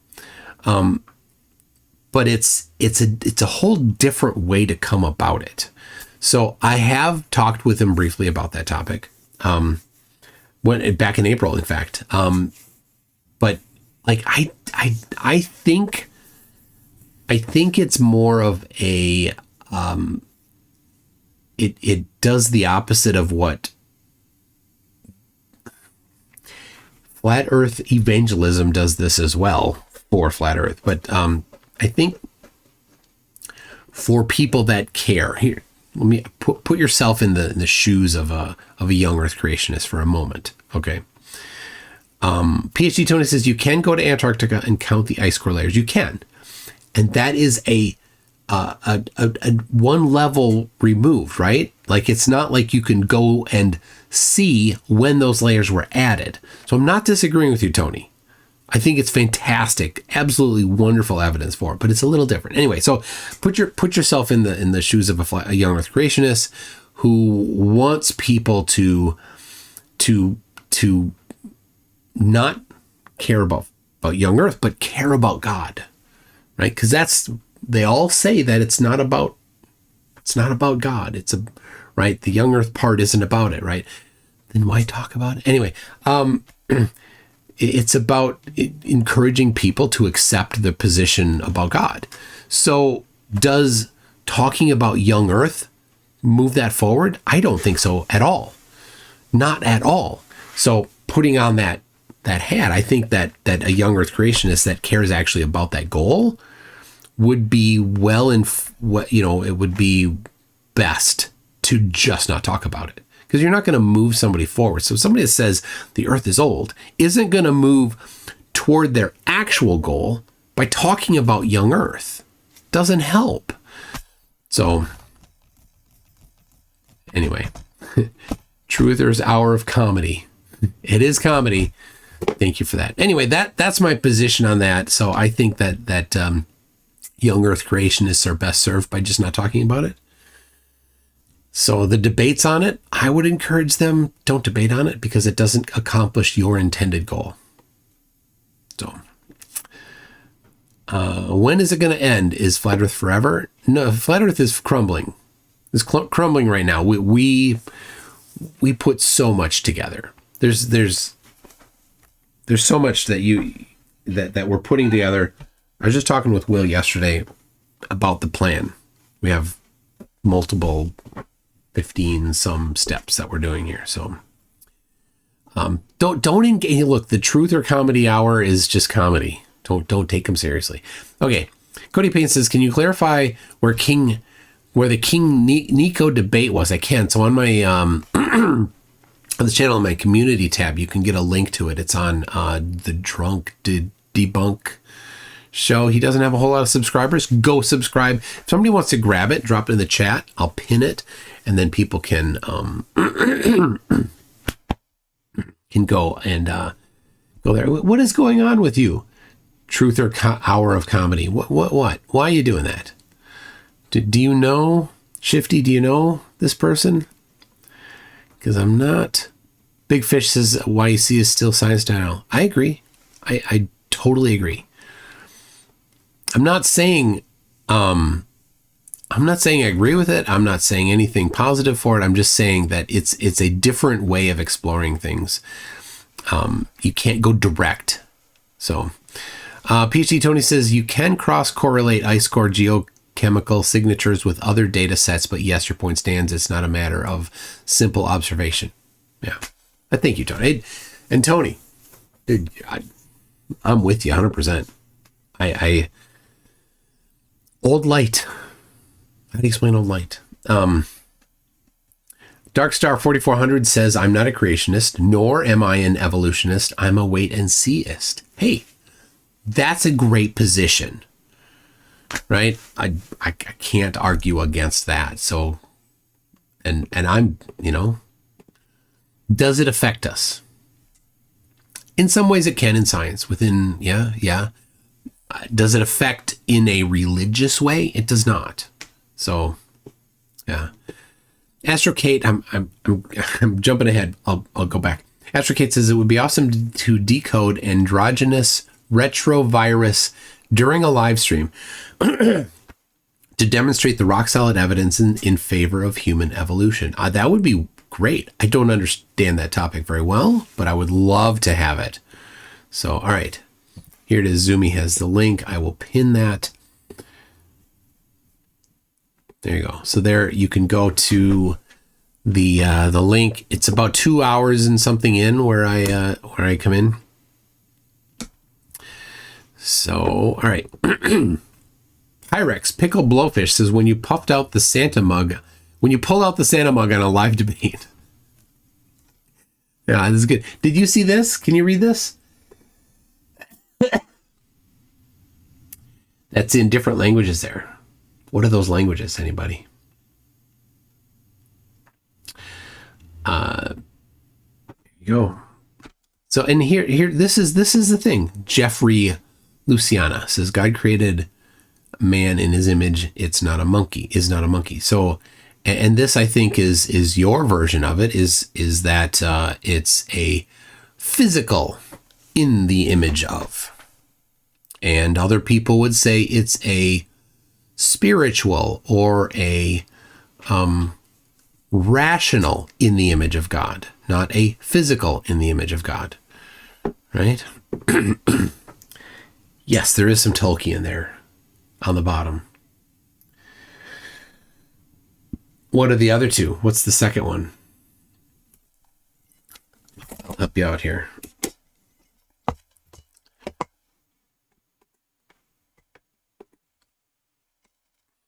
There you go. You can look at those.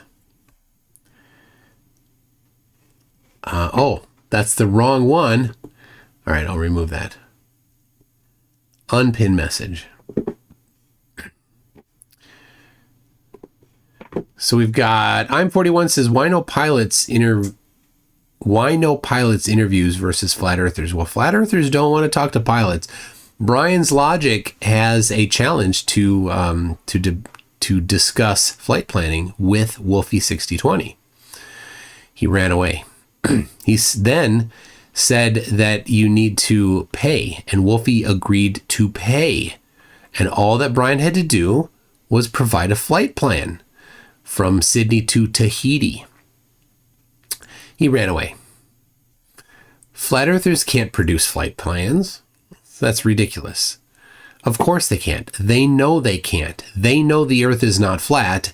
If they thought the earth was flat, they would look at the flight plans and they would produce a flight plan. But no. So, yep, Klingon. Yep, there you got it.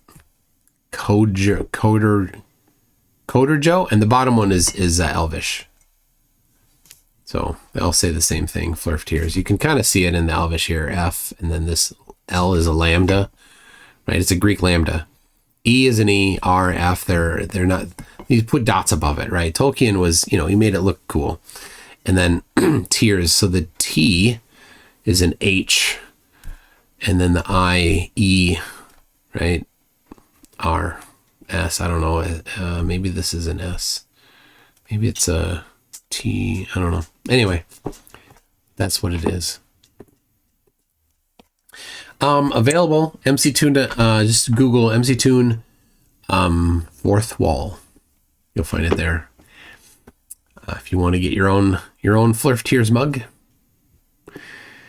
We got Fletcher Boy says, nuh-uh. Ooh, that was a good one. Good, you got me with that one.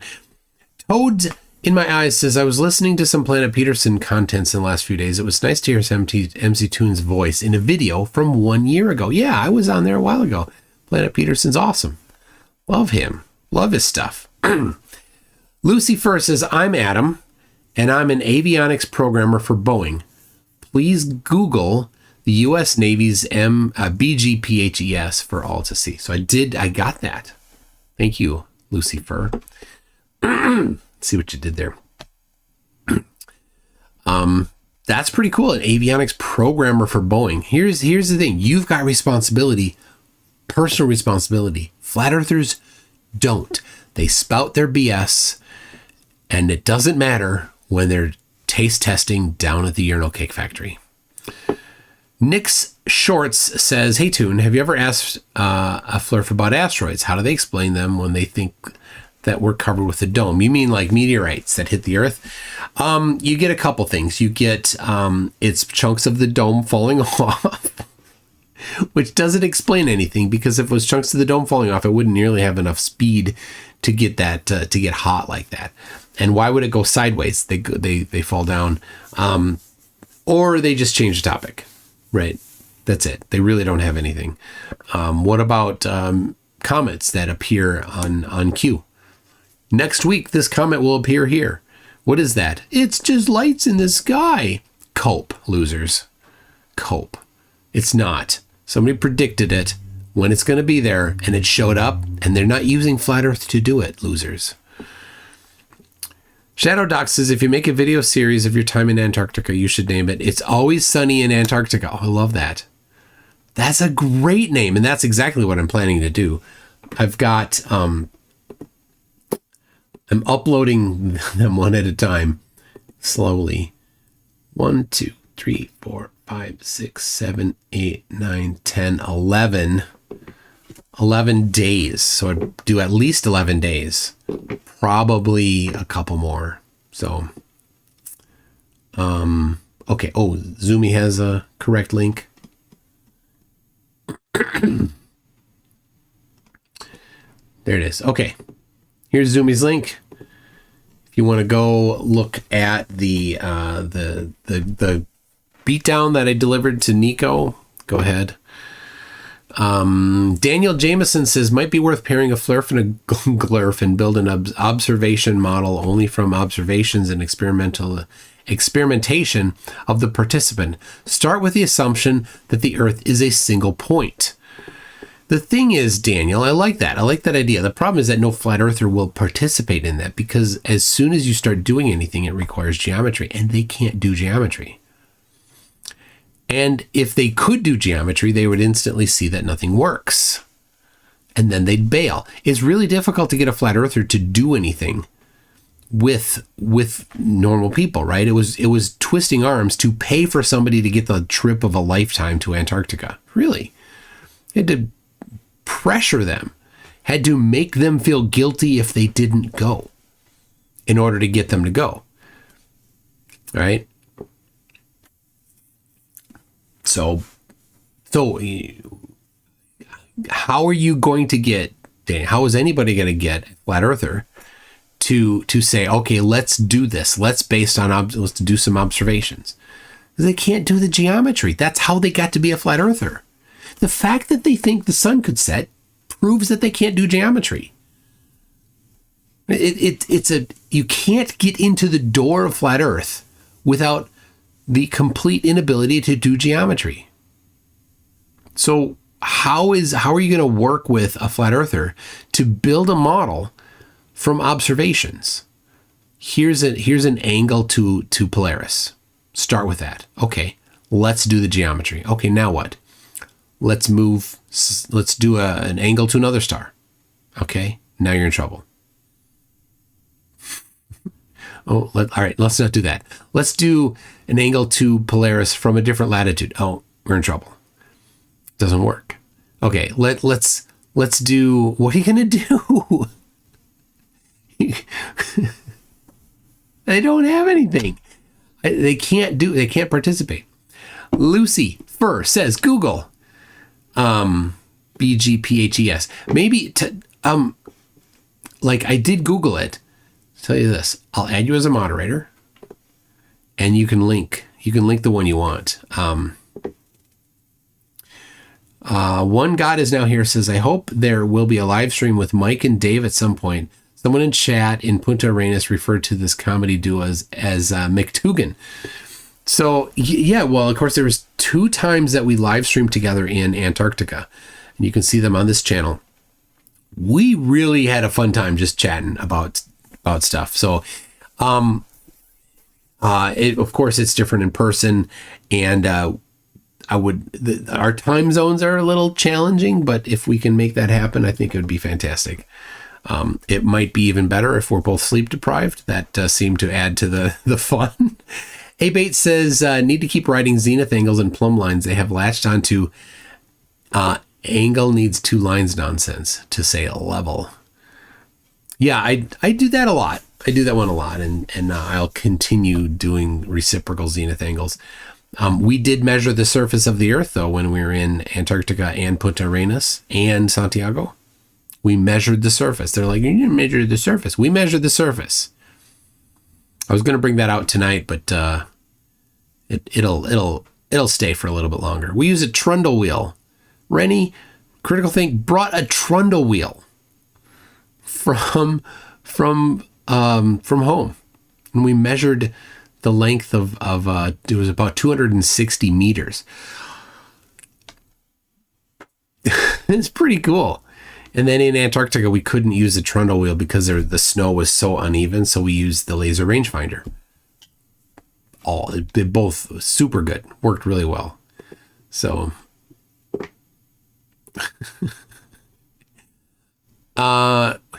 what? Weird. Mini Lightwave. Wow. We got some trolls going today. Darkstar 4400 says Santa mugging for the camera. That's right. That's funny. Steve 6464 says your sun test with a light sensitive paper. Did you need to fix the paper? No, I don't have any fixer. I don't know how I would do it. So I just don't put it in light, right? So here it is. This is how I store it for now, which of course lets a little bit of light in, but I put stuff on top of it. I would like to, if it's possible for some fixer, I'd love it. I don't know. Don't know how that could work. I have a couple spare pieces of paper so we could test it on some.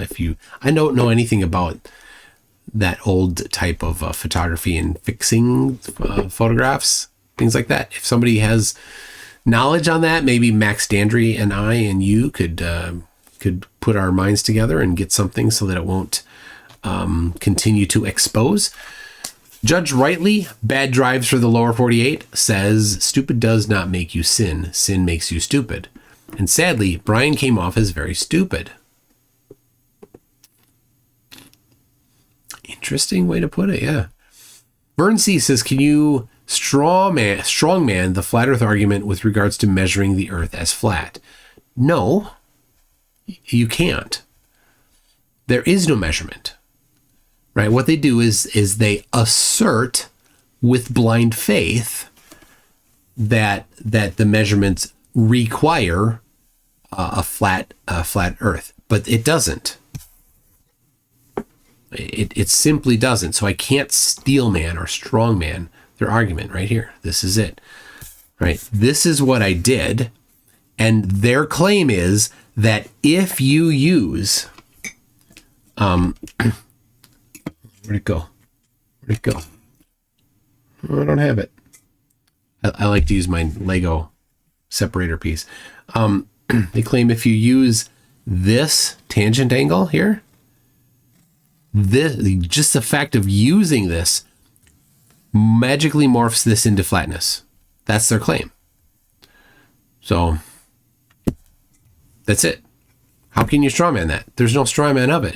It's a baseless assertion. So Lord Illuminous Pooh says if a cake is 100%, you cut it into thirds. 3/3 equals 99.999. Where's the rest of the cake? Answer on the knife. Nick's Short says, dad joke, why do flurfs believe the earth is flat? Because if the earth is round, their world would be pointless. Oh my gosh. That's a bad dad joke. Davis Gentry says, sorry, I probably missed it, but was that diagram for the sundial using actual measurements or predicted values? When can we see your actual measurements? So the sundial was developed using predictions. We calculated, Janusz Takas calculated the angle and the distance of the shadow for a 165 centimeter gnomon. Pure calculations based off the globe. Brian baselessly asserted that was based off flat earth. He, when challenged, could not provide the evidence for it, of course, right? He just had a blind faith religious claim. So I'll show you here. This is the actual paper I used in Antarctica. It got a little ripped up a little bit, but this has rested on the Antarctic ice. So, and the PDF for this, I believe I put in the video, which is on Conspiracy Tunes. So where can you see the measurements? I did not measure the length of the shadow with a ruler after the fact. What I did is I took a video of it while I wasn't even there. And you can see that video on my Conspiracy Tunes channel. So that is the closest possible to get a measurement. If you want, you can take that video. Maybe you could count pixels, and you could see now I did, I measured from a central point. I drew an X in the snow. I carved an X. It's ice, really. I carved an X, and I did all the measurements from the center of that X. So it wasn't highly precise. I was using these plastic rulers. One's wood, one's plastic, a folding ruler. And so this I just placed in that X, right? So it shifted a little bit. And then after I was done, I put the tripod up. Like I had a tripod sitting above it while I was doing it, because I put my phone on there and I use my phone to measure the angles, because the Theodolite app measures angles. It's not super precise, so to explain in a minute what I used that for. So I put the phone on there, I measured the angle, and I have the line on the phone on the screen, and then I went and I moved over the snow chunk, and then I read off the distance for that particular spot. I got out the rulers, I crawled around on the ground, and I moved the snow chunk out to the correct distance. You can see all this on the videos. You can see me crawling around. On Dave McKeegan's 25-minute one, you can see me there. I'm literally on the ground with these rulers, placing them. And I think I went around 4, 5, 6 times, something like that. So first time I counted 24. I just put them approximately out there. And then I started in multiple passes getting their angles and their positions correct. So the Theodolite app isn't super good because it's using magnetic declination, which isn't highly accurate on the iPhone. So what I did is I positioned that there's a line I drug in the snow. That is the north-south line. And we used GPS to get that. And so that's where on the map here, you look, due south, I'll put it on the screen here. Due south is, get this out of here, is this line here. And there's no time, there's no hour boundary where due south is. Right, so this is 2 o'clock a.m., this is 3 a.m., and so it's about 2:30 a.m. where it was due south. So I put snow here, I put snow here, and I measured the length, 249.3 centimeters. 249.0 centimeters. And so you see then it would be tiny bit different right in here in the middle, but they're within 0.3 of a centimeter here. And so that's where due south was. And so I had scratched in the snow. Well, how perfect is that line I scratched in the snow? Not really, really perfect, right? Certainly 1 or 2 centimeters off. So, and then I measured this distance here from the point where I'm, the X that I scrubbed in the snow. Well, how precise was that? Off by 1 or 2 centimeters. How precise was I at placing the snow? Within 1 maybe centimeter of the position, right? So, and I did that all the way around. And of course, as we get farther out here, I'm multiple. What am I? These yardsticks. These not yardsticks. These are 2 meters long, and so here I am measuring out 701 centimeters. So I have to go back to back on these. So I'm like placing my finger in the snow, and then I'm moving the ruler thing, and then I'm going up here and saying, okay, well, I need this many extra. So that's how I did it. And like I said, the angle didn't work super good because the theodolite app on the phone isn't fantastic because it's using magnetic declination. But what it does do is it's pretty good because it uses the accelerometer to get differences. So the final pass around, I started due south, and then I moved a little bit right to where that first one is. I said, okay, there's the angle. And so I kind of made a baseline of that. And then everyone around there going around counterclockwise was based off of that one. So they all got shifted a tiny bit that time. So they were spaced correctly to each other, and they were as close as I could spaced to relative to due south. But then when I placed the final tripod, a different tripod there, I was like 2-3 centimeters to the west, I think. And so if you look at the shadows, you can see on one side, west-east, east-west, they're too short, and on the other side, they're too long. But the north-south was good. So anyway, okay, Lucy, link. Just give me the link. You want me to click a link? I'll click a link. Give me the link. So, Relic said he will debate anytime and anywhere. You should have him on. Really, he really wants to debate. Well, Relic, this is your lucky day. My email address is mctoon@mctoon.net. I do not see an email from you. Please, post haste, send me an email. We can set it up. Tonight's not the night. It's almost midnight here. So, let me look. Next week, I will be probably debating on TFE's channel with Will as the debater, as the moderator. I won't double live stream here. I will just be on there, and then I'll do an after show here, if that happens.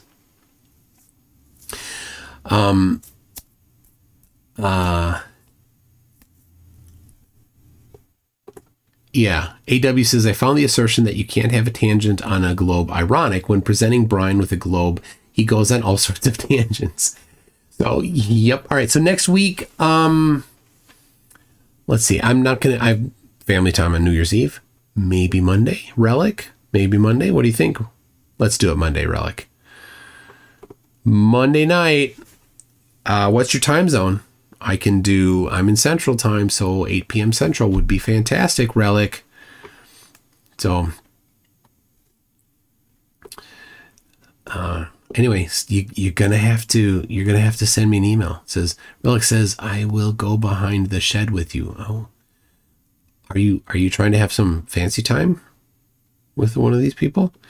Man, weird. I'm not caught up with Super Chats yet.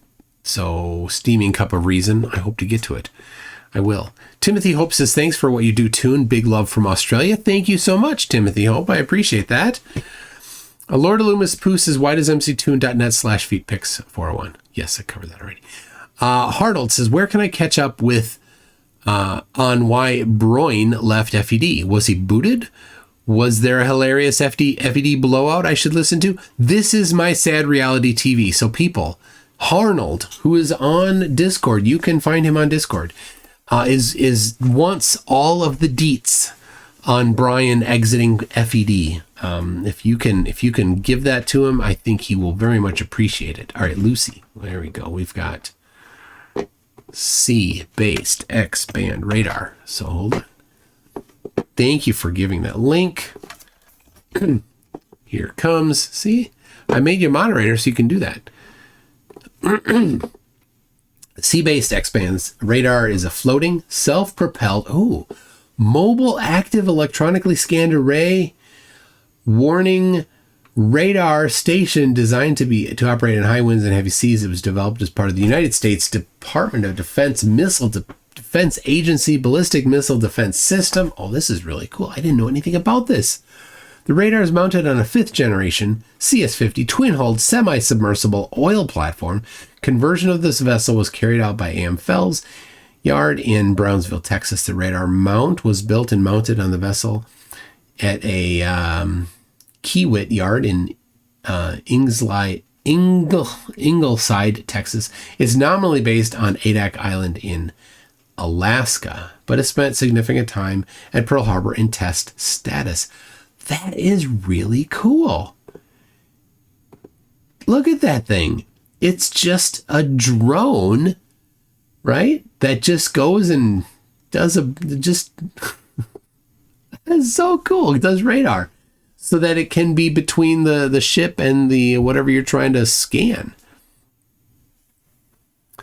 Man, that is super cool.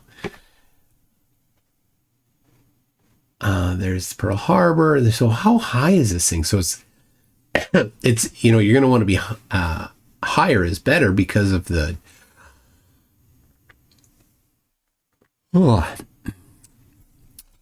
so we can get the you want to be higher so that it can be have more distance. Let's see. The radar was described by Obering as being able to track an object the size of a basketball over San Francisco and California from Chesapeake Bay in Virginia, approximately 2,900 miles away. The radar will guide land-based missiles from Alaska and California, as well as in-theater assets, depending on the mission. Now, flatties will read that and not understand. They will think that this object the size of a basketball is on the surface of the water and say, well, how come you can do that? Shouldn't the curve be in the way? No. It can track something the size of a basketball as long as the curve is not in the way. So it could be in the air. So when they do those kinds of things, they talk about the hypothetical limit of the radar, provided there's nothing in the way. That's what they do. But then they're like, well, but it's only this high and then it's in the air and it's down at the ground. Nope. That's not what I was talking about. So anyway, really cool. First deployed in 2006. So it's just a giant bubble on the top. Oh dear, that's big. There you get a little sense of the scale. That's cool.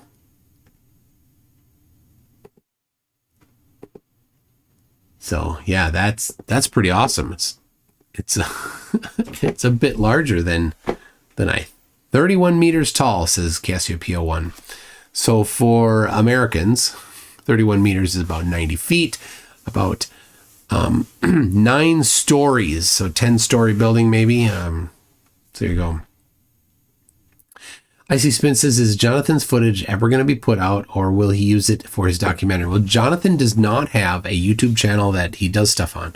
So all of the footage that he got, he will be using in the documentary. So that's what he did his footage for. And he didn't do stuff for science. He did stuff for documentary. So when we did stuff for science, like I recorded it with Tuna, right? With Tuna here, I recorded it with that. And just to show, right? Not as like, this is the proof that we're doing it, but just to show that what we were doing. So if I'm reading off some magnetic field strength, right? I showed using this, I showed clicking this, I showed calibrating it, but I didn't necessarily like just document the whole thing. I just showed that I was doing it using this, right? If anybody doubts, here's the thing about science. If you think it's wrong, go do it. Go do it. You want this? I will tell you everything you need to produce your own version of this. Source code published on my website already for free. You can go get it. You want to purchase the same device? You can. It's a M5 Atom process controller, and the IMU here is, the whole thing was $30-$40, right? All in, and you can measure the magnetic field strength. And if you want, I didn't do it, but this could be attached to some sort of a device that you can then level, and then it will measure the magnetic inclination. But I didn't have, like, where I was, like in Antarctica, I didn't have a place to do it because you need to be away from any magnetic interference. So like inside a building isn't a great place to do it. You want to get outside the building. Well, in Antarctica, if I was outside the building, what did I have to set down that was level? I had snow. Not even snow. It's chunky ice crystals. So I'm like, I can't really do that. So I did not get an inclination in Antarctica because the dip compass got damaged on the way there. It basically, the pivot was just bent. So anyway, I did get it in Punta Arenas though. Didn't match Flat Earth. A Bates says Brian should use China for his time zone proof, larger than the US and Australia and all the same time zone. So dumb. Ion says the IMU knows which way is down. The magnetic field measurements can be rotated accordingly. Oh, that's true. It has an accelerometer. But the way that Andreas wrote it, he's like, well, you need to level it when you're doing it. So interesting. Yeah, you could update it to do it like that. Andreas, there you go. Steaming Cup of Reason. There you go. For 1,000 currencies that I don't recognize. Says your work on TFE is a benchmark for doing your own research. Well done, sir. I would like to use the footage you will be releasing in my grade 5 science classroom. My kids would learn so much. Absolutely. I would be honored if you did that, Steaming Cup of Reason.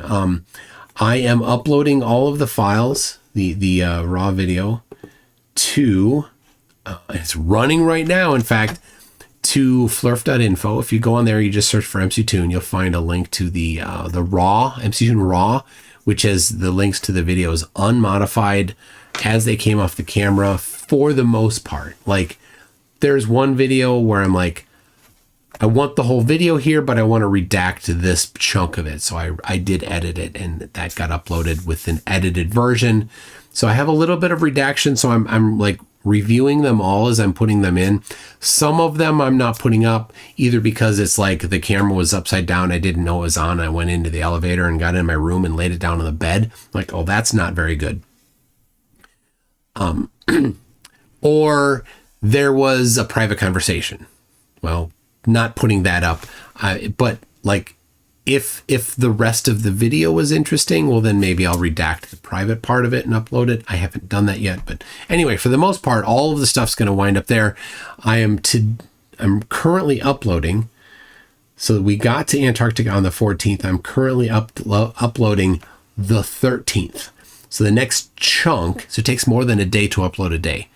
The next chunk will be the 14th. And the reason why it's slow is not my connection. It's the server that I'm using. Their connection is a little slow. So, but anyway, yes, thank you very much, Steaming Cup of Reason.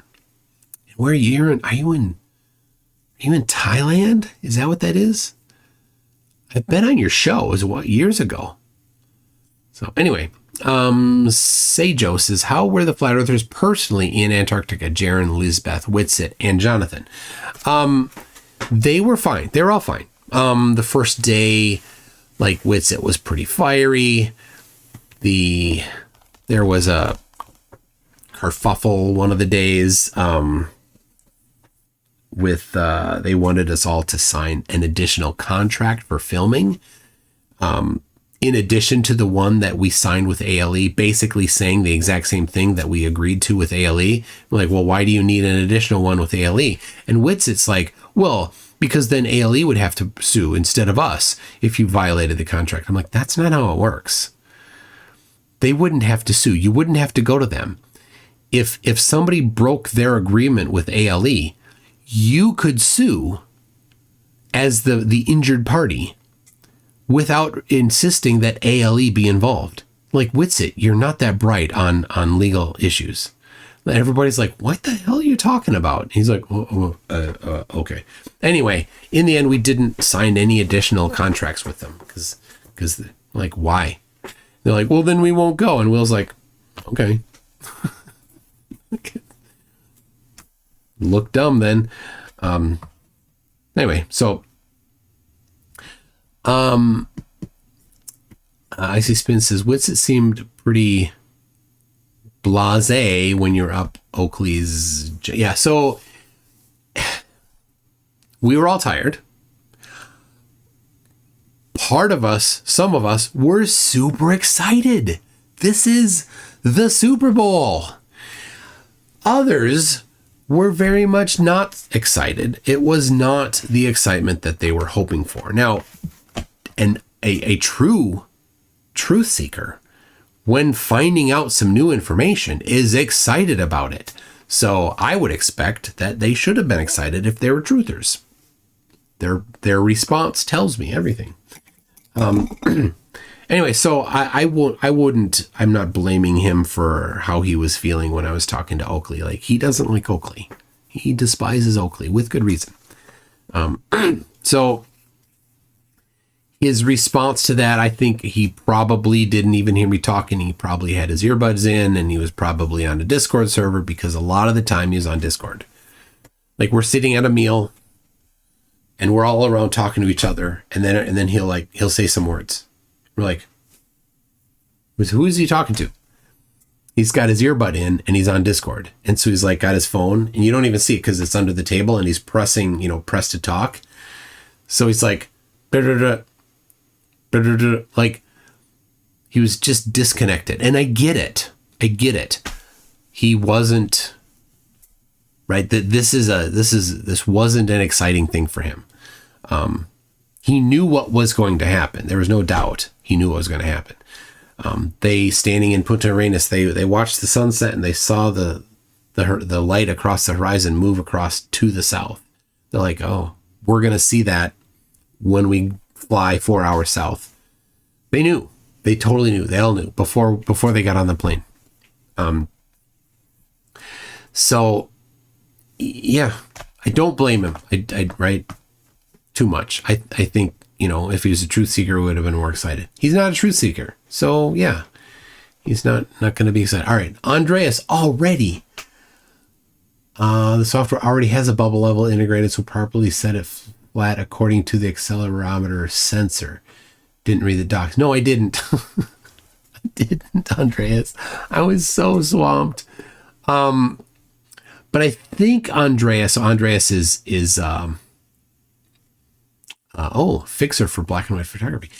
I like Andreas a lot. He's pretty cool. I think Andreas, what was suggested was you wouldn't even need to level it first. You could, regardless of the orientation of this, right? If it was at an angle like that, the vertical, right? You know which way's down. So then you could offset from that to get the magnetic inclination. So I think that's what he's saying. I think that sounds pretty cool, because then you wouldn't have to calibrate level to start with, right? Because as far as I know, I needed to set it level, and I could use the display, to orient it to get it level, and then hold it there and then press the button again, right? Something like that. And yeah, I didn't read the docs much. Anyway, I got the main thing I really wanted was the magnetic field strength. This is amazing.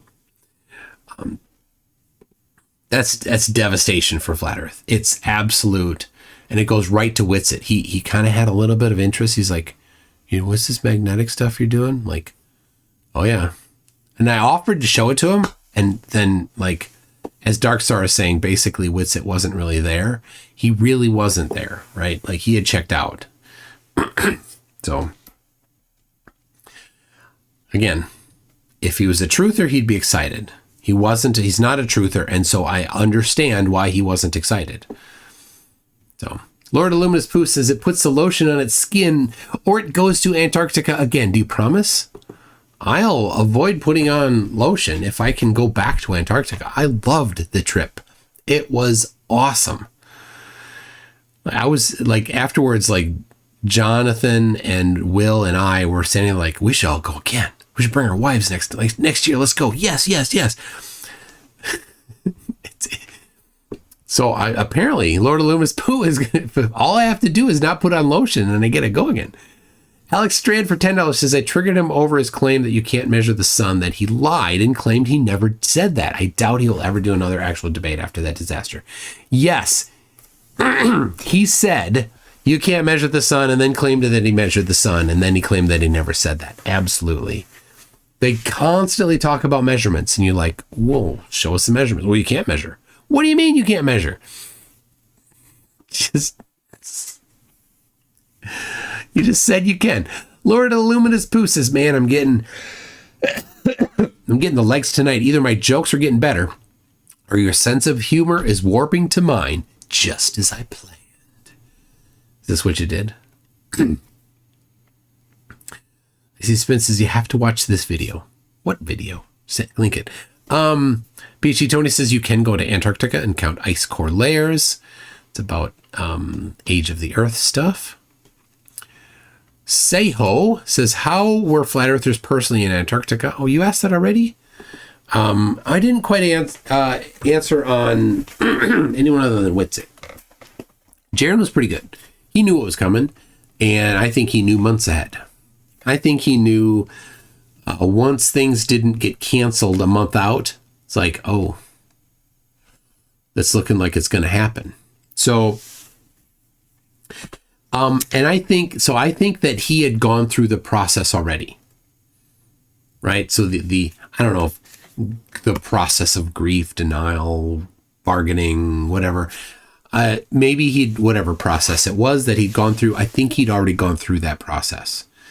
So where like Witsit, Lisbeth, they're in different spots. Witsit is while he was there, I think he was really very somber because he's like, this screws everything up, right? He thought even similar to and he said this on Karen B, he thought that it would be canceled. He thought that they wouldn't let it happen. He thought that they would put up clouds. He thought that they would, whatever.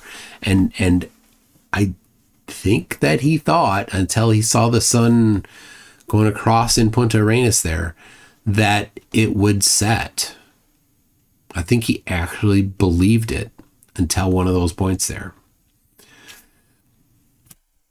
So I don't know. And Lisbeth she's pretty decent. I think like she had a little bit of a kickback, partly lack of sleep and partly just frustration. But for the most part, she was pretty chipper and pleasant to be around. No problems at all. Very nice. Jonathan's just kind of an easygoing goofball. And his investment in Flat Earth is not, it's not tied to his community or his income, right? His wife is not a Flat Earther. Austin's wife is. Jonathan doesn't have any income tied to Flat Earth. Austin has a huge amount of it. Jonathan doesn't have any community tied to Flat Earth. Austin has almost exclusively community. You see the whole difference there? So Jonathan's like, whatever, I don't care. Austin's like, this affects every part of his life. You see the difference there? So, once more, Jonathan's response, totally understand. Austin's response, totally understand. Right? So even more, so I'll even give a little more to Austin. It's not just seeking truth, being excited when you find out some actual, new information. He knew that this would greatly affect all of everything in his life, because it all is bound together in this big rat's nest of mess of Flat Earth stuff. And so, yeah, that definitely is affecting him, where Jonathan had nothing. So, anyway. How's that? That's a long answer. Darkstar 4400 says, are you planning on writing a book? Because I know several writers. I would write a book. I don't have time to write a book, but I'd love to write a book. I don't know. Hook me up, I guess. I have no idea. I have no idea how to do it. I mean, if I wanted to write a book, I'd just start writing a book, and then I'd go self-publish, which I know wouldn't make any money. So that's a lot of time that'd be gone. So if you know somebody that knows how to write a book and actually do something useful with it, let me know. 12 Ring Productions, 12 Wing Production says, I'm an atheist precisely because of pastors/educators like Will Duffy. He can take that as thanks or rebuke. It's up to him. A great point. 12 Wing, absolutely. That's what I mean. That's what I mean when I say that young Earth creationists don't accomplish their goals by pushing young Earth creationism. That's what I mean. So, thank you for that feedback. Albino Bad Guy says $2 if you check my email to you. All right. There it is. A poem for you to read. Okay. I was going to read it. I was going to read this in Antarctica. We had I was so busy, and then we got cut short. We got a one day taken from us. But tell you what,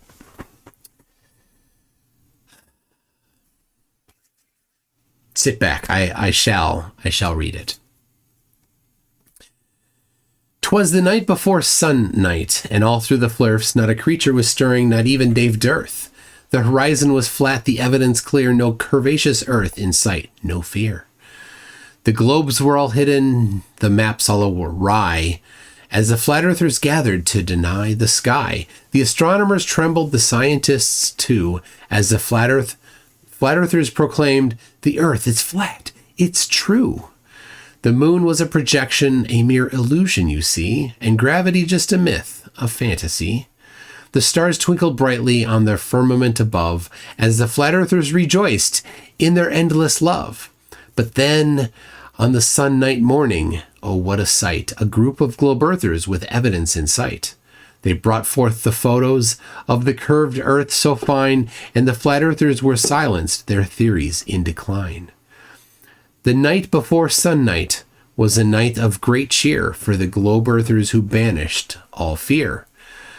But the flat earthers, they vowed to fight on, for their belief, though misguided, shone bright and strong. I was going to read that in Antarctica. Apologies for not having read it there.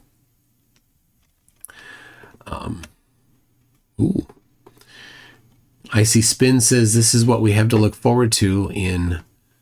Oh yeah, there's a total solar eclipse. So, this is so cool. Okay, so this is super familiar to me now. So there will be another solar eclipse. So they told us this is where they did the eclipse viewing. So there it is. And you see in the background, that's Mount Rossmann right there. So yeah, that is very close to where we were for our observation. So what they call halfway point. So let's jump ahead here.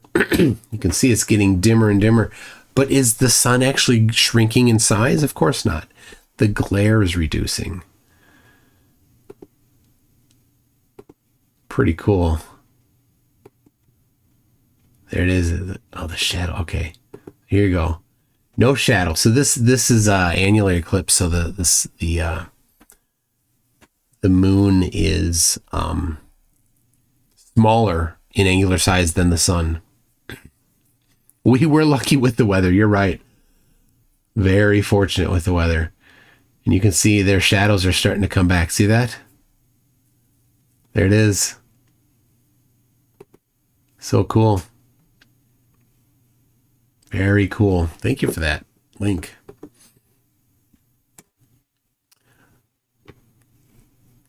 All right, let's get back here.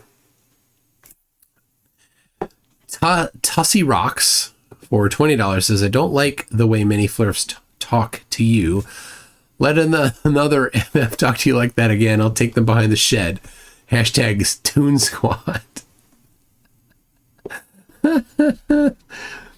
Oh, okay. So it's going to be a non-annular eclipse in 2039. That would be so cool to go see there.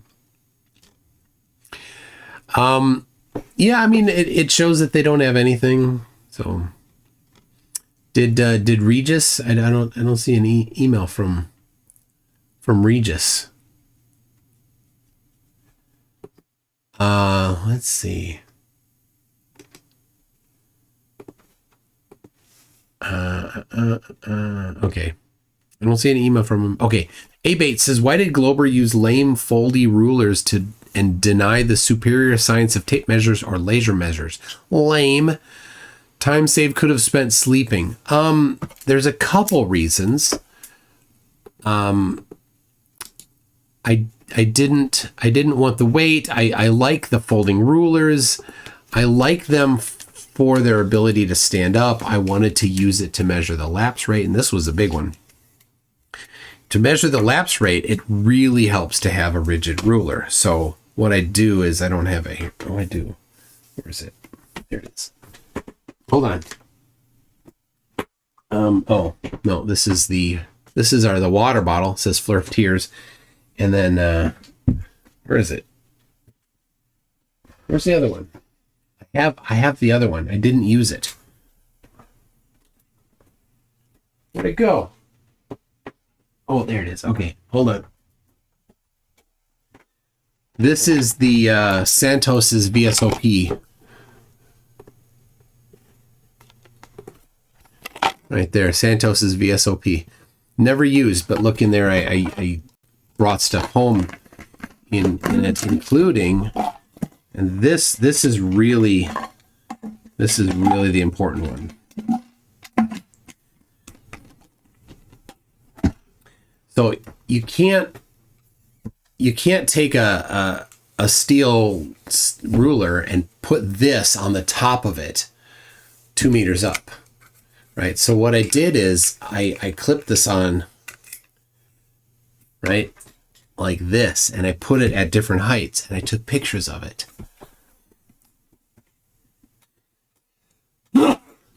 And then got the lapse rate. This is how I measured the lapse rate. And so it's very important to have it fixed at a certain elevation. It's difficult to do. So this is really easy to hold.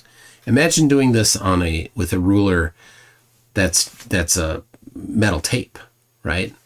Difficult to do, especially hard to do up at 2 meters high. So that's why I use this particular one. And so it's double duty. I already had this with, so that's why I used it. Also, it's a little easier with one person because I can just lay this on the ground and it won't roll back in. I can place it in its spot, and it's 7 meters away. It would have been a 2-person job, I think. So, all right. That's why I did that. That was my decision. Toffrin Video says the magnetometer software already has a bubble level integrated to properly set it flat according to the accelerometer sensor. Didn't read the docs right. And he sent me an email. Yes, I did not.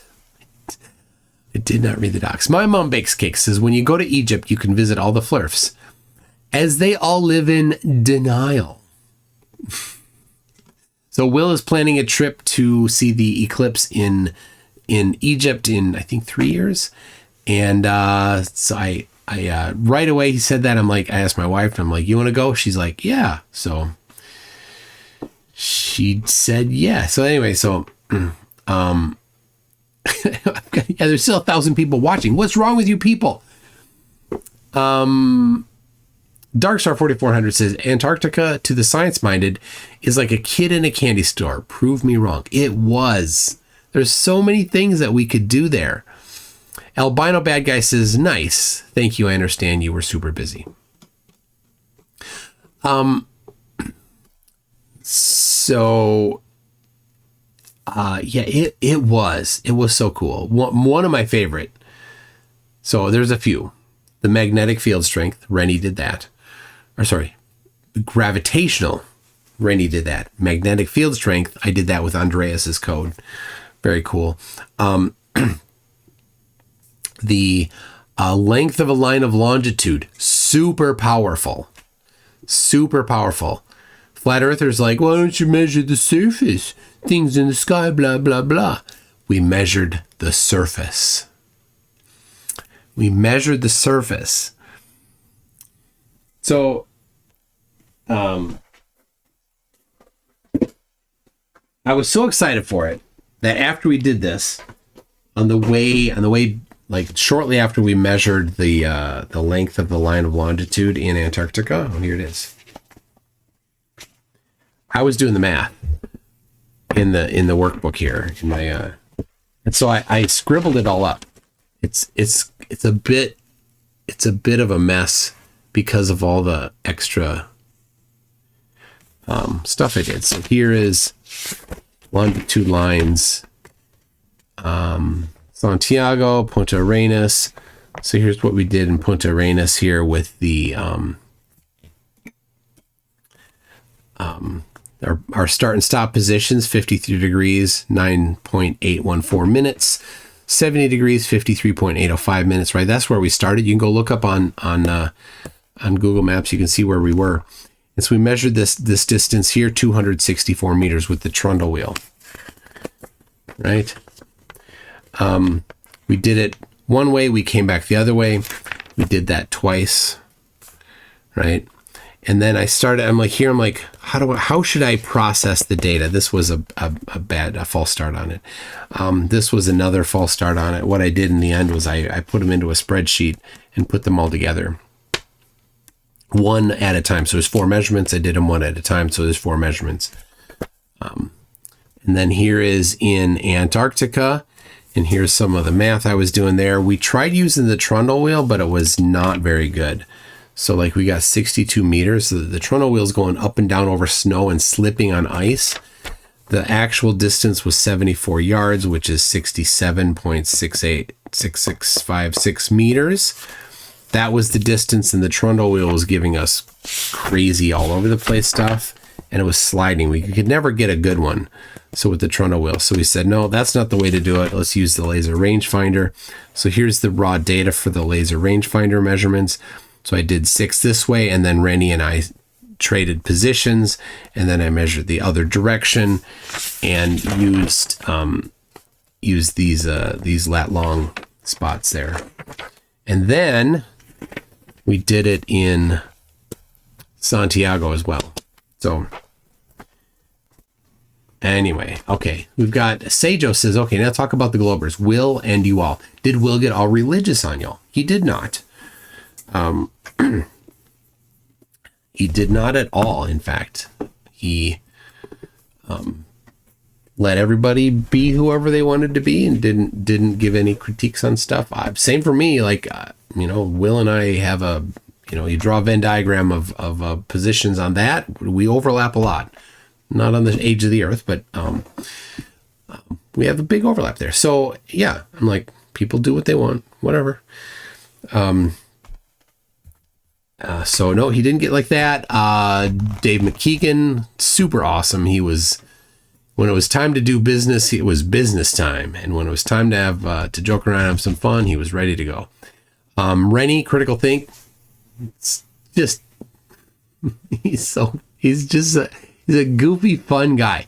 He's just, he was my roommate in both times in the hotel in Antarctica. Great guy to have as a roommate. Laid back. I'm like, hey, I'm going to do a live stream. Do you mind? He goes, I don't care. I'm going to sleep. So he went to sleep. I'm doing a live stream. He didn't mind.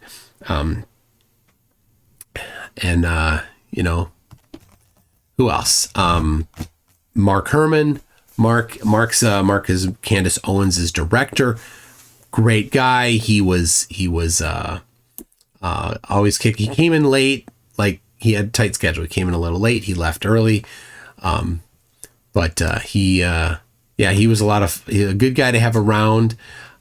Really helpful. He recorded, he did a little bit of recording. He let me use his Insta360 camera. That's the one that I used to record the sundial. So, anyway, Oli says, did you show my simulation of a reflection on a dome? I did not. I maybe do that a different time. And you had said that you had some errors in your stuff. So I'm like, okay, I'll just back off on all of that and wait till I get back. As we go through the different parts of the evidence, I'll probably want to review that. So that'd be good. So, all right. Okay. Anyway, it's 12:30. I started at about 7. Oh, you updated them. Okay, Oli, update me the information on Discord, just so I'm refreshed on that. So, Icy Spin says Herman seemed like he was an everyman. I saw Austin laugh when he came in videoing to debunk green screen. Yes, yeah, he was pretty cool. All right, Lucy Fur says Jackie Mossiet. Thank you very much for that, and I will I'll keep that in mind. So, oh, there you go. Picture of him. Very nice. Wearing a Boeing shirt in an airplane. Seriously, flight earthers have zero personal responsibility. They don't work in jobs that matter. They're like, here's how geodetic surveyors work. How do you know? Geodetic surveyors don't agree with you. How was the first time that the radius of the Earth was measured? Who cares the first time? You can go do it today. You'll get the same number as everybody else. That's the beauty of it. Millions and millions and millions of times you can go measure the radius of the Earth and get the same stinking number. What does that tell us? It's right. That's what it tells us. All right. My Christmas outro has not been updated in a year. So apologies for that.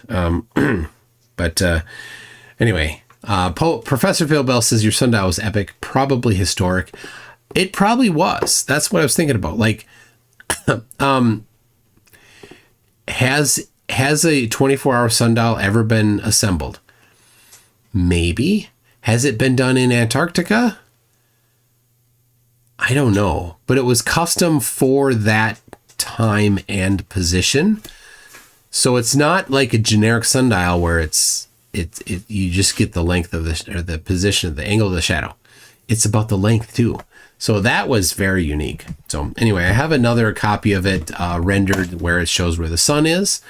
And of course, that's all a 360-degree video. I will eventually release the entire thing as a 25-minute or approximately, and as a full 24-hour video in 2 parts, or in 1 part, double speed, something like that.